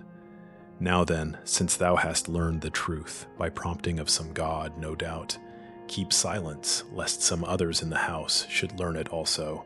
Else I tell thee this, and will perform my word, if God permit that I o'ercome the arrogant suitor crew. Nurse as thou art, I spare not even thee, when in these halls the other maidens die. Then thus the prudent Eurycleia said, What words, my son, have passed thy lips? For well thou knowest my firm mind, it never yields. Like solid rock or steel I keep my trust. This let me tell thee, and I pray thee keep my words in mind. If by the aid of God thou overcome the arrogant suitor crew, then will I name the handmaids that disgrace thy household, and point out the innocent. Ulysses the sagacious thus rejoined, Why name them, nurse? It needs not. I myself shall watch them, and shall know them all. Hold thou thy peace, and leave the issue with the gods. He spake. The aged woman left the place to bring a second bath, for on the floor the first was spilled. When she had bathed his feet, and made them smooth with oil, Ulysses drew close to the hearth his seat again, to take the warmth, and with his tatters hid the scar. And thus the sage Penelope began, Stranger, but little longer will I yet inquire. The hour of grateful rest is near for those who, though unhappy, can receive the balm of slumber. Yet for me some god appoints immeasurable grief. All day, in sorrows and in sighs, my solace is to oversee my maidens at their tasks here in the palace. But when evening comes, and all betake themselves to rest, I lie upon my couch, and sorrows thick and sharp awake new misery in my heart. As when, in the fresh spring, the swarthy nightingale, daughter of Pandarus, among thick leaves sings sweetly to the woods, and changing oft the strain, pours forth her voice of many notes, lamenting the beloved Idols, her son by royal Zethos, whom she smote unwittingly and slew. With such quick change my mind is tossed from thought to thought. I muse whether to keep my place beside my son, and hold what here is mine, my dower, my maids, and high-roofed halls, as one who still reveres her husband's bed, and heeds the public voice, or follow one of the Achaean chiefs, the noblest of the wooers, and the one who offers marriage presents without stint. My son's green years, while he was yet a boy, unripe in mind, allowed me not to wed and leave his father's home. But he is grown, and on the verge of manhood. He desires that I should leave the palace, for his wrath is great against the men who waste his wealth. Hear and interpret now a dream of mine. Within these courts are 20 geese that eat corn from the water, and I look on them pleased and amused. From off a mountain came a hook-beaked eagle, broke their necks, and left their bodies strewn about the palace dead, and soared again into the air of heaven. I wept and moaned, although it was a dream. And round me came the fair-haired Grecian maids, lamenting wildly that the bird of prey had slain my geese. Then came the eagle back, and took his perch upon the jutting roof, and thus bespake me in a human voice. O daughter of Icarius the renowned, let not thy heart be troubled. This is not a dream, but a true vision, and will be fulfilled. The geese denote the suitor train, and I, who was an eagle once, am come, thy husband, now to end them utterly. He spake, my slumbers left me, and I looked, and saw the geese that in the palace still were at their trough, and feeding as before. And thus Ulysses the sagacious said, Lady, the dream that visited thy sleep cannot be wrested to another sense. Ulysses has himself revealed to thee the way of its fulfillment. Death is near, the suitors, and not one escapes his doom. Then spake the sage Penelope again. Of dreams, O stranger, some are meaningless and idle, and can never be fulfilled. 2 portals are there for their shadowy shapes, of ivory one, and one of horn. The dreams that come through the carved ivory deceive with promises that never are made good, but those which pass the doors of polished horn, and are beheld of men, are ever true. And yet I cannot hope that my strange dream came through them, though my son and I would both rejoice if it were so. This let me say, and heed me well. Tomorrow brings to us the hateful morn which takes me from my home, the palace of Ulysses. I shall now propose a contest. In the palace court, Ulysses in a row set up 12 stakes, like props that hold a galley up, Each stake had its own ring. He stood afar and sent an arrow through them all. I shall propose this contest to the suitors. He who bends the bow with easy mastery and sends through the 12 rings an arrow, I will take to follow from the palace where I passed my youthful married life, a beautiful home, and stored with wealth, a home which I shall long remember, even in my nightly dreams. Ulysses the sagacious answered thus, O gracious consort of Lares' son, let not this contest be delayed. The man of ready wiles, Ulysses, will be here ere tampering with the hero's polished bow. The suitors shall prevail to stretch the cord and send an arrow through the rings of steel. And thus the sage Penelope rejoined, Stranger, if sitting in the palace here, thou still wouldst entertain me as thou dost, sleep would not fall upon my lids, and yet sleepless the race of mortals cannot be. So have the gods ordained, who measure out his lot to man upon the nourishing earth. I to the upper rooms withdraw to take my place upon the couch which has become to me a place of sorrow and of tears, since my Ulysses went away to Troy, that fatal town which should be named no more. And I will lay me down, but thou remain within these walls, and make the floor thy bed, or let these maidens spread a couch for thee. Penelope, thus having spoken, went up to her royal bower, but not alone. Her maids went with her. When they were within, she wept for her dear husband, till at length the blue-eyed Pallas graciously distilled upon her closing lids the balm of sleep. Book 20, The Last Banquet of the Suitors. Disorderly conduct of the serving women, prayer of Ulysses for a favorable omen, its fulfillment, preparations for a feast of the suitors in the palace. The feast, Ulysses insulted by Xerxes, who is reproved by Telemachus. Strange prodigies observed by Theoclymenos, who leaves the hall. The noble chief Ulysses in the porch lay down to rest. An undressed bullock's hide was under him, and over that the skins of sheep, which for the daily sacrifice the Achaeans slew. Eurycleia had spread a cloak above him. There he lay awake, and meditated how he yet should smite the suitors down. Meantime, with cries of mirth and laughter, came the women forth to seek the suitors' arms. Ulysses, inly moved with anger, pondered whether he should rise and put them all to death, or give their shame a respite for another night, the last. His heart raged in his bosom, as a hound growls walking round her whelps when she beholds a stranger and is eager for the attack. So growled his heart within him, and so fierce was his impatience with that shameless crew. He smote his breast, and thus he chid his heart. Endure it, heart, thou didst bear worse than this, when the grim Cyclops of resistless strength devoured thy brave companions. Thou couldst still endure, till thou by stratagem didst leave the cave in which it seemed that thou must die. Thus he rebuked his heart, and growing calm, his heart submitted. But the hero tossed from side to side, as when one turns and turns the stomach of a bullock filled with fat and blood before a fiercely blazing fire, and wishes it were done. So did the chief shift oft from side to side, while pondering how to lay a strong hand on the multitude of shameless suitors. He but one, and they so many.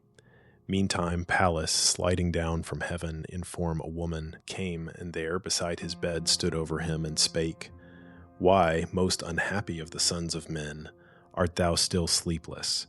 This is thine abode, and here thou hast thy consort and a son, whom any man might covet for his own. Ulysses the sagacious answered thus, Truly, O goddess, all that thou hast said is rightly spoken. This perplexes me, how to lay hands upon these shameless men, when I am only one, and they a throng that fill the palace. Yet another thought, and mightier still. If by thy aid and Jove's I slay the suitors, how shall I myself be safe thereafter? Think, I pray, of this. And thus in turn the blue-eyed Pallas said, O faint of spirit, in an humbler friend than I am, in a friend of mortal birth and less far-seeing, one might put his trust. But I am born a goddess, and protect thy life in every danger. Let me say, and plainly say, if 50 armed bands of men should gather round us, eager all to take thy life, thou mightest drive away, unharmed by them, their herds and pampered flocks. But give thyself to sleep. To wake and watch all night is most unwholesome. Thou shalt find a happy issue from thy troubles yet. She spake, and shedding slumber on his lids, upward the glorious goddess took her way, back to Olympus when she saw that sleep had seized him, making him forget all care, and slackening every limb.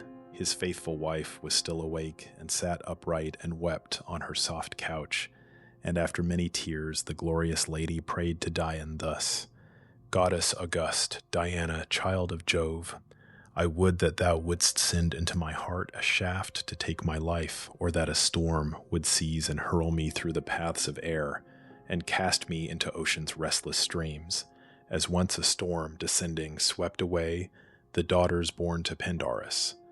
The gods had slain their parents, and they dwelt alone as orphans in their palace, nourished there by blessed Venus with the curds of milk, and honey and sweet wine, while Juno gave beauty and wit beyond all womankind, and chaste Diana dignity of form, and Pallas every art that graces life. Then, as the blessed Venus went to ask for them of Jove the Thunderer on the heights of his Olympian mount the crowning gift of happy marriage, for to Jove is known whatever comes to pass, and what shall be the fortune, good or ill, of mortal men. The Harpies came meantime, bore off the maids, and gave them to the hateful sisterhood of Furies as their servants. So may those who dwell upon Olympus make an end of me, or fair-haired Dian strike me down, that with the image of Ulysses still before my mind, I may not seek to please one of less worth. This evil might be borne by one who weeps all day, and feels at heart a settled sorrow, yet can sleep at night. For sleep, when once it weighs the eyelids down, makes men unmindful both of good and ill, and all things else. But me some deity visits with fearful dreams. There lay by me, this very night, one like him as he was when with his armed men he sailed for Troy. And I was glad, for certainly I deemed it was a real presence, and no dream. She spake. Just then upon her car of gold appeared the morn. The great Ulysses heard that voice of lamentation. Anxiously he mused. It seemed to him as if the queen stood over him and knew him. Gathering up in haste the cloak and skins on which he slept, he laid them in the palace on a seat, but bore the bull's hide forth in open air, and lifted up his hands and prayed to Jove. O Father Jove and all the gods, if ye have led me graciously o'er land and deep, across the earth, and after suffering much, to mine own isle, let one of those who watch within the palace speak some ominous word, and grant a sign from thee without these walls. So prayed he. All providing Jupiter hearkened, and thundered from the clouds around the bright Olympian peaks. Ulysses heard with gladness. From a room within the house, in which the mills of the king's household stood, a woman, laboring at the quern, gave forth an omen also. There were 12 who toiled in making flour of barley and of wheat, the strength of man. The rest were all asleep, their tasks were done. One only, of less strength than any other there, kept toiling on. She paused a moment, stopped the whirling stone, and spake these words, a portent for the king. O Father Jove, the king of gods and men, thou hast just thundered from the starry heaven, and yet there is no cloud. To someone here it is a portent. O perform for me, all helpless as I am, this one request. Let now the suitors in this palace take their last and final pleasant feast today. These men who make my limbs with constant toil in grinding corn for them, to lose their strength. Once let them banquet here, and then no more. She spake. The omen of the woman's words and Jove's loud thunder pleased Ulysses well, and now he deemed he should avenge himself upon the guilty ones. The other maids of that fair palace of Ulysses woke and came together, and upon the hearth kindled a steady fire. Telemachus rose from his bed in presence like a god, put on his garments, hung his trenchant sword upon his shoulder, tied to his fair feet the shapely sandals, took his massive spear tipped with sharp brass, and, stopping as he reached the threshold, spake to Eurycleia thus, Dear nurse, have ye with honor fed and lodged our guest, or have ye suffered him to find a lodging where he might, without your care? Discerning as she is, my mother pays high honor to the worse among her guests, and sends the nobler man unhonored hence. And thus the prudent Eurycleia said, My child, blame not thy mother, she deserves no blame. The stranger sat and drank his wine, all that he would, and said, when pressed to eat, that he desired no more. And when he thought of sleep, she bade her maidens spread his couch. But he refused a bed and rugs like one inured to misery, and beneath the porch slept on an undressed bull's hide and the skins of sheep. And over him we cast a cloak. She spake. Telemachus, his spear in hand, went forth, his fleet dogs following him. He sought the council where the well-grieved Greeks were met. Meantime the noble Eurycleia, child of Ops, Pisinor's son, bespake the maids. Come, some of you at once, and sweep the floor, and sprinkle it, and on the shapely thrones spread coverings of purple tapestry. Let others wipe the tables with a sponge, and cleanse the beakers and the double cups, while others go for water to the fount, and bring it quickly. For not long today the suitors will be absent from these halls. They will come early to the general feast. She spake, the handmaids hearkened and obeyed, and 20 went to the dark well to draw the water, while the others busily bestirred themselves about the house. Then came the servants of the chiefs, and set themselves neatly to cleave the wood. Then also came the women from the well. The swineherd last came with 3 swine, the fattest of the herd. In that fair court he let them feed, and sought Ulysses, greeting him with courteous words. Hast thou, O stranger, found among these Greeks more reverence? Art thou still their mark of scorn? Ulysses the sagacious answered thus, O that the gods, Eumaeus, would avenge the insolence of those who meditate violent deeds, and make another's house their plotting place, and feel no touch of shame. So talked they with each other. Now appeared Melanthius, keeper of the goats. He brought goats for the suitors' banquet. They were choice beyond all others. With him also came 2 goatherds. In the echoing portico he bound his goats. He saw Ulysses there, and thus accosted him with railing words. Stranger, art thou still here, the palace pest, and begging still, and wilt thou ne'er depart? We shall not end this quarrel, I perceive, till thou hast tried the flavor of my fist. It is not decent to be begging here continually. The Greeks have other feasts. He spake. Ulysses answered not, but shook his head in silence, planning fearful things. Philoetius now, a master herdsman, came, and for the banquet of the suitors led a heifer that had never yeaned, and goats the fatlings of the flock. They came across the ferry, brought by those whose office is to bear whoever comes from shore to shore. He bound his animals in the sounding porch, and went and standing by the swineherd said, Who, swineherd, is the stranger newly come to this our palace? Of what parents born, and of what race, and where his native land? Unhappy seemingly, yet like a king in person. Sorrowful must be the lot of men who wander to and fro on earth, when even to kings the gods appoint distress. He spake, and greeting with his offered hand Ulysses, said in winged words aloud, Stranger and father, hail, and mayst thou yet be happy in the years to come at least, though held in thrall by many sorrows now.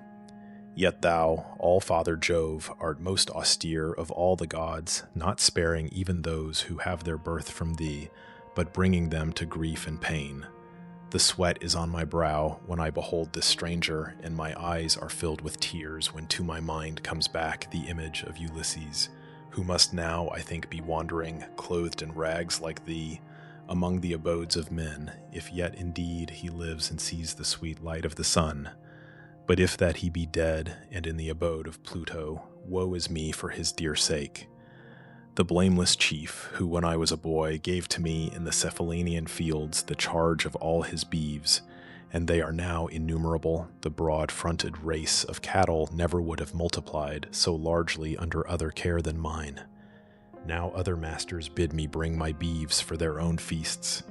They little heed his son, the palace heir, as little do they dread the vengeance of the gods. They long to share among them the possessions of the king, so many years unheard from. But this thought comes to my mind again and yet again. Wrong were it, while the sun is yet alive, to drive the cattle to a foreign land, where alien men inhabit. Yet 'tis worse to stay and tend another's beeves and bear this spoil. And long ago would I have fled to some large-minded monarch, since this waste is not to be endured, but that I think still of my suffering lord, and hope that yet he may return and drive the suitors hence. Ulysses the sagacious, answering, said, Herdsman, since thou dost seem not ill-inclined, nor yet unwise, and I perceive in thee a well-discerning mind, I therefore say, and pledge my solemn oath, Jove, first of gods, be witness, and this hospitable board and hearth of good Ulysses which has here received me. While thou art within these halls, Ulysses will assuredly return, and if thou choose to look, thine eyes shall see the suitors slain who play the master here. And thus the master of the herds rejoined, Stranger, may Jupiter make good thy words. Then shalt thou see what strength is in my arm. Eumaeus also prayed to all the gods, that now the wise Ulysses might return. So talked they with each other, while apart the suitors doomed Telemachus to death, and plotted how to take his life. Just then a bird, an eagle, on the left flew by. High up his talons held a timid dove, and then Amphinomus bespake the rest. O friends, this plan to slay Telemachus must fail, and now repair we to the feast. So spake Amphinomus, and to his words they all gave heed, and hastened to the halls of the divine Ulysses, where they laid their cloaks upon the benches and the thrones, and slaughtering the choice sheep and fading goats and porkers and a heifer from the herd, roasted the entrails and distributed a share to each. Next mingled they the wine in the large bowls. The swineherd brought a cup to everyone. Philiotius, chief among the servants, gave from shapely canisters the bread to each. Melanthius poured the wine. Then putting forth their hands, they all partook, the ready banquet. With a wise design, Telemachus near the stone threshold placed Ulysses on a shabby seat beside a little table, but within the walls of that strong pillared pile. He gave him there part of the entrails and poured out for him the wine into a cup of gold and said, Sit here and drink thy wine among the rest, and from the insults and assaults of these it shall be mine to guard thee. For this house is not the common property of all. Ulysses first acquired it, and for me, and you, ye suitors, keep your tongues from taunts and hands from force, lest there be wrath and strife. He spake, the suitors, as they heard him, bit their pressed lips, wondering at Telemachus, who uttered such bold words. Antinous then, Eupetes' son, bespake his fellows thus, Harsh as they are, let us, O Greeks, endure these speeches of Telemachus. He makes high threats, but had Saturnian Jove allowed, we should, ere this, and in these very halls, have quieted our loud-tongued orator. So spake the suitor, but Telemachus heeded him not. Then through the city came the heralds with a hallowed hecatomb due to the gods. The long-haired people thronged the shady grove of Phoebus, archer god. Now when the flesh was roasted and was drawn from off the spits, and each was given his share, they held high festival. The men who served the banquet gave Ulysses, where he sat, a portion equal to their own, for so his own dear son Telemachus enjoined. Yet did not Pallas cause the haughty crew of suitors to refrain from stinging taunts, that so the spirit of Laertes' son might be more deeply wounded. One there was among the suitors a low-thoughted wretch. Ctesippus was his name, and his abode was Samos. Trusting in his father's wealth, he wooed the wife of the long-absent King Ulysses. To his insolent mates he said, Hear me, ye noble suitors, while I speak. This stranger has received an equal share, as is becoming, for it were not just nor seemly to pass by in such a feast the guests, whoe'er they may be, that resort to this fair mansion of Telemachus. I also will bestow on him a gift of hospitality, and he in turn may give it to the keeper of the bath, or any other of the menial train that serve the household of Ulysses here. So speaking, with his strong right hand he flung a bullock's foot, which from a canister hard by he plucked. Ulysses gently bowed his head and shunned the blow and grimly smiled. The missile struck the solid wall, and then Telemachus rebuked the suitor thus: Ctesippus, well hast thou escaped with life, not having hit the stranger, who himself shrank from the blow. Else had I pinned thee through with my sharp spear. Instead of wedding feast, thy father would have celebrated here thy funeral rites. Let no man in these halls bear himself insolently in my sight hereafter, for my reason now is ripe to know the right from wrong. I was of late a child, and now it is enough to bear that ye should slay our sheep, and drink our wine, and eat our bread, for what can one man do against so many? Cease this petty war of wrong and hatred, but if ye desire to take my life, 'tis well. 'Twere better so, and rather would I die by violence than live to see these most unmanly deeds. Guests driven away, and women servants hauled through these fair rooms by brutal wassailers. He ended, and the assembly all sat mute, till Agelaus spake, Damastor's son. O friends, let no man here with carping words gainsay what is so rightly said, nor yet insult the stranger more, nor one of those who serve the household of the godlike chief Ulysses in his palace. I would say this word in kindness to Telemachus and to his mother. May it please them both. While yet the hope was cherished in your hearts that wise Ulysses would return, no blame could fasten on the queen that she remained unwedded, and resisted those who came to woo her in the palace. Better so, had he come home again. Yet now 'tis clear he comes no more. Go then, Telemachus, and sitting by thy mother, bid her wed the noblest of her wooers, and the one who brings the richest gifts, and thou possess thy father's wealth in peace, and eat and drink at will, while she shall find another home. And thus discreet Telemachus replied, Nay, Agelaus, for I swear by Jove and by my father's sufferings who has died, or yet is wandering far from Ithaca, that I do nothing to delay the choice and marriage of my mother. I consent that she become the wife of whom she list, and him who offers most. But I should feel great shame to thrust her forth against her will, and with unfilial speeches. God forbid. He ended here, and Pallas, as he spake, to inextinguishable laughter moved the suitors. There they sat with wandering minds. They swallowed morsels foul with blood, their eyes were filled with tears, their hearts foreboded woe.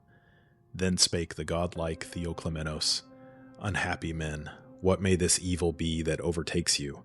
Every brow and face, and each one's lower limbs are wrapped in night, and moans arise and tears are on your cheeks. The walls and all the graceful cornices between the pillars are bedropped with blood. The portico is full. These halls are full of shadows, hastening down to Erebus amid the gloom. The sun is blotted out from heaven, and fearful darkness covers all. He spake, and loudly laughed. Eurymachus, the son of Polybus, in answer said, The stranger prattles idly. He is come from some far land. Conduct him through the door, young men, and send him to the marketplace, since all things here are darkened to his eyes. Then spake the godlike Theoclymenus, Eurymachus, from thee I ask no guide, for I have eyes and ears and 2 good feet, and in my breast a mind as sound as they, and by the aid of these I mean to make my way without. For clearly I perceive a coming evil, which no suitor here will yet escape, no one who in these halls of the great chief Ulysses treats with scorn his fellow man, and broods o'er guilty plans. He spake, and hastening from that noble pile, came to Piraeus, in whose house he found a welcome. All the suitors as he went looked at each other, and the more to vex Telemachus, kept laughing at his guests. And thus an insolent youth among them said, No man had ever a worse set of guests than thou, Telemachus. For what a wretch that wandering beggar is, who always wants his bread and wine and is unfit for work, and has no strength. In truth, a useless load upon the earth he treads. The other guest rises to play the prophet. If thou take my counsel, which I give thee for thy good, Let them at once be put on board a bark of many oars, and we will send them hence. To the Sicilians, they will bring a price. So talked the suitors, but he heeded not their words, and looking toward his father, held his peace, expecting when he would lay hands upon that insolent crew. Penelope, sage daughter of Icarius, took her place right opposite upon a sumptuous seat, and heard the words of every man who spake within the hall. They held that midday feast with laughter, a luxurious feast it was, and mirthful.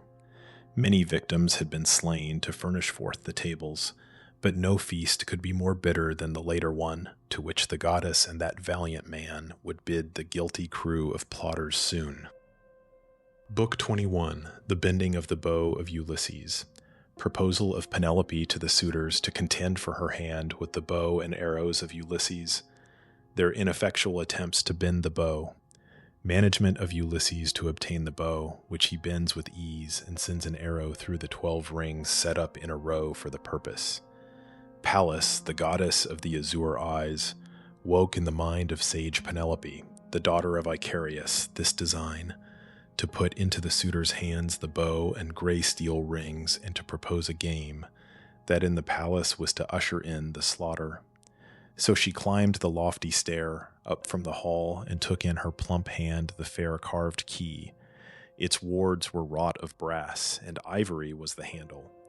Soon she reached the furthest room with her attendant maids. There lay the treasures of Ulysses, brass and gold and steel divinely wrought. There lay his bow unstrung, there lay his quiver charged with arrows. Many were the deadly shafts it held, a stranger's gift, who met him once in Lacedaemon, Iphitus by name, the son of Eurytus, and like the gods, in presence. In Mycenae met the twain, and in the mansion of Orsilochus, the warlike. Thither had Ulysses come to claim a debt from all the region round, for rovers from Mycenae to their ships had driven and carried off from Ithaca 300 sheep and those who tended them. For this Ulysses, though a stripling yet, came that long voyage on an embassy, sent by his father and the other chiefs. And Iphitus had come in search of steeds, which he had lost, 12 mares, and under them 12 hardy mules, their foals. That errand brought the doom of death upon him, for he came, in journeying, to the abode of Hercules, the mighty hero son of Jupiter, famed for his labors, who in his own house slew Iphitus the stranger, cruel wretch, who reverenced not the vengeance of the gods, nor what was due to his own board, at which he placed his guest and slew him afterward, and in his stables kept the goodly mares. 'Twas when this guest was seeking for his steeds, he met Ulysses, and bestowed on him the bow, which mighty Eurytus once bore, and dying in his lofty palace, left the weapon to his son. Ulysses gave in turn a trenchant sword and massive lance, a pledge of kindly hospitality, begun but not continued till they sat each at the other's table. For the son of Jove first took the life of him who gave the bow, the godlike son of Eurytus. That bow Ulysses, when he went to war in his black galleys, never took with him, but left it in his palace, to be kept in memory of a beloved friend, and only bore it in his own domain. Now when the glorious lady reached the room, and stood upon the threshold, wrought of oak and polished by the workman's cunning hand, who stretched the line upon it, and set up its posts and hung its shining doors, she loosed with a quick touch the thong that held the ring, put in the key, and with a careful aim struck back the sounding bolts. As when a bull roars in the field, such sound the beautiful doors, struck with the key, gave forth, and instantly they opened to her. Up the lofty floor she stepped, where stood the coffer that contained the perfumed garments. Reaching forth her hand, the queen took down the bow that hung within its shining case, and sat her down and laid the case upon her knees, and, drawing forth the monarch's bow, she wept aloud. As soon as that new gush of tears had ceased to fall, back to the hall she went, and that proud throng of suitors, bearing in her hand the bow unstrung and quiver, where the arrows lay many and deadly. Her attendant maids brought also down a coffer, where were laid much brass and steel, provided by the king for games like these. The glorious lady then, in presence of the suitors, stood beside the columns that upheld the stately roof. She held a lustrous veil before her cheeks, and while on either side of her a maid stood modestly, bespake the suitors thus: "Hear, noble suitors, ye who throng these halls, and eat and drink from day to day, while long my husband has been gone. Your sole excuse for all this lawlessness, the claim ye make that I become a bride. Come then, for now a contest is proposed. I bring to you the mighty bow that great Ulysses bore. Whoe'er among you he may be whose hand shall bend this bow, and send through these 12 rings an arrow, him I follow hence, and leave this beautiful abode of my young years, with all its plenty, though its memory, I think, will haunt me even in my dreams." She spake, and bade the master of the swine, the good Eumaeus, place the bow and rings of hoary steel before the suitor train. In tears he bore the bow and laid it down. The herdsman also wept to see again his master's bow. Antinous called to both with a loud voice, and chid them angrily: "Ye silly rustics, who can never see beyond the hour, why trouble with your tears the lady who had grief enough besides for her lost husband? Sit and share the feast in silence, or go forth and leave the bow. A difficult contest it will be for us, nor, as I think, will this fair bow be bent with ease, since surely there is no man here such as Ulysses was. I saw him once, while but a child, and still remember him."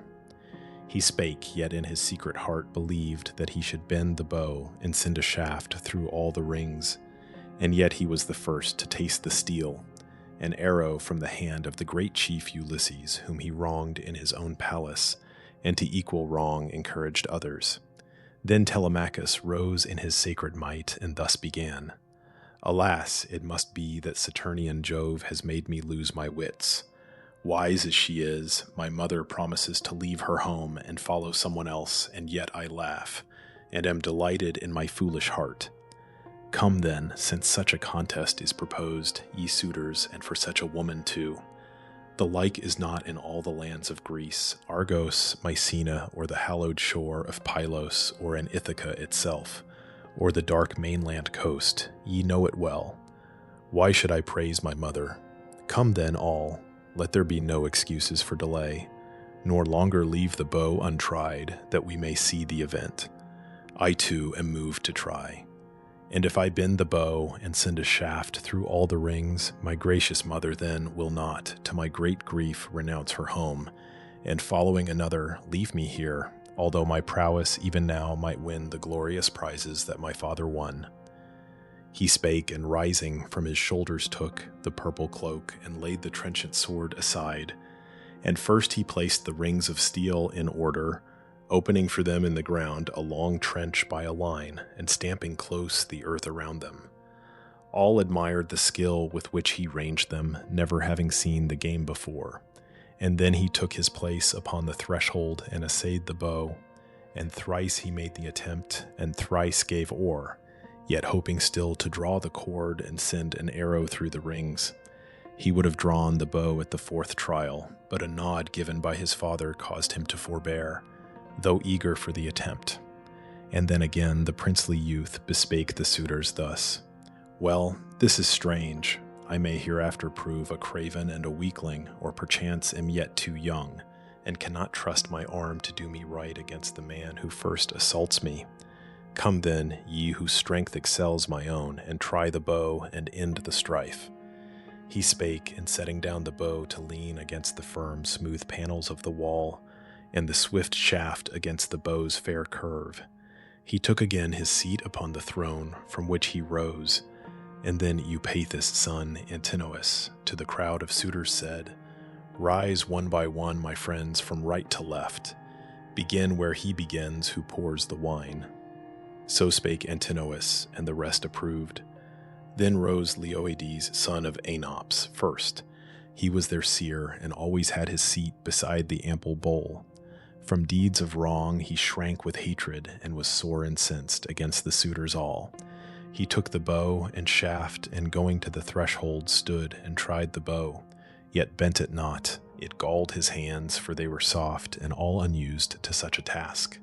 And thus at length he spake: O friends, I bend it not, another hand must try. This bow upon this very spot will take from many a prince the breath of life, and better were it thus to die by far than living fail of that intent for which we haunt this place and still from day to day assemble. There is many a one whose wish and hope are strong to wed Penelope, the consort of Ulysses, but so soon as he shall see and try the hero's bow, let him with marriage presents seek to gain some other bride among the long-robed dames, Achaea's daughters. Let him leave the queen to wed the suitor who shall bring to her the richest gifts and him whom fate appoints. He spake, and setting down the bow to lean against the firm smooth panels of the wall, and the swift shaft against the bow's fair curve, he took again his seat upon the throne from which he rose. Antinous then took up the word and answered, and reproached him thus: What words are these, Leodes, that have passed thy lips, harsh words and fearful, that this bow shall take from many princes here the breath of life, and all because thou hast no power to bend it? Thy good mother bore thee not to draw the bow and send the arrow forth, but others of the noble suitor train are here, by whom this bow shall yet be bent. Then to Melanthius, keeper of the goats, Antinous gave this bidding: Light a fire with speed, Melanthius, in the palace here, and place a seat before it. Lay a fleece upon the seat, and bring us from within an ample roll of fat, that we young men by warming and anointing may make soft the bow and draw the cord and end the strife. He spake, Melanthius kindled instantly a glowing fire, and near it placed a seat, and on the seat a fleece, and from within brought forth an ample roll of fat, with which the young men, having warmed it, smeared the bow and tried, but bent it not, too weak by far for such a feat. Antinous kept aloof, he and the godlike youth Eurycleia, two princes who in might excelled the rest. The herdsman of Ulysses meantime left the palace, and with him the swineherd went, and after them Ulysses. When they all were now without the gate and palace court, Ulysses spake to them, and blandly said, Herdsman and swineherd, shall I say to you somewhat, or shall I keep it back? My heart moves me to say it. Should Ulysses come, led by some god, and suddenly, what aid would he receive from you? Would ye take part with him or with the suitors? Frankly speak, and tell me what your hearts would bid you do. Then answered thus the keeper of the herds: O Father Jove, wouldst thou but grant my wish, and let some god conduct him hither, then shall it be seen what might is in these hands. So also did Eumaeus offer prayer to all the deities that speedily the wise Ulysses might return, and when the chief perceived in all its truth the thought and purpose of their hearts, he spake and said, Know then that I myself am he, at home again, returning in the 20th year, and after many sufferings, to the land that saw my birth. I know that I am come welcome to you alone of all my train of servants, since I hear no others pray for my return. Hear then what I engage shall be hereafter. If some god o'ercome for me these arrogant suitors, I will give to each of you a wife and lands, and build for each a house near mine, and ye shall be the friends and brothers of Telemachus thenceforth. And now, that ye may surely know and trust me, I will show a token here, a scar which once the white tooth of a boar made, when long since, on the Parnassian mount, I hunted with Autolycus' sons. Thus having said, he drew from the broad scar the covering rags.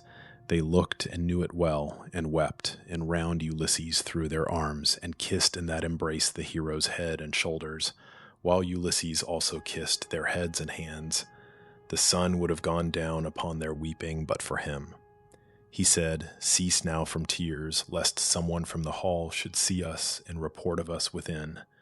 Now let us enter, not in company, I first, and ye thereafter, one by one, and let the sign be this: the others all, the haughty suitors, will refuse to me the bow and quiver. When thou bearest it, my noble friend Eumaeus, through the halls, bring it and place it in my hands, and charge the women to make fast the solid doors. And then if any one of them should hear a groan or other noise of men within, let her not issue forth, but silently pursue her task. Meantime be it thy care, my good Philotius, with a key to lock the portals of the court and fix the chain." Thus having said, into that noble pile he passed again, and took the seat from which he lately rose, and afterward in turn entered the servants of the godlike chief. Eurymachus was busy with the bow, turning and warming it before the blaze on both its sides. He could not bend it thus. There came a deep sigh from his boastful heart, and greatly was he vexed, and sadly said, "Alas, great cause of grief indeed is here for me and all. 'Tis not that I lament so much the losing of the bride, although that also vexes me. There yet remain many fair ladies of the Achaean stock, both in the sea-girt lands of Ithaca and other regions. Yet if we be found to fall in strength of arm so far below the great Ulysses that we cannot bend his bow, our sons will hear of it with shame." Eupaedes' son Antinous answered thus, "Not so, Eurymachus, as thou thyself shouldst know. This day is held a solemn feast of Phoebus by the people, who would draw the bow today. Nay, lay it by in peace, and suffer all the rings to stand as now, for no man, as I think, will dare to come into the palace of Laertes' son and take them hence. Let him who bears the cup begin to serve the wine, that having poured part to the gods, we may lay down the bow, and with the morning let Melanthius come, the goatherd, bringing with him from the flock the choicest goats, that we may burn the thighs, an offering to the god of archery, Apollo. Then will we again essay the bow and bring the contest to an end." So spake Antinous, and they all approved. Then heralds came, and on the suitors' hands poured water. Youths filled up the cups with wine, beginning at the right, and gave to each his share. And when they all had poured apart, and each had drunk, the shrewd Ulysses thus with artful speech bespake the suitor train. "Hearken, ye suitors of the illustrious queen, to what my heart is prompting me to say. But chiefly to Eurymachus I make my suit, and to Antinous, who so well hath counselled to lay by the bow and trust the gods. Tomorrow Phoebus will bestow the needed strength on whomsoe'er he will. But let me take that polished bow and try among you, whether still the power that dwelt in these once pliant limbs abides in them, or whether happily it has passed from me amid my wanderings and a life of want." He spake, and all were vehemently moved with anger, for they feared that he would bend the bow, and thus Antinous railing spake, "Thou worthless vagabond, without a spark of reason, art thou not content to sit and banquet with the proudest, where no part of all the feast escapes thee, hearing all that we are saying, which no other man, stranger and beggar, is allowed to hear? This good wine makes thee foolish, as wine oft makes those who swallow it too greedily, and drink not with due stint. It maddened once Eurycleia, the famed centaur, in the halls of the large-souled Pirithous. He had come among the Lapithae, and when inflamed with wine to madness, in those very halls did lawless deeds. The heroes were incensed. They rushed upon him, dragged him through the porch and out of doors, and there cut off his nose and ears, and he departed, frenzied still, and bearing in bewilderment of mind his punishment, whence war arose between centaurs and men. Yet surely he had brought the evil on himself when overcome with wine. Such fearful mischief, I foretell, will light on thee if thou shouldst bend this bow, nor canst thou hope for favor here among the people. We will send thee speedily in a black galley to King XVIII, the enemy of humankind, from whom thou shalt find no escape. Drink then in peace thy wine, and seek no strife with younger men." Then spake the sage Penelope again, "Truly, Antinous, it becomes thee not, nor is it just, to vex the stranger guests who seek the palace of Telemachus. Dost thou then think that, should this stranger bend, proud as he is of his great strength of arm, the mighty bow that once Ulysses bore, he leads me hence a bride? No hope of that is in his heart, and let no one of you who banquet here allow a thought like that to vex him. 'Tis a thing that cannot be." Then to the queen, Eurymachus, the son of Polybus, replied, "We do not fear, sage daughter of Icarius, that this man will lead thee hence a bride. It cannot be. We fear the speech of men and women both. The very meanest of the Achaean race will say, Degenerate men are these who seek to wed the consort of a glorious chief, not one of whom can draw the bow he bore. And now there comes a wandering beggarman who draws the bow with ease and sends a shaft through all the rings of steel. Thus will they speak, and this will be to us a cause of shame. And then the sage Penelope rejoined, Eurycleia, it cannot be that those should earn the general praise who make the wealth of a most worthy man their spoil, and bring dishonor on his house.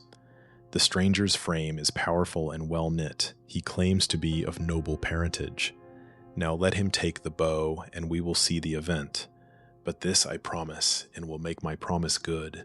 If he should bend it, if Apollo give to him that glory, he shall have from me a tunic and a cloak, fair garments both, and a keen javelin, his defense against both dogs and men, a two-edged sword besides, and sandals for his feet, and I engage to send him whither he desires to go. Then spake discreet Telemachus again, Mother, in all Achaia there is none who has more power than I can claim, to grant or to deny the bow to whom I will. No one of those who rule the rugged coast of Ithaca or isles where Elis breeds her mares may interpose to thwart my will, if on the stranger I bestow the bow to be his own, and bid him take it hence. Withdraw, O queen, into thy bower, direct thy household tasks, the distaff and the web, and bid thy maidens speed the work. The bow belongs to men, and most to me, for here, within these walls, the authority is mine.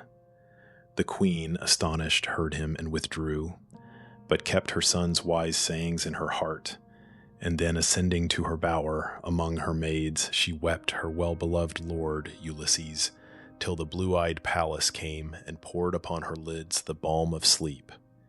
Meantime, the worthy swineherd bore the bow in hand, and all along the palace halls the suitor crew were chiding him aloud, and thus an insolent youth among them spake, Thou awkward swineherd, whither goest thou with the curved bow? Thy own fleet dogs which thou hast reared shall soon devour thee, far from men, and midst thy herds of swine, if we find grace with Phoebus and the other deathless gods. Such were their words. The swineherd where he stood set down the bow in fear, for many a voice called to him in the hall. On the other side shouted Telemachus with threatening words, Nay, father, carry on the bow, nor think to stop at every man's command, lest I, though younger than thyself, cast stones at thee, and chase thee to the fields, for I in strength excel thee. Would that I excelled as far in strength of arm the suitors in these halls. Then would I roughly through the palace gates drive many who are plotting mischief now. He spake, and all with hearty laughter heard his words, and for their sake allowed their wrath against the prince to cool. The swineherd went forward along the hall, and drawing near the wise Ulysses, gave into his hands the bow, and then he called the nurse aside, Dame Eurycleia, and bespake her thus. Sage Eurycleia, from Telemachus I charge thee to make fast the solid doors, and then, if any of the maids should hear a groan or other noise of men within, let her not issue forth, but silently pursue the task in hand and keep her place. He spake, nor were his words in vain. The dame made fast the doors of that magnificent hall, while silently Eumaeus hastened forth and locked the portals of the high-walled court. A cable of the bark of Byblos lay beneath the portico. It once had served a galley, and with this the herdsman tied the portals and, returning, took the seat whence he had risen, but ever kept his eye fixed on his lord. Ulysses, meantime, held the bow, and turning it, intently eyed side after side, and tried each part in turn, for fear that worms, while he was far away, had pierced the horn. At this, a youth among the suitors, turning to his neighbor, said, Lo, an inspector and a judge of bows. Perhaps he has a bow like that at home, or else would make one like it. How he shifts the thing with busy hands from side to side, the vagabond well trained in knavish tricks. Then also said another insolent youth, May he in all things be as fortunate as now, when he shall try to bend that bow. Such was their talk, but when the wary chief had poised and shrewdly scanned the mighty bow, then as a singer, skilled to play the harp, stretches with ease on its new fastenings a string, the twisted entrails of a sheep made fast at either end, so easily Ulysses bent that mighty bow.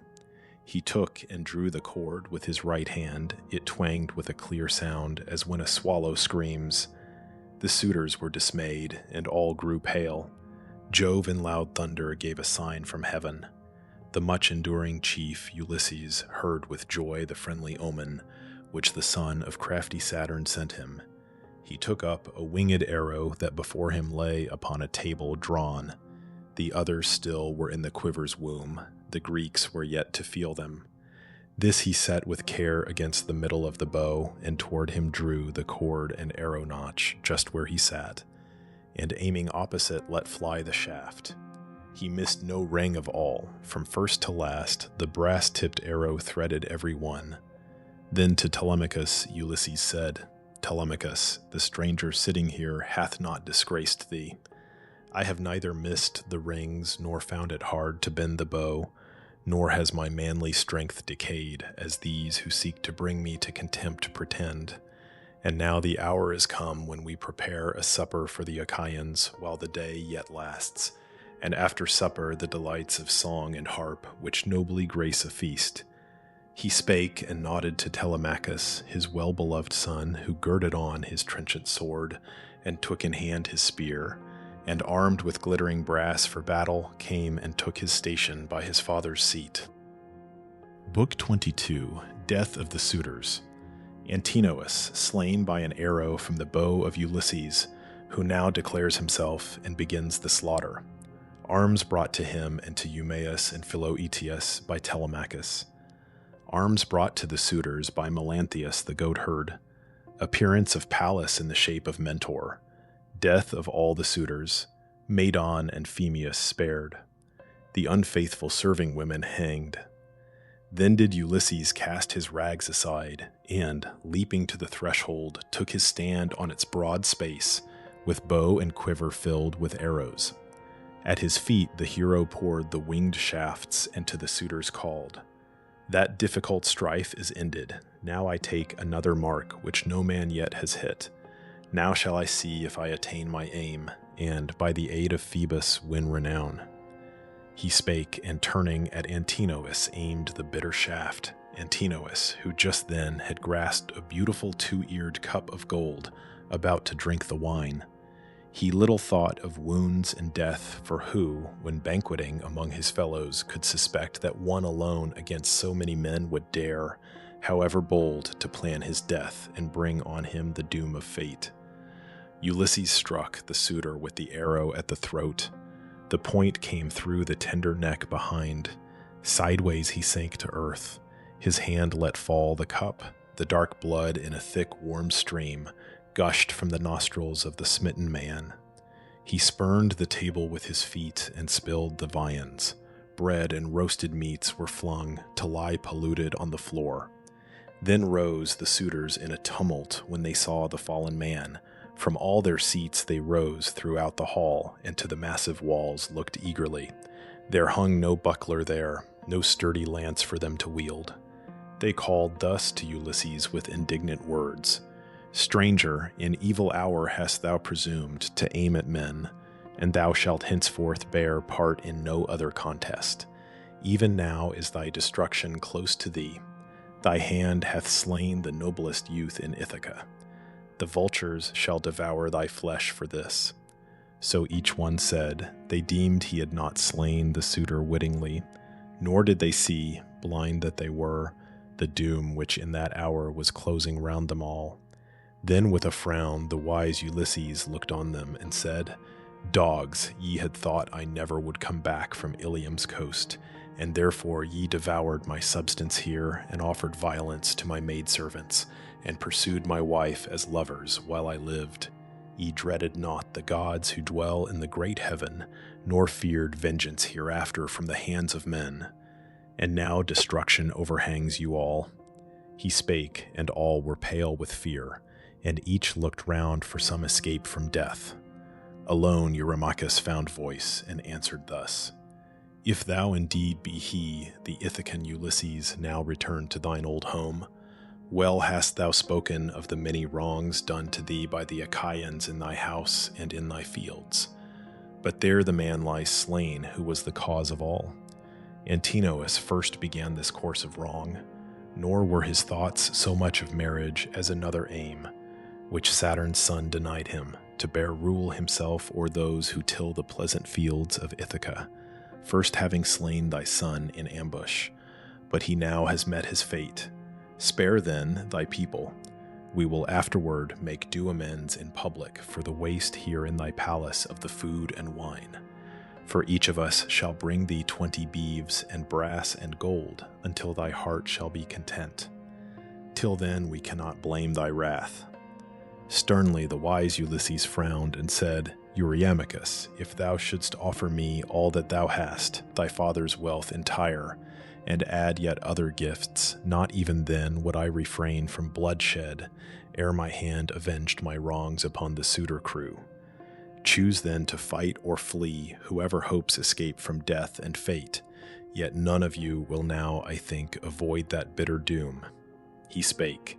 At once their knees and head grew faint, and thus Eurymachus bespake the rest. This man, O friends, to his untamable arm will give no rest, but with that bow in hand and quiver will send forth from where he stands his shafts, till he has slain us all. Prepare for combat then, and draw your swords, and hold the tables up against his deadly shafts, and rush together at him as one man, and drive him from the threshold through the door. Then, hurrying through the city, let us sound the alarm, and soon he will have shot his last. He spake, and drawing his keen two-edged sword of brass, sprang toward him with a dreadful cry, just as the great Ulysses, sending forth an arrow, smote the suitor on the breast, beside the nipple. The swift weapon stood, fixed in his liver. To the ground he flung the sword, and reeling giddily around the table, fell.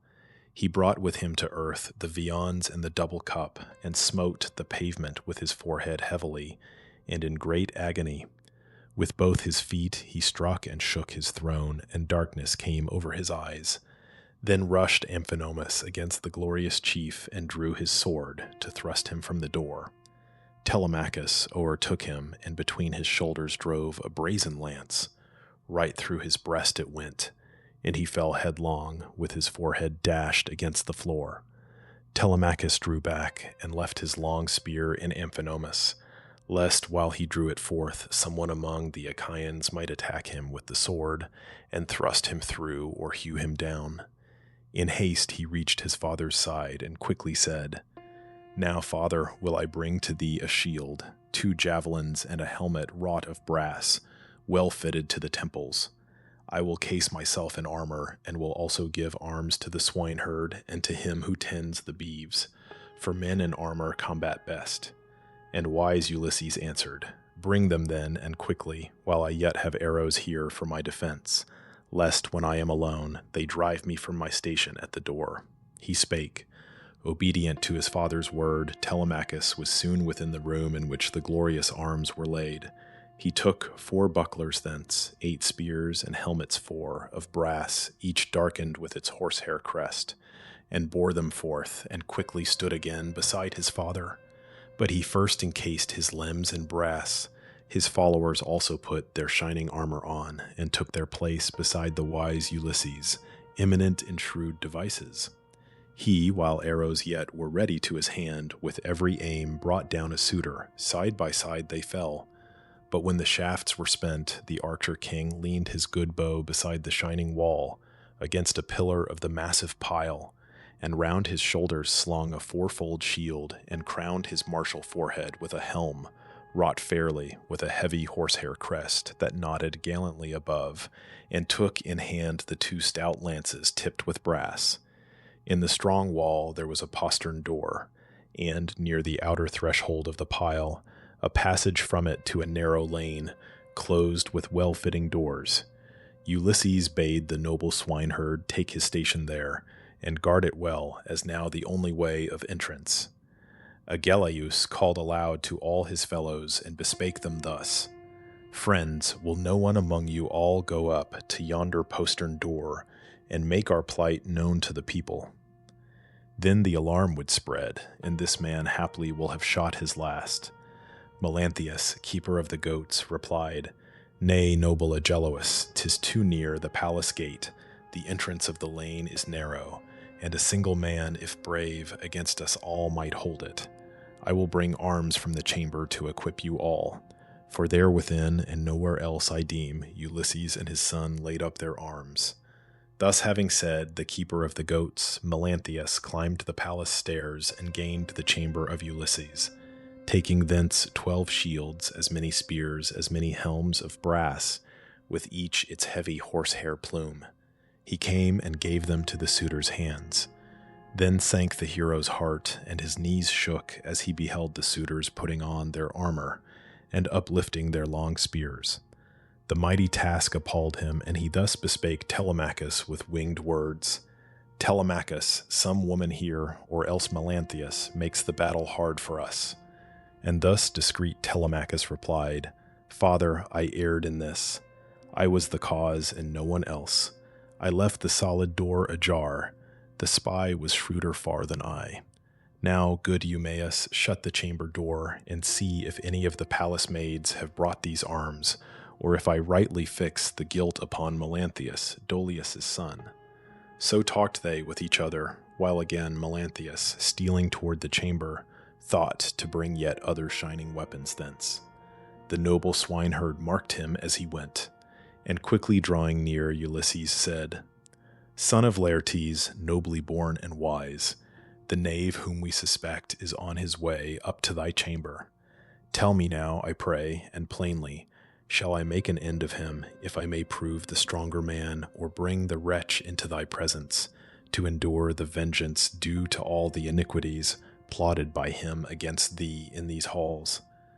Ulysses the sagacious answered thus, Telemachus and I will keep at bay the suitors in this place, however fierce their onset, while ye two bind fast his hands and feet behind his back, and bringing him into the chamber with the door made fast behind you, tie him with a double cord, and draw him up a lofty pillar close to the timbers of the roof, that swinging there he may live long and suffer grievous pain.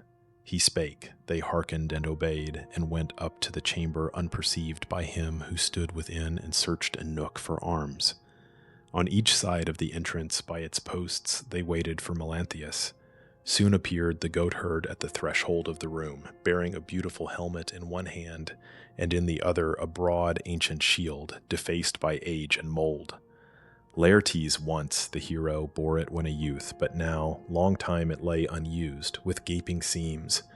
They sprang and seized the goatherd, dragging him back to the chamber by the hair, and there they cast him in an agony of fear upon the floor, and bound his hands and feet with a stout cord behind his back, as bade the great Ulysses, much enduring son of old Laertes. Round him then they looped a double cord, and swung him up beside a lofty pillar, till they brought him near the timbers of the roof. And then didst thou, Eumaeus, say to him in jeering words, Melanthius, there mayst thou keep watch all night, on a soft bed, a fitting place for thee, and when the mother of the dawn shall come upon her golden seat from ocean's streams, thou wilt not fail to see her. Thou mayst then drive thy goats hither for the suitors' feast. They left him in that painful plight, and put their armor on, and closed the shining door, and went, and by Ulysses, versed in wiles, stood breathing valor. 4 were they who stood upon that threshold, while their foes within were many and brave. Then Pallas, child of Jove, drew near, like Mentor both in shape and voice. Ulysses saw her and rejoiced, and said, Come, Mentor, to the aid of one who loves and has befriended thee, thy peer in age. Thus said Ulysses, but believed he spake to Pallas, scatterer of hosts. Fierce shouts came from the suitors in the hall, and first thus Agelaus railed, Damastor's son. Mentor, let not Ulysses wheedle thee to join him and make war on us, for this our purpose is, and it will be fulfilled. When by our hands the father and the son are slain, thou also shalt be put to death for this attempt, and thy own head shall be the forfeit. When we shall have taken thus thy life with our good weapons, we will seize on all thou hast, on all thy wealth within thy dwelling or without, and mingling it with the possessions of Ulysses, leave within thy palaces no son of thine or daughter living, and no virtuous wife of thine abiding here in Ithaca. He spake, and woke new anger in the heart of Pallas, and she chid Ulysses thus: Ulysses, thou art not in might of arm and courage what thou wert when waging war 9 years without a pause against the men of Troy for Helen's sake, the child of Jove, and many didst thou slay in deadly strife, and Priam's city with its spacious streets was taken through thy counsels. How is it that coming to thy own possessions here in thy own palace thou dost sadly find thy ancient valor fail thee in the strife against the suitors? Now draw near, my friend, and stand by me, and see what I shall do, and own that Mentor, son of Alcimus, amid a press of foes requites thy love. She spake, but gave not to Ulysses yet the certain victory, for she meant to put to further proof the courage and the might both of Ulysses and his emulous son. To the broad palace roof she rose, and sat in shape a swallow. Eurycleia now, Damastor's son, cheered on with gallant words his friends. So also did Amphimedon, Eurynomus, and Demoptolemus, Polyctor's son, Pacinder, and with these sagacious Polybus. These 6 excelled in valor all the suitors who survived, and they were fighting for their lives. The bow and the fleet shafts had smitten down their peers. Thus to his fellows Eurycleia spake: O friends, this man will now be forced to stay his fatal hand. See, Mentor leaves his side, after much empty boasting, and those 4 are at the entrance gate alone. Now aim at him with your long spears, not all at once. Let 6 first hurl their weapons, and may Jove grant that we strike Ulysses down and win great glory. For the others at his side we care but little if their leader fail. He spake, they hearkened. Eagerly they cast their lances. Pallas made their aim to err. One struck a pillar of the massive pile, one struck the paneled door, one ashen shaft, heavy with metal, rang against the wall. And when they had escaped that flight of spears hurled from the crowd, the much-enduring man, Ulysses, thus to his companions said: Now is the time, my friends, to send our spears into the suitor crowd, who, not content with wrongs already done us, seek our lives. He spake, and aiming opposite, they cast their spears. The weapon which Ulysses flung slew Demoptolemus. His son struck down Euryades, the herdsman smote to death Pisander, and the swineherd Elatus. These at one moment fell and bit the dust of the broad floor. Back flew the suitor crowd to a recess, and after them the 4 rushed on and plucked their weapons from the dead. Again the suitors threw their spears, again did Pallas cause their aim to err. One struck a pillar of the massive pile, and one the paneled door, another ashen shaft heavy with metal rang against the wall. Yet did the weapon of Amphimedon strike lightly on the wrist Telemachus. The brass just tore the skin. Xerxes grazed the shoulder of Eumaeus with his spear. Above the shield, the spear flew over it and fell to earth. Then they who stood beside the sage Ulysses, versed in wiles, once more flung their keen spears. The spoiler of walled towns, Ulysses, slew Eurynomus. His son struck down Amphimedon. The swineherd took the life of Polybus. The herdsman smote Xerxes, driving through his breast the spear, and called to him and gloried o'er his fall. O son of Polytherses, prompt to rail, beware of uttering in thy foolish pride big words hereafter. Leave it to the gods, mightier are they than we. See, I repay the hospitable gift of a steer's foot, which once the great Ulysses from thy hand received as he was passing through this hall. Thus spake the keeper of the horned herd. Meantime Ulysses slew Damastor's son with his long spear in combat hand to hand. Telemachus next smote Evenor's son, Eurycleia. He sent the brazen spear into his bowels, through his body passed the weapon, and he fell upon his face. His forehead struck the floor. Then Pallas held on high her fatal aegis. From the roof she showed it, and their hearts grew wild with fear. They fled along the hall as flees a herd of kine, when the swift gadfly suddenly has come among them and has scattered them in springtime, when the days are growing long. Meantime, like falcons with curved claws and beaks, that coming from the mountain summits pounce upon the smaller birds and make them fly close to the fields among the snares they dread, and seize and slay, nor can the birds resist or fly, and at the multitude of prey the fowlers' hearts are glad. So did the four smite right and left the suitors hurrying through the palace hall, and fearful moans arose, as heads were smitten by the sword, and all the pavement swam with blood. Leodes then sprang forward to Ulysses, clasped his knees, and supplicated him with winged words. I come, Ulysses, to thy knees, respect and spare me. Never have I said or done, among the women of thy household, aught that could be blamed, and I essayed to check the wrongs of other suitors. Little heed they gave my counsels, nor withheld their hands from evil deeds, and therefore have they drawn upon themselves an evil fate. But I, who have done nothing, I their soothsayer, must I too die? Then is there no reward among the sons of men for worthy deeds? Ulysses the sagacious frowned and said, If then in truth thou wert as thou dost boast, a soothsayer among these men, thy prayer within these palace walls must oft have been, that far from me might be the blessed day of my return, and that my wife might take with thee her lot and bring forth sons to thee, and therefore shalt thou not escape from death. He spake, and seizing with his powerful hand a falchion lying near, which from the grasp of Eurycleia fell when he was slain, just at the middle of the neck he smote Leodes while the words were on his lips, and the head fell and lay amid the dust. Eumaeus, the son of Charybdis, skilled in song, alone escaped the bitter doom of death. He, by constraint, had sung among the train of suitors and was standing now beside the postern door and held his sweet-toned lyre, and pondered whether he should leave the hall and sit before the altar of the great Hercean Jove, where with Laertes once Ulysses oft had burned the thighs of beeves, or whether he should fling himself before Ulysses as a suppliant at his knees. This to his thought seemed wisest, to approach Laertes' son and clasp his knees.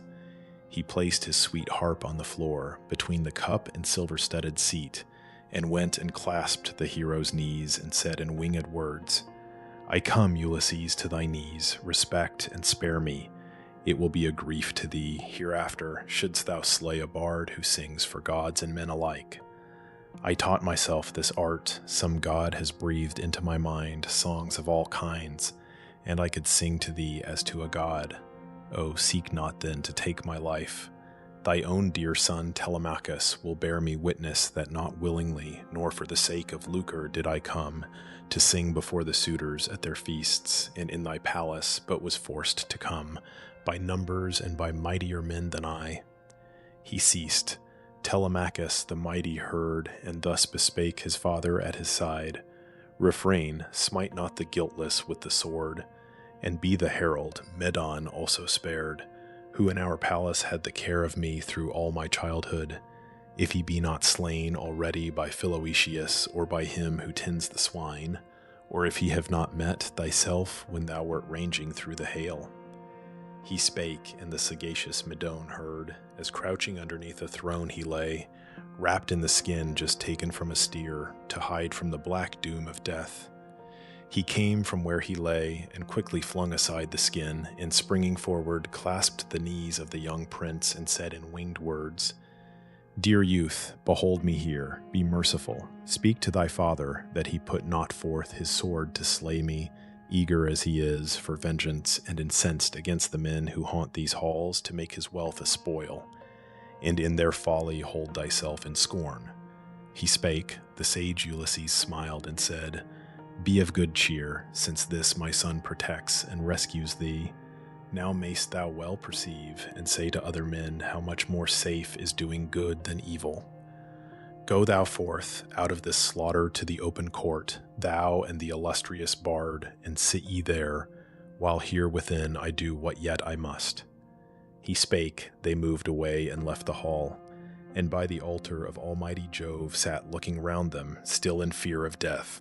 Meantime, Ulysses passed with searching look o'er all the place, to find if yet remained a single one of all the suitor crew alive and skulking from his bitter doom.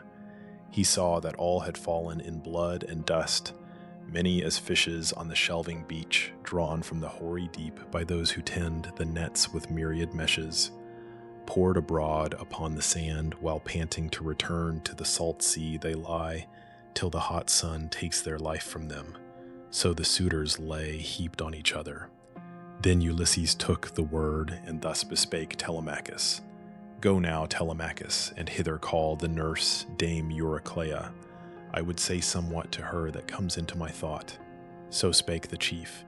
Telemachus obeyed the word and smote the door and called the nurse. Come hither, ancient dame, who hast in charge to oversee the women in their tasks. My father calls thee and would speak with thee. He spake, nor flew the word in vain. She flung apart the portals of those stately rooms, and came in haste. Before her went the prince. Among the corpses of the slain they found Ulysses, stained with blood and grimed with dust, as when a lion who has just devoured a bullock of the pasture moves away, a terror to the sight, with breast and cheeks all bathed in blood. So did Ulysses seem, his feet and hands steeped in the blood of men. She, when she saw the corpses and the pools of blood, and knew the mighty task complete, was moved to shout for joy.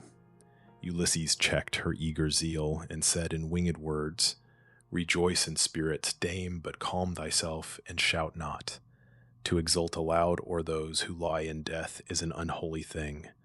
The pleasure of the gods and their own guilt brought death on these, for no respect had they to any of their fellow men, the good or evil, whosoever he might be that came to them, and thus on their own heads they drew this fearful fate. Now name to me the women of the palace, let me know who is disloyal and who innocent. Then thus the well-beloved nurse replied, My son, I will declare the truth. There dwell here in thy palace 50 serving maids, whom we have taught to work, to comb the fleece, and serve the household. 12 of these have walked the way of shame. To me they give no heed, nor to Penelope herself. Thy son has just now grown to manhood, and the queen has never suffered him to rule the maids. But let me now, ascending to her room, the royal bower, apprise thy wife, to whom some deity has sent the gift of sleep. Ulysses, the sagacious, answered thus, Wake her not yet, but go and summon all the women who have wrought these shameful deeds. He spake. The matron through the palace went to seek the women and to bid them come. Meanwhile Ulysses called Telemachus, the herdsman and the swineherd, to his side, and thus commanded them with winged words. Begin to carry forth the dead, and call the women to your aid, and next make clean, with water and with thirsty sponges, all the sumptuous thrones and tables. When ye thus have put the hall in order, lead away the serving maids, and in the space between the kitchen vault and solid outer wall, smite them with your long swords till they give up the ghost and lose the memory evermore of secret meetings with the suitor train. He spake, the women came, lamenting loud with many tears, and carried forth the dead, leaning upon each other as they went, and placed them underneath the portico of the walled court. Ulysses gave command, hastening their task, as all unwillingly they bore the corpses forth. With water next, and thirsty sponges in their hands, they cleansed the sumptuous thrones and tables. Then the prince Telemachus with shovels cleared the floor, the herdsman and the swineherd aiding him, and made the women bear the rubbish forth. And now, when all within was once again in seemly order, they led forth the maids from that fair pile into the space between the kitchen vault and solid outer wall, a narrow space from which was no escape. And thus discreet Telemachus began, I will not take away these creatures' lives by a pure death, these who so long have heaped reproaches on my mother's head and mine, and played the wanton with the suitor crew. He spake, and made the hawser of a ship fast to a lofty shaft. The other end he wound about the kitchen vault. So high he stretched it that the feet of none who hung on it might touch the ground. As when a flock of broad-winged thrushes or wild pigeons strike a net within a thicket as they seek their perch, and find unwelcome durance there. So hung the women with their heads a row, and cords about their necks, that they might die a miserable death. A little while, and but a little, quivered their loose feet in air. They led Melanthius from the hall and through the porch, cut off his nose and ears, wrenched out the parts of shame, a bloody meal for dogs, and in their anger from the trunk lopped hands and feet. Then, having duly washed their feet and hands, they came into the hall, and to Ulysses they had done their work, and then to the dear nurse Ulysses said, "Bring sulphur, dame, the cure of noxious air, and fire, that I may purge the hall with smoke. And go and bid Penelope come down with her attendant women, and command that all the handmaids of the household come." And thus in turn Dame Eurycleia spake, "Well hast thou said, my son, but suffer me to bring thee clothes, a tunic and a cloak, nor with those rags on thy broad shoulders stand in thine own palace. It becomes thee not." Ulysses the sagacious answered thus, "First let a fire be kindled in this hall." He spake, and Eurycleia, the dear nurse, obeyed, and brought the sulphur and the fire. Ulysses steeped in smoke the royal pile, both hall and court. The matron, passing through the stately palace of Ulysses, climbed the stair to find and summon all the maids. And forth they issued, bearing in their hands torches, and crowding round Ulysses, gave glad greeting, seized his hands, embraced him, kissed his hands and brow and shoulders. The desire to weep for joy overcame the chief. His eyes o'erflowed with tears. He sobbed. He knew them all. Book 23, Ulysses and Penelope after the slaughter. Descent of Penelope to the hall. Her doubts of the identity of Ulysses removed by evident tokens given by Ulysses. Her transport at their removal. His narrative of his adventures. Departure of Ulysses with his son, the herdsman and the swineherd, to the country. Up to the royal bower the matron went with an exulting heart to tell the queen that her beloved husband was within. With knees that faltered not and quick light step she went, and standing by her mistress said, "Awake, Penelope, dear child, and see with thine own eyes what thou hast pined for long. Ulysses has returned, thy lord is here, though late, and he has slain the arrogant crew of suitors, who disgraced his house and made his wealth a spoil, and dared insult his son." And thus discreet Penelope replied, "The gods, dear nurse, have made thee mad, for they have power to change the wisest men to fools, and make the foolish wise, and they have warped thy mind once sound. How canst thou mock me thus, amidst my sorrows, with such idle tales? Why wake me from the pleasant sleep that closed my lids so softly? Never have I slept so sweetly since Ulysses went from me to that bad city which no tongue should name. Go then, return into the lower rooms. Had any of my women save thyself brought such a message to disturb my sleep, I would have sent her back into the hall with angry words. Thy years are thy excuse." But Eurycleia, the dear nurse, rejoined, "Nay, my dear child, I mock thee not. Most true it is that thy Ulysses has returned, and here he is at home, as I have said. The stranger whom they scoffed at in the hall is he, and long Telemachus has known that he was here, but wisely kept from all his father's secret till he should avenge old Acharn." So she ended, and her mistress, overjoyed, sprang from her couch, embraced the aged dame, and wept, and said to her in winged words, "Tell me, dear nurse, and truly, if indeed Ulysses have returned as thou hast said, how smote he those proud suitors, he alone, and they so many, gathered in the hall?" And thus the well-beloved nurse replied, "I saw it not, nor knew of it. I heard only the moanings of the slain, while we, the maids, affrighted, sat in a recess of that well-vaulted chamber. The firm doors closed us all in, until at length thy son, sent by his father, called me forth. I found Ulysses standing midst the dead that lay heaped on each other, everywhere along the solid pavement. Thou wouldst have rejoiced to see him like a lion with the stains of slaughter on him. Now the suitors lie before the portals of the palace court, and he has kindled a great fire and steeps in smoke the noble hall.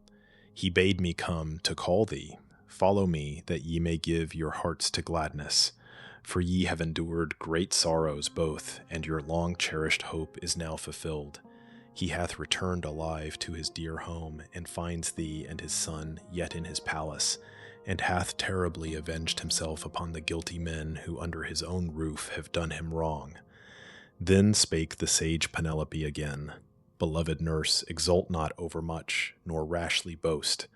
Well is it known to thee, were he to come beneath this roof again, how welcome he would be to all, but most to me and to the son to whom we gave his being. Yet thy tidings are not true. Someone of the immortals must have slain the arrogant suitors, angry to behold their foul injustice and their many crimes. For no respect had they to mortal man, good he might be or bad, whome'er they met. And therefore have they made an evil end. But my Ulysses must have perished far from Ithaca, cut off from his return. Then Eurycleia, the dear nurse, rejoined, What words are these, my child, that pass thy lips? Say'st thou then that thy husband, who now stands upon thy hearthstone, never will return? O slow of faith, but thou wert ever thus. Come then, I give a certain proof. I saw myself, when he was at the bath, the scar left on him by the white tusk of a boar, and would have told thee, but he laid his hands upon my mouth, and would not suffer me to bear the tidings, such his forecast was. Now follow me, I give my life in pledge. If I deceive thee, slay me ruthlessly.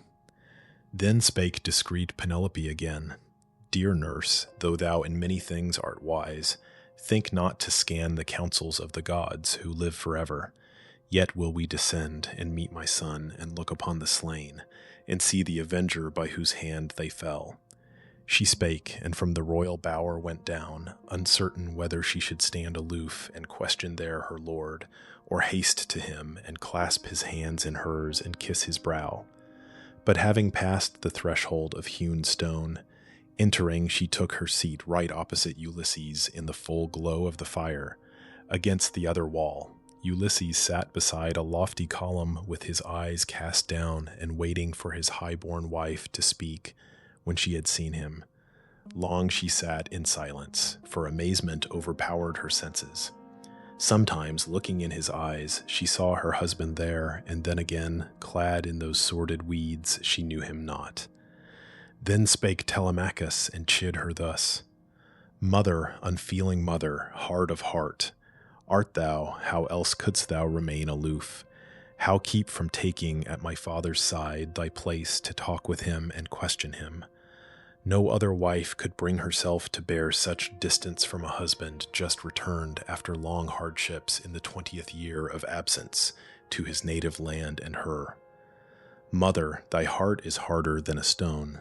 And thus the sage Penelope replied, Dear child, my faculties are overpowered with wonder, and I cannot question him, nor even speak to him, nor fix my looks upon his face. But if it be indeed Ulysses, and he have returned, we soon shall know each other. There are tokens known to both of us, to none but him and me.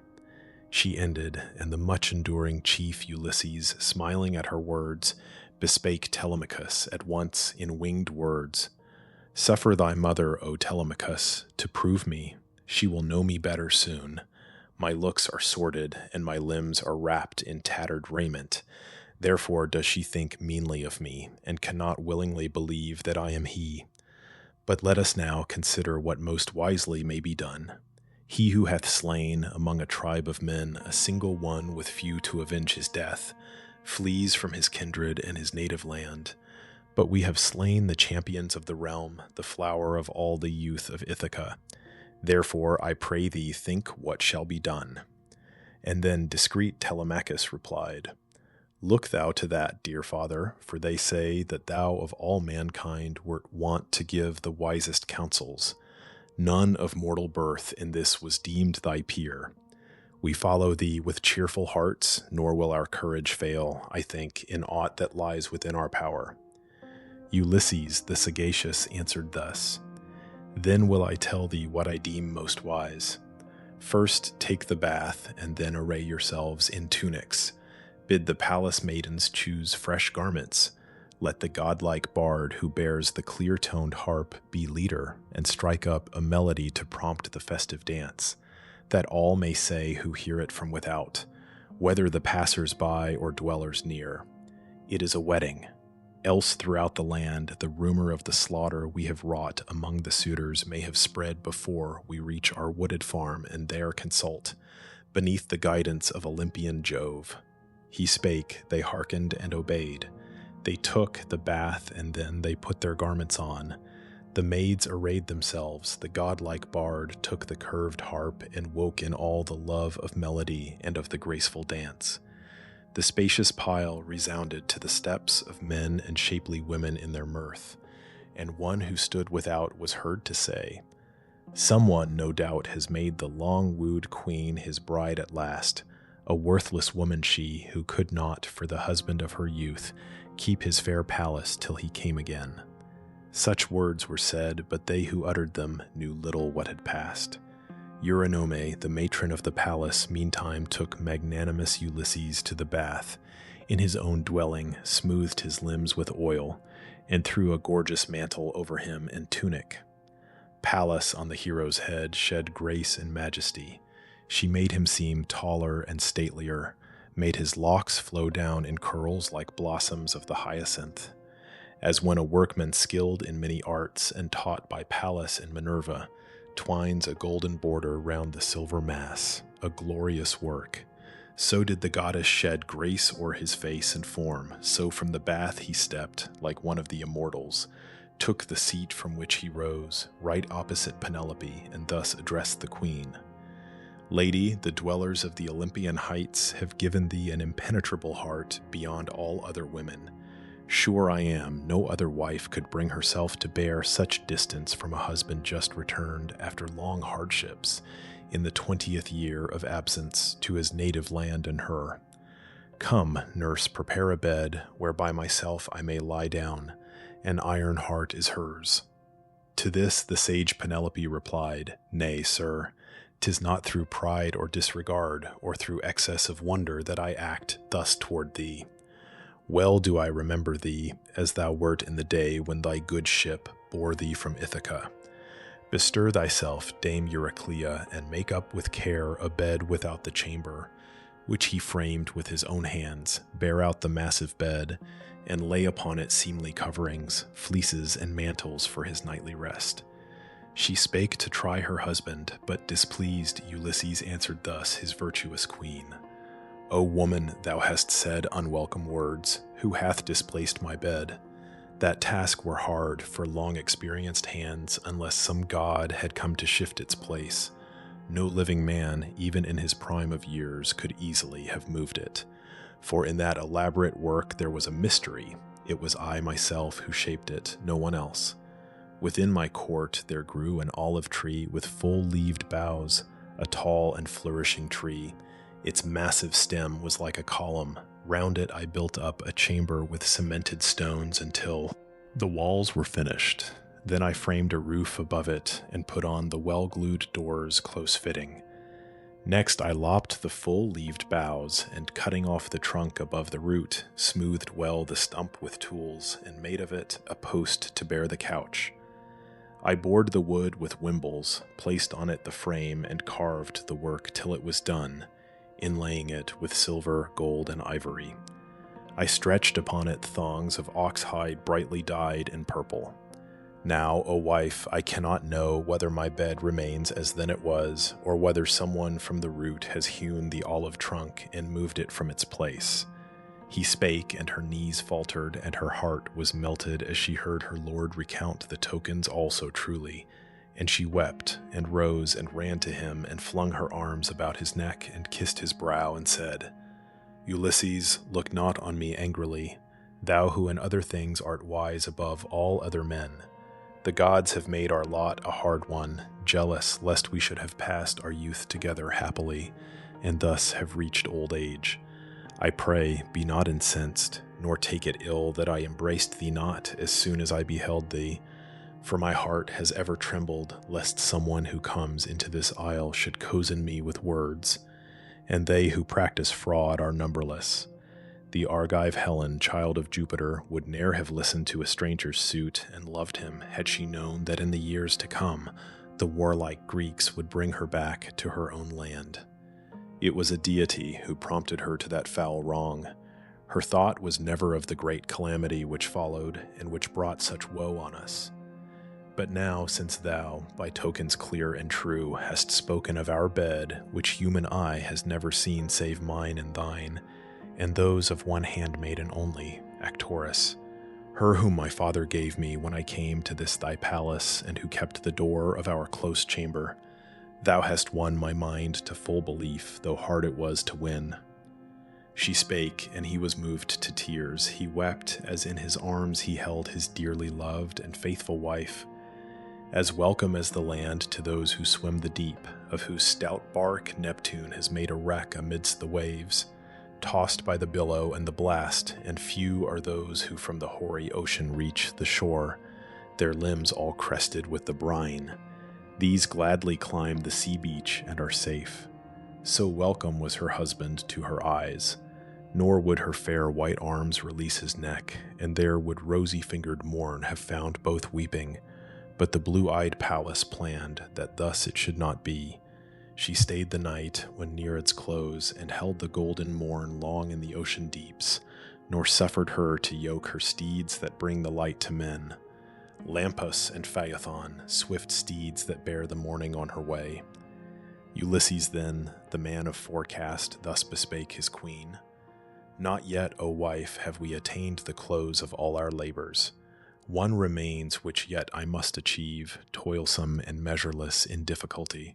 For so prophesied the spirit of Tiresias on the day when to the abode of Pluto I went down to ask the seer concerning the return of my companions and my own.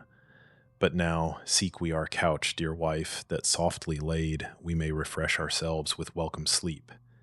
Then spake in turn the sage Penelope, whenever thou desirest it, thy couch shall be made ready, since the gods vouchsafe to bring thee back into thy pleasant home and to thy native land. But now that thou hast spoken of it, and some deity is prompting thee, declare what this new task may be. Hereafter I shall hear of it, no doubt, nor were it worse to know it now.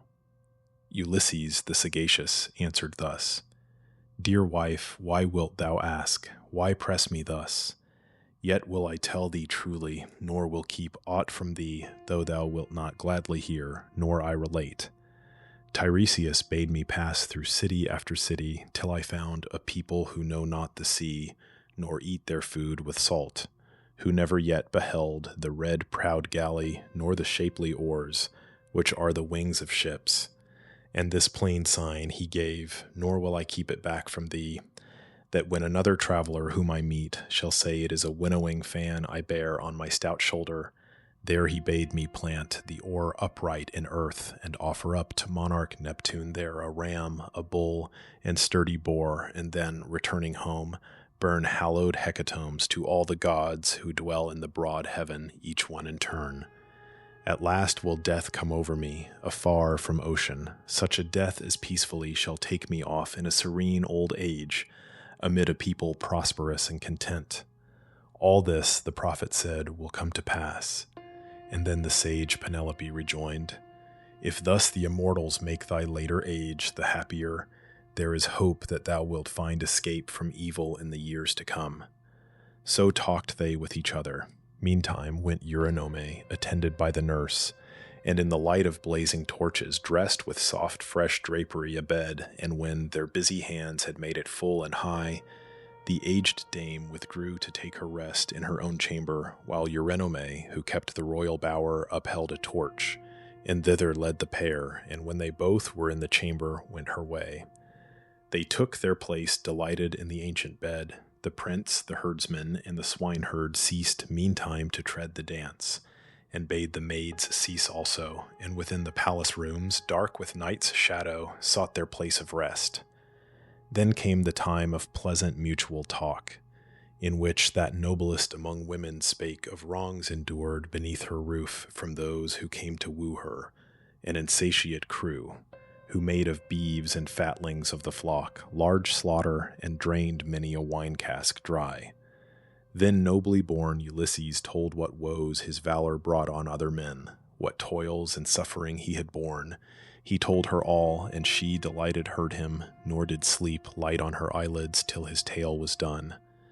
And first he told her how he overcame the people of Ciconia, how he passed thence to the rich fields of the race who feed upon the lotus, what the Cyclops did, and how upon the Cyclops he avenged the death of his brave comrades, whom the wretch had pitilessly slaughtered and devoured, and how he came to Aeolus and found a friendly welcome, and was sent by him upon his voyage. Yet 'twas not his fate to reach his native land. A tempest caught his fleet, and far across the fishy deep bore him away, lamenting bitterly. And how he landed at Telemachus among the Laestrygonians, who destroyed his ships and warlike comrades, he alone in his black ship escaping. Then he told of Circe, her deceit and many arts, and how he went to Pluto's dismal realm in his good galley to consult the soul of him of Thebes, Tiresias, and beheld all his lost comrades and his mother, her who brought him forth and trained him when a child, and how he heard the Sirens afterward, and how he came upon the wandering rocks, the terrible Charybdis and the crags of Scylla, which no man had ever passed in safety, how his comrades slew for food the oxen of the sun, how Jupiter the Thunderer, with a bolt of fire from heaven, smote his swift bark, and how his gallant crew all perished, he alone escaped with life, and how he reached Ogygia's isle he told, and met the nymph Calypso, who desired that he would be her husband, and long time detained and fed him in her vaulted grot, and promised that he ne'er should die, nor know decay of age through all the days to come. Yet moved she not the purpose of his heart. And how he next through many hardships came to the Phaeacians, and they welcomed him and honored him as if he were a god, and to his native country in a bark sent him with ample gifts of brass and gold and raiment. As he uttered this last word, sleep softly overcame him, all his limbs lay loose in rest, and all his cares were calmed.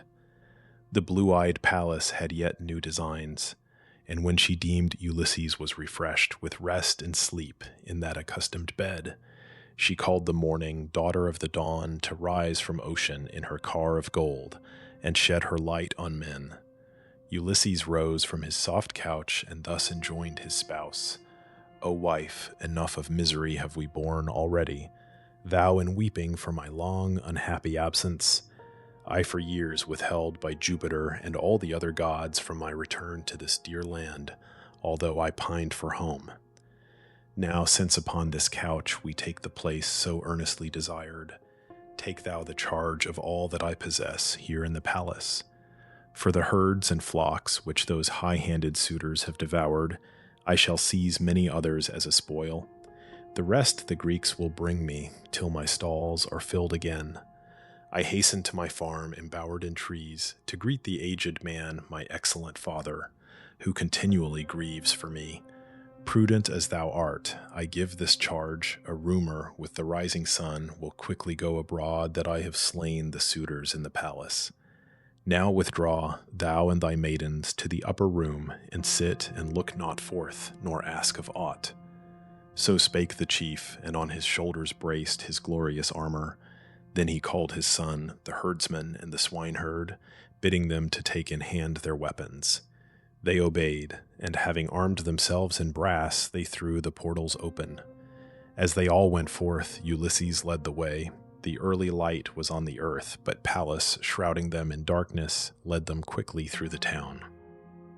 Book 24, Conclusion.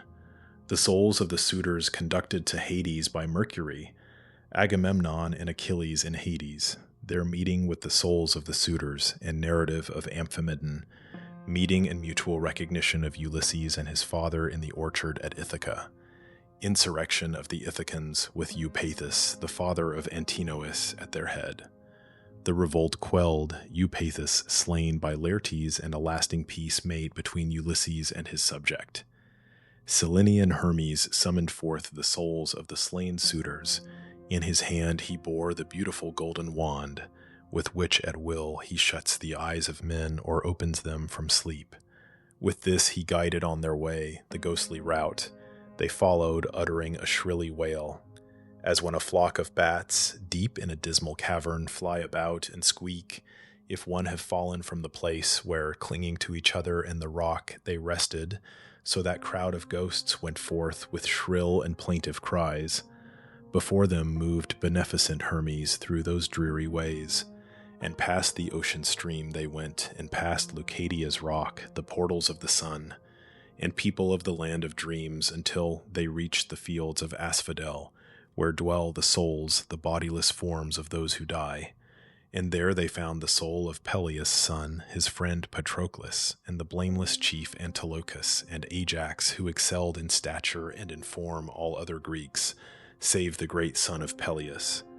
These were grouped around Achilles. Then approached the ghost of Agamemnon, Atreus' son. He seemed in sorrow, and around him others stood, who in the palace of Aegisthus met their fate and died.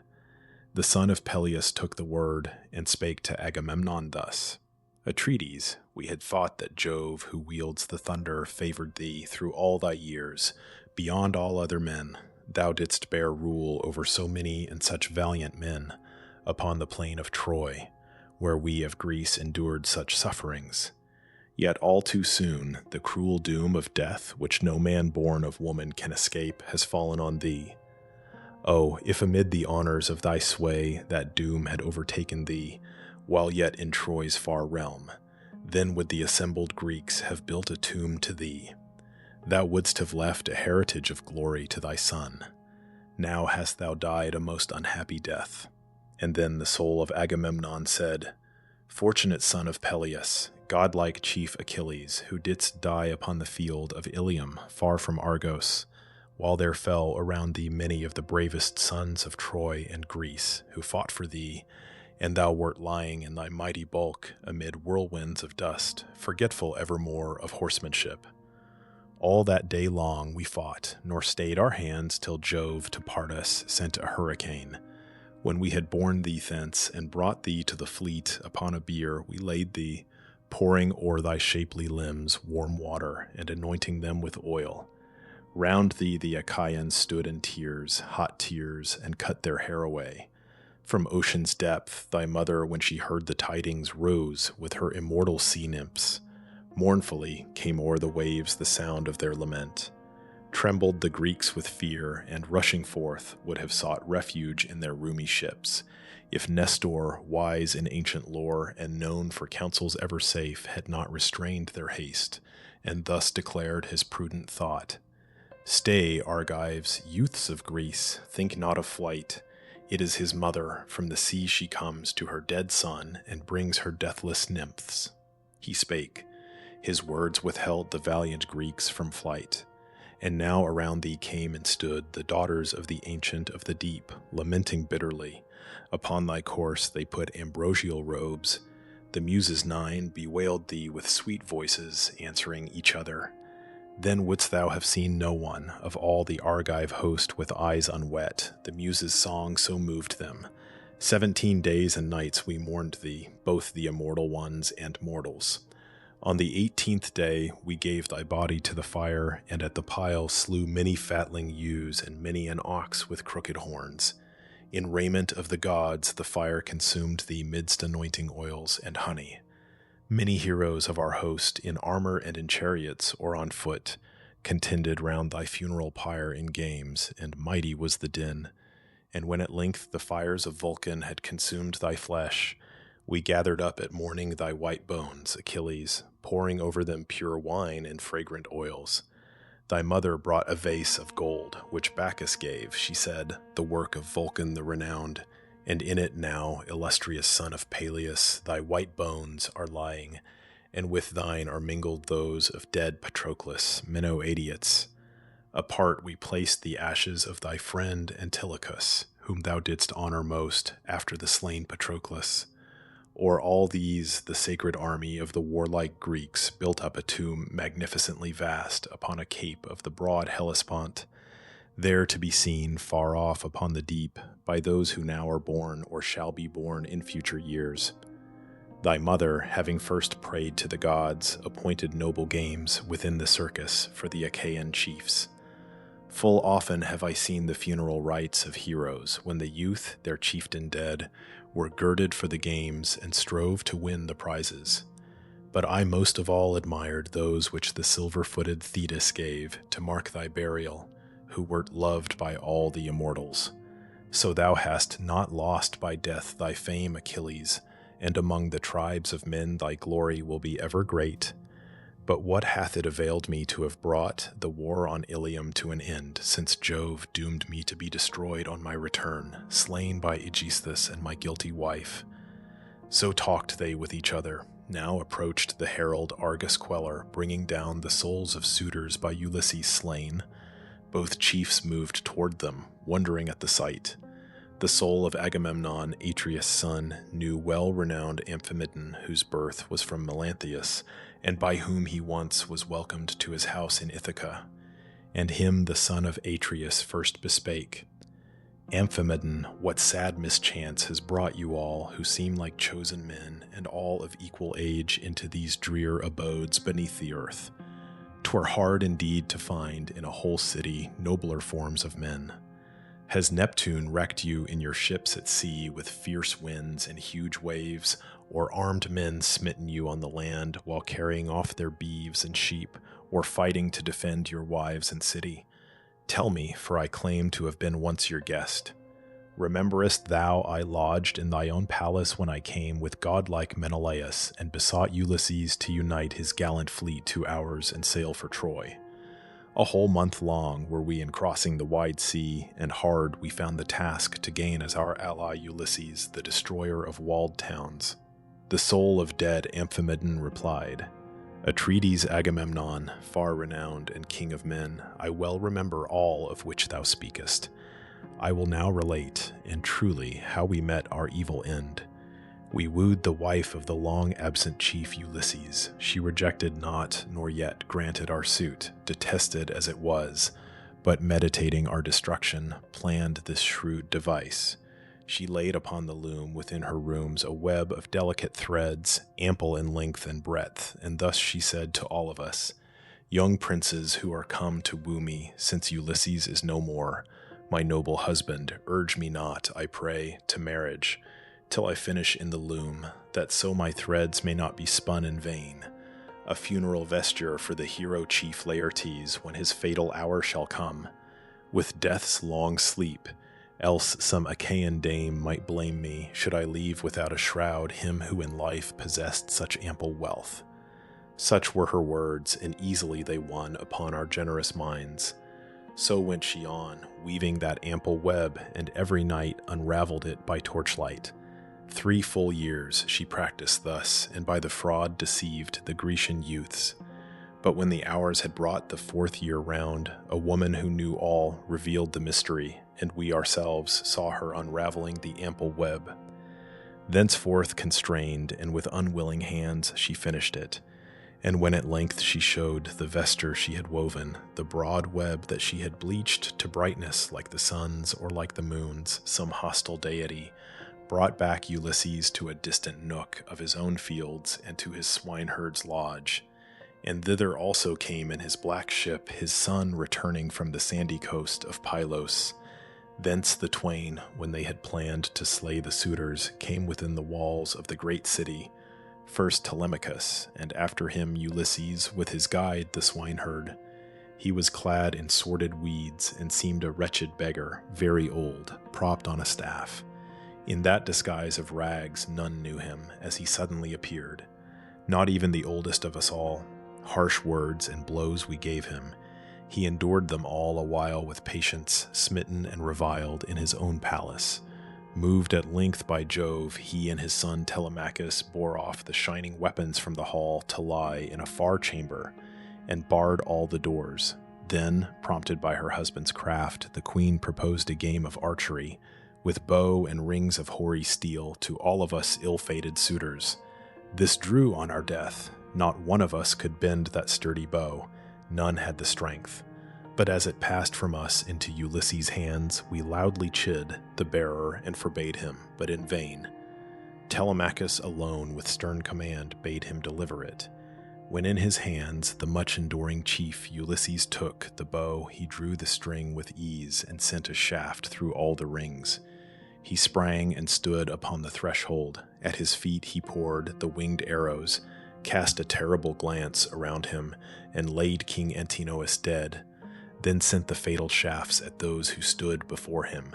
Side by side they fell and died. Some god we saw was with them as they rushed upon us mightily, and chased us through the palace, slaying us on every side.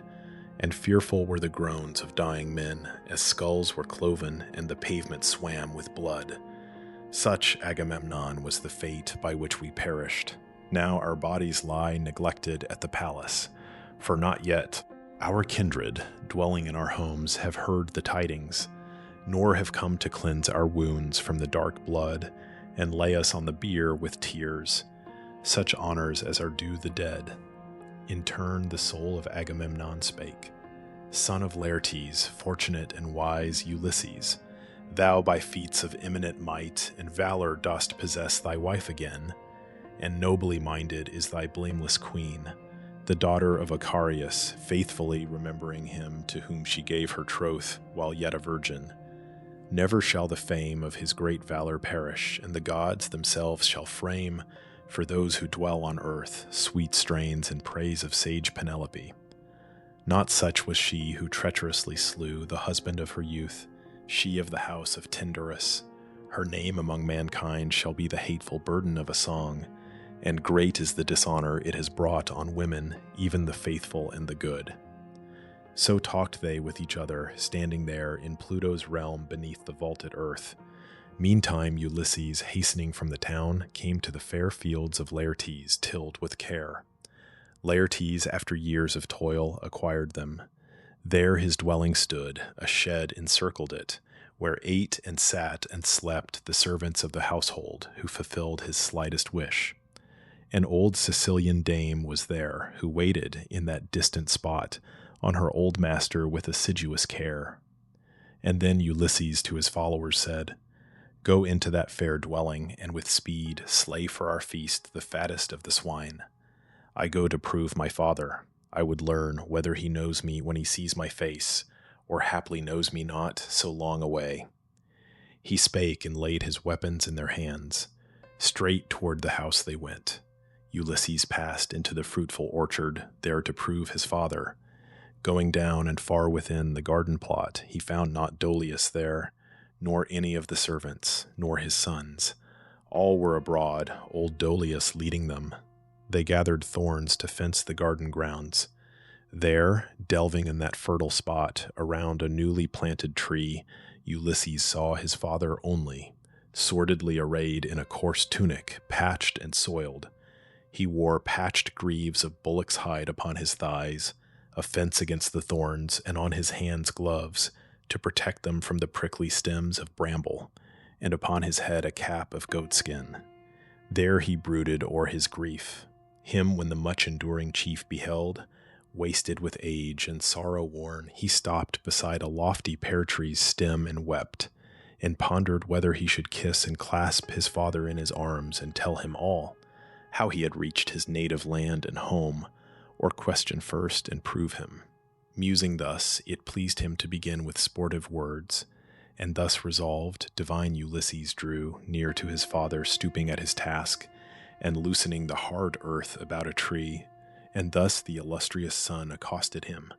O aged man, there is no lack of skill in tending this fair orchard, which thy care keeps flourishing. No growth is there of fig, vine, pear, or olive, or of plants that grow in borders that has missed thy friendly hand. Yet let me say, and be thou not displeased, thou art ill cared for, burdened as thou art with years, and squalid, and in mean attire. It cannot be that for thy idleness thy master treats thee thus, nor is there seen aught servile in thy aspect, in thy face or stature. Thou art rather like a king. Thou seemest one who should enjoy the bath and banquet, and lie soft, for this befits old men like thee. Now say, and tell me true, who may thy master be, whose orchard this which thou dost tend? And more than this, declare, for much I long to know if I am come to Ithaca, as I just now was told by one who met me as I came, a man not overwise, who would not stop to tell what I desired to learn, nor bear to hear my questions when I asked him if a guest of mine were living yet in health or dead and in the realm of Pluto. Let me speak of him, and mark me well, I pray. I lodged once in my native land a man who came into my house, and never stranger yet more welcome was than he. He was by birth of Ithaca, he said, Laertes' son, and grandson of Arceisius. Him I led beneath my roof, and hospitably lodged, and feasted in the plenty of my home, and gave such gifts as might become a host. 7 talents of wrought gold, a silver cup all over rough with flowers, 12 single cloaks, 12 mats, 12 mantles passing beautiful, and tunics 12, and chosen by himself 12 graceful damsels skilled in household arts. And then his father answered, shedding tears, Thou art indeed, O stranger, in the land of which thou dost inquire, but wicked men and lawless now possess it. Thou hast given thy generous gifts in vain, yet hadst thou found Ulysses living yet in Ithaca, then would he have dismissed thee recompensed with gifts and liberal cheer, as is the due of him who once has been our host. Yet say, and truly say, how many years have passed since thou didst lodge my son, if he it was, thy hapless guest, whom, far away from home and all his friends, the creatures of the deep, and the foul birds of air and beasts of prey, already have devoured. No mother mourned his death and wrapped him in his shroud, nor I, his father, nor did chaste Penelope, his consort nobly dowered, bewail the man she loved upon his bier with eyes dissolved in tears, as fitting was, an honor due to those who die. Now, further truly tell, for I would learn what is thy name, and whence thou comest, from what tribe, thy city where, and who thy parents. Where is the good ship at anchor which has brought thee and thy friends? Or hast thou landed from another's bark, which put thee on the shore and left the isle?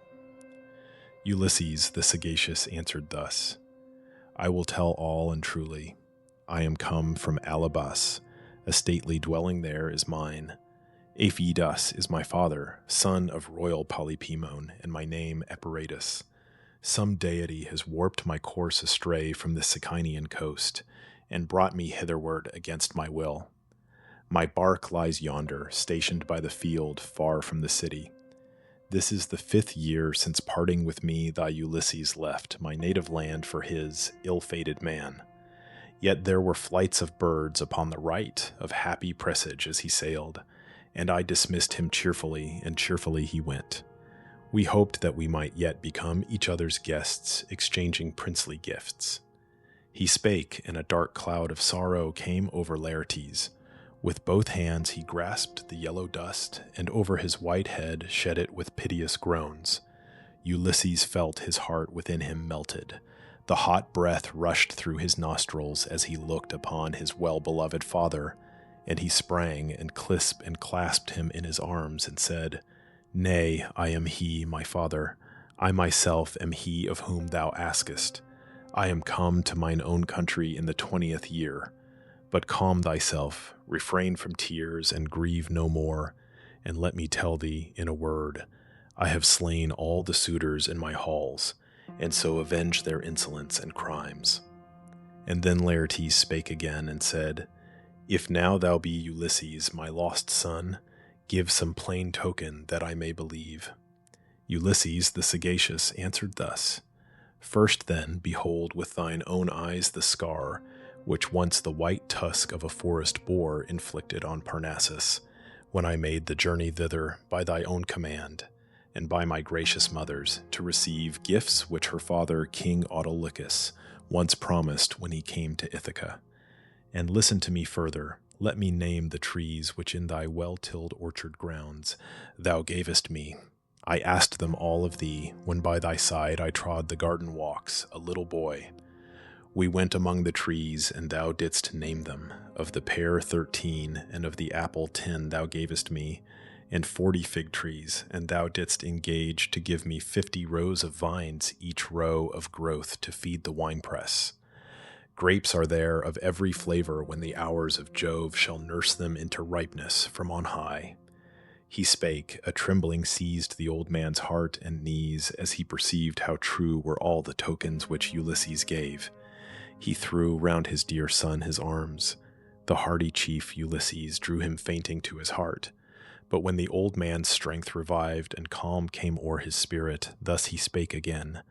O Father Jove, assuredly the gods dwell on the Olympian height, since we behold the arrogant suitors punished for their crimes. Yet much I fear lest all the Ithacans throng hither and send messages to rouse against us all the Cephallenian states. Ulysses the sagacious answered thus, Take courage, let no thought like that disturb thy mind, but let us hasten to the house. Telemachus is there, with whom I sent the herdsman and the swineherd, bidding them make ready with all speed our evening meal. Thus talked the twain, and toward the dwelling took their way, and entering the commodious rooms, they found Telemachus, and by his side the herdsman and the keeper of the swine, dividing for the feast the plenteous meats and mingling the dark wine. Then to the bath came the Sicilian dame and ministered to the large-souled Laertes, and with oil anointed him and wrapped a sumptuous cloak about him. Pallas gave the monarch's limbs an ampler roundness. Taller to the sight he stood and statelier. As he left the bath, his son beheld with wonder in his eyes. So like a god Laertes seemed, and thus Ulysses said to him in winged words, Someone among the ever-living gods hath surely shed, O Father, on thy form and aspect all this grace and majesty. The sage Laertes answered, Father Jove and Pallas and Apollo, would that I were now as when I took the citadel of Nericus, the strongly built, beside the seashore of Epirus, leading on my Cephallenians. With such strength as then, armed for the fray, I would have met and fought the suitors in the palace yesterday, and struck down many lifeless in the hall, and greatly would thy spirit have rejoiced. So talked they with each other. When they all ceased from their task and saw their meal prepared, they sat them down in order on the thrones and seats, and each put forth his hand and shared the banquet. Now approached an aged man, Dolius, attended by his sons, who came weary with toil. For the Sicilian dame, the nurse who reared them, went and summoned them, she who in his late age with faithful care cherished the father. These, when at the board they saw Ulysses and knew who he was, stopped in the hall astonished. Instantly Ulysses called to them with friendly words, Sit at the board, old man, let none of you give way to blank amazement. Know that we, though keen our appetite for this repast, have waited long, expecting your return. He spake, and Dolius sprang with outstretched arms and seized Ulysses by the hand and kissed the wrist, and thus in winged words he spake. Dear master, since thou art returned to us, who longed and yet expected not to see thy face again, since some divinity has led thee hither, hail, and great may be thy happiness, and may the gods bestow all blessings on thee. But declare, for I would gladly know, if sage Penelope have heard the tidings yet of thy return, or must we send them by a messenger? Ulysses the sagacious answered thus, My aged friend, she knows already all.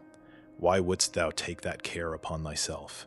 He spake, and Dolius on a polished seat sat down, but round the great Ulysses came his sons, and welcomed him with loving words, and hung upon his hand, and then they took their places by their father. So they sat beneath Laertes' roof, and banqueted. Now through the city meantime swiftly ran the rumor that the suitors all had met a bloody death. No sooner had men heard the tidings than they came with cries and moans before the palace, moving to and fro. Each carried forth his dead and gave to each his funeral rites, except to those who came from distant cities. These they put on board swift sailing galleys of the fishermen, that they might bear them home, and then they came sorrowing together in the marketplace. There, when the assembly now was full, arose Eupaethus and addressed them. In his heart was sorrow that could never be consoled, for his slain son Antinous, who was first to fall before Ulysses. Weeping rose the father and harangued the assembly thus, Great things indeed, my friends, hath this man done for us Achaeans. Many valiant men he gathered in his ships and led abroad, and lost his gallant ships and lost his men. And now returning he has put to death the best of all the Cephallenian race.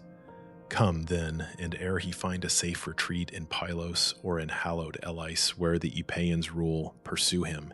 Endless shame will be our portion else, and they who live in future years will hear of our disgrace.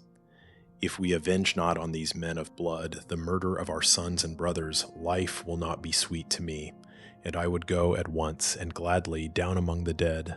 Rise then, and fall upon them ere they flee.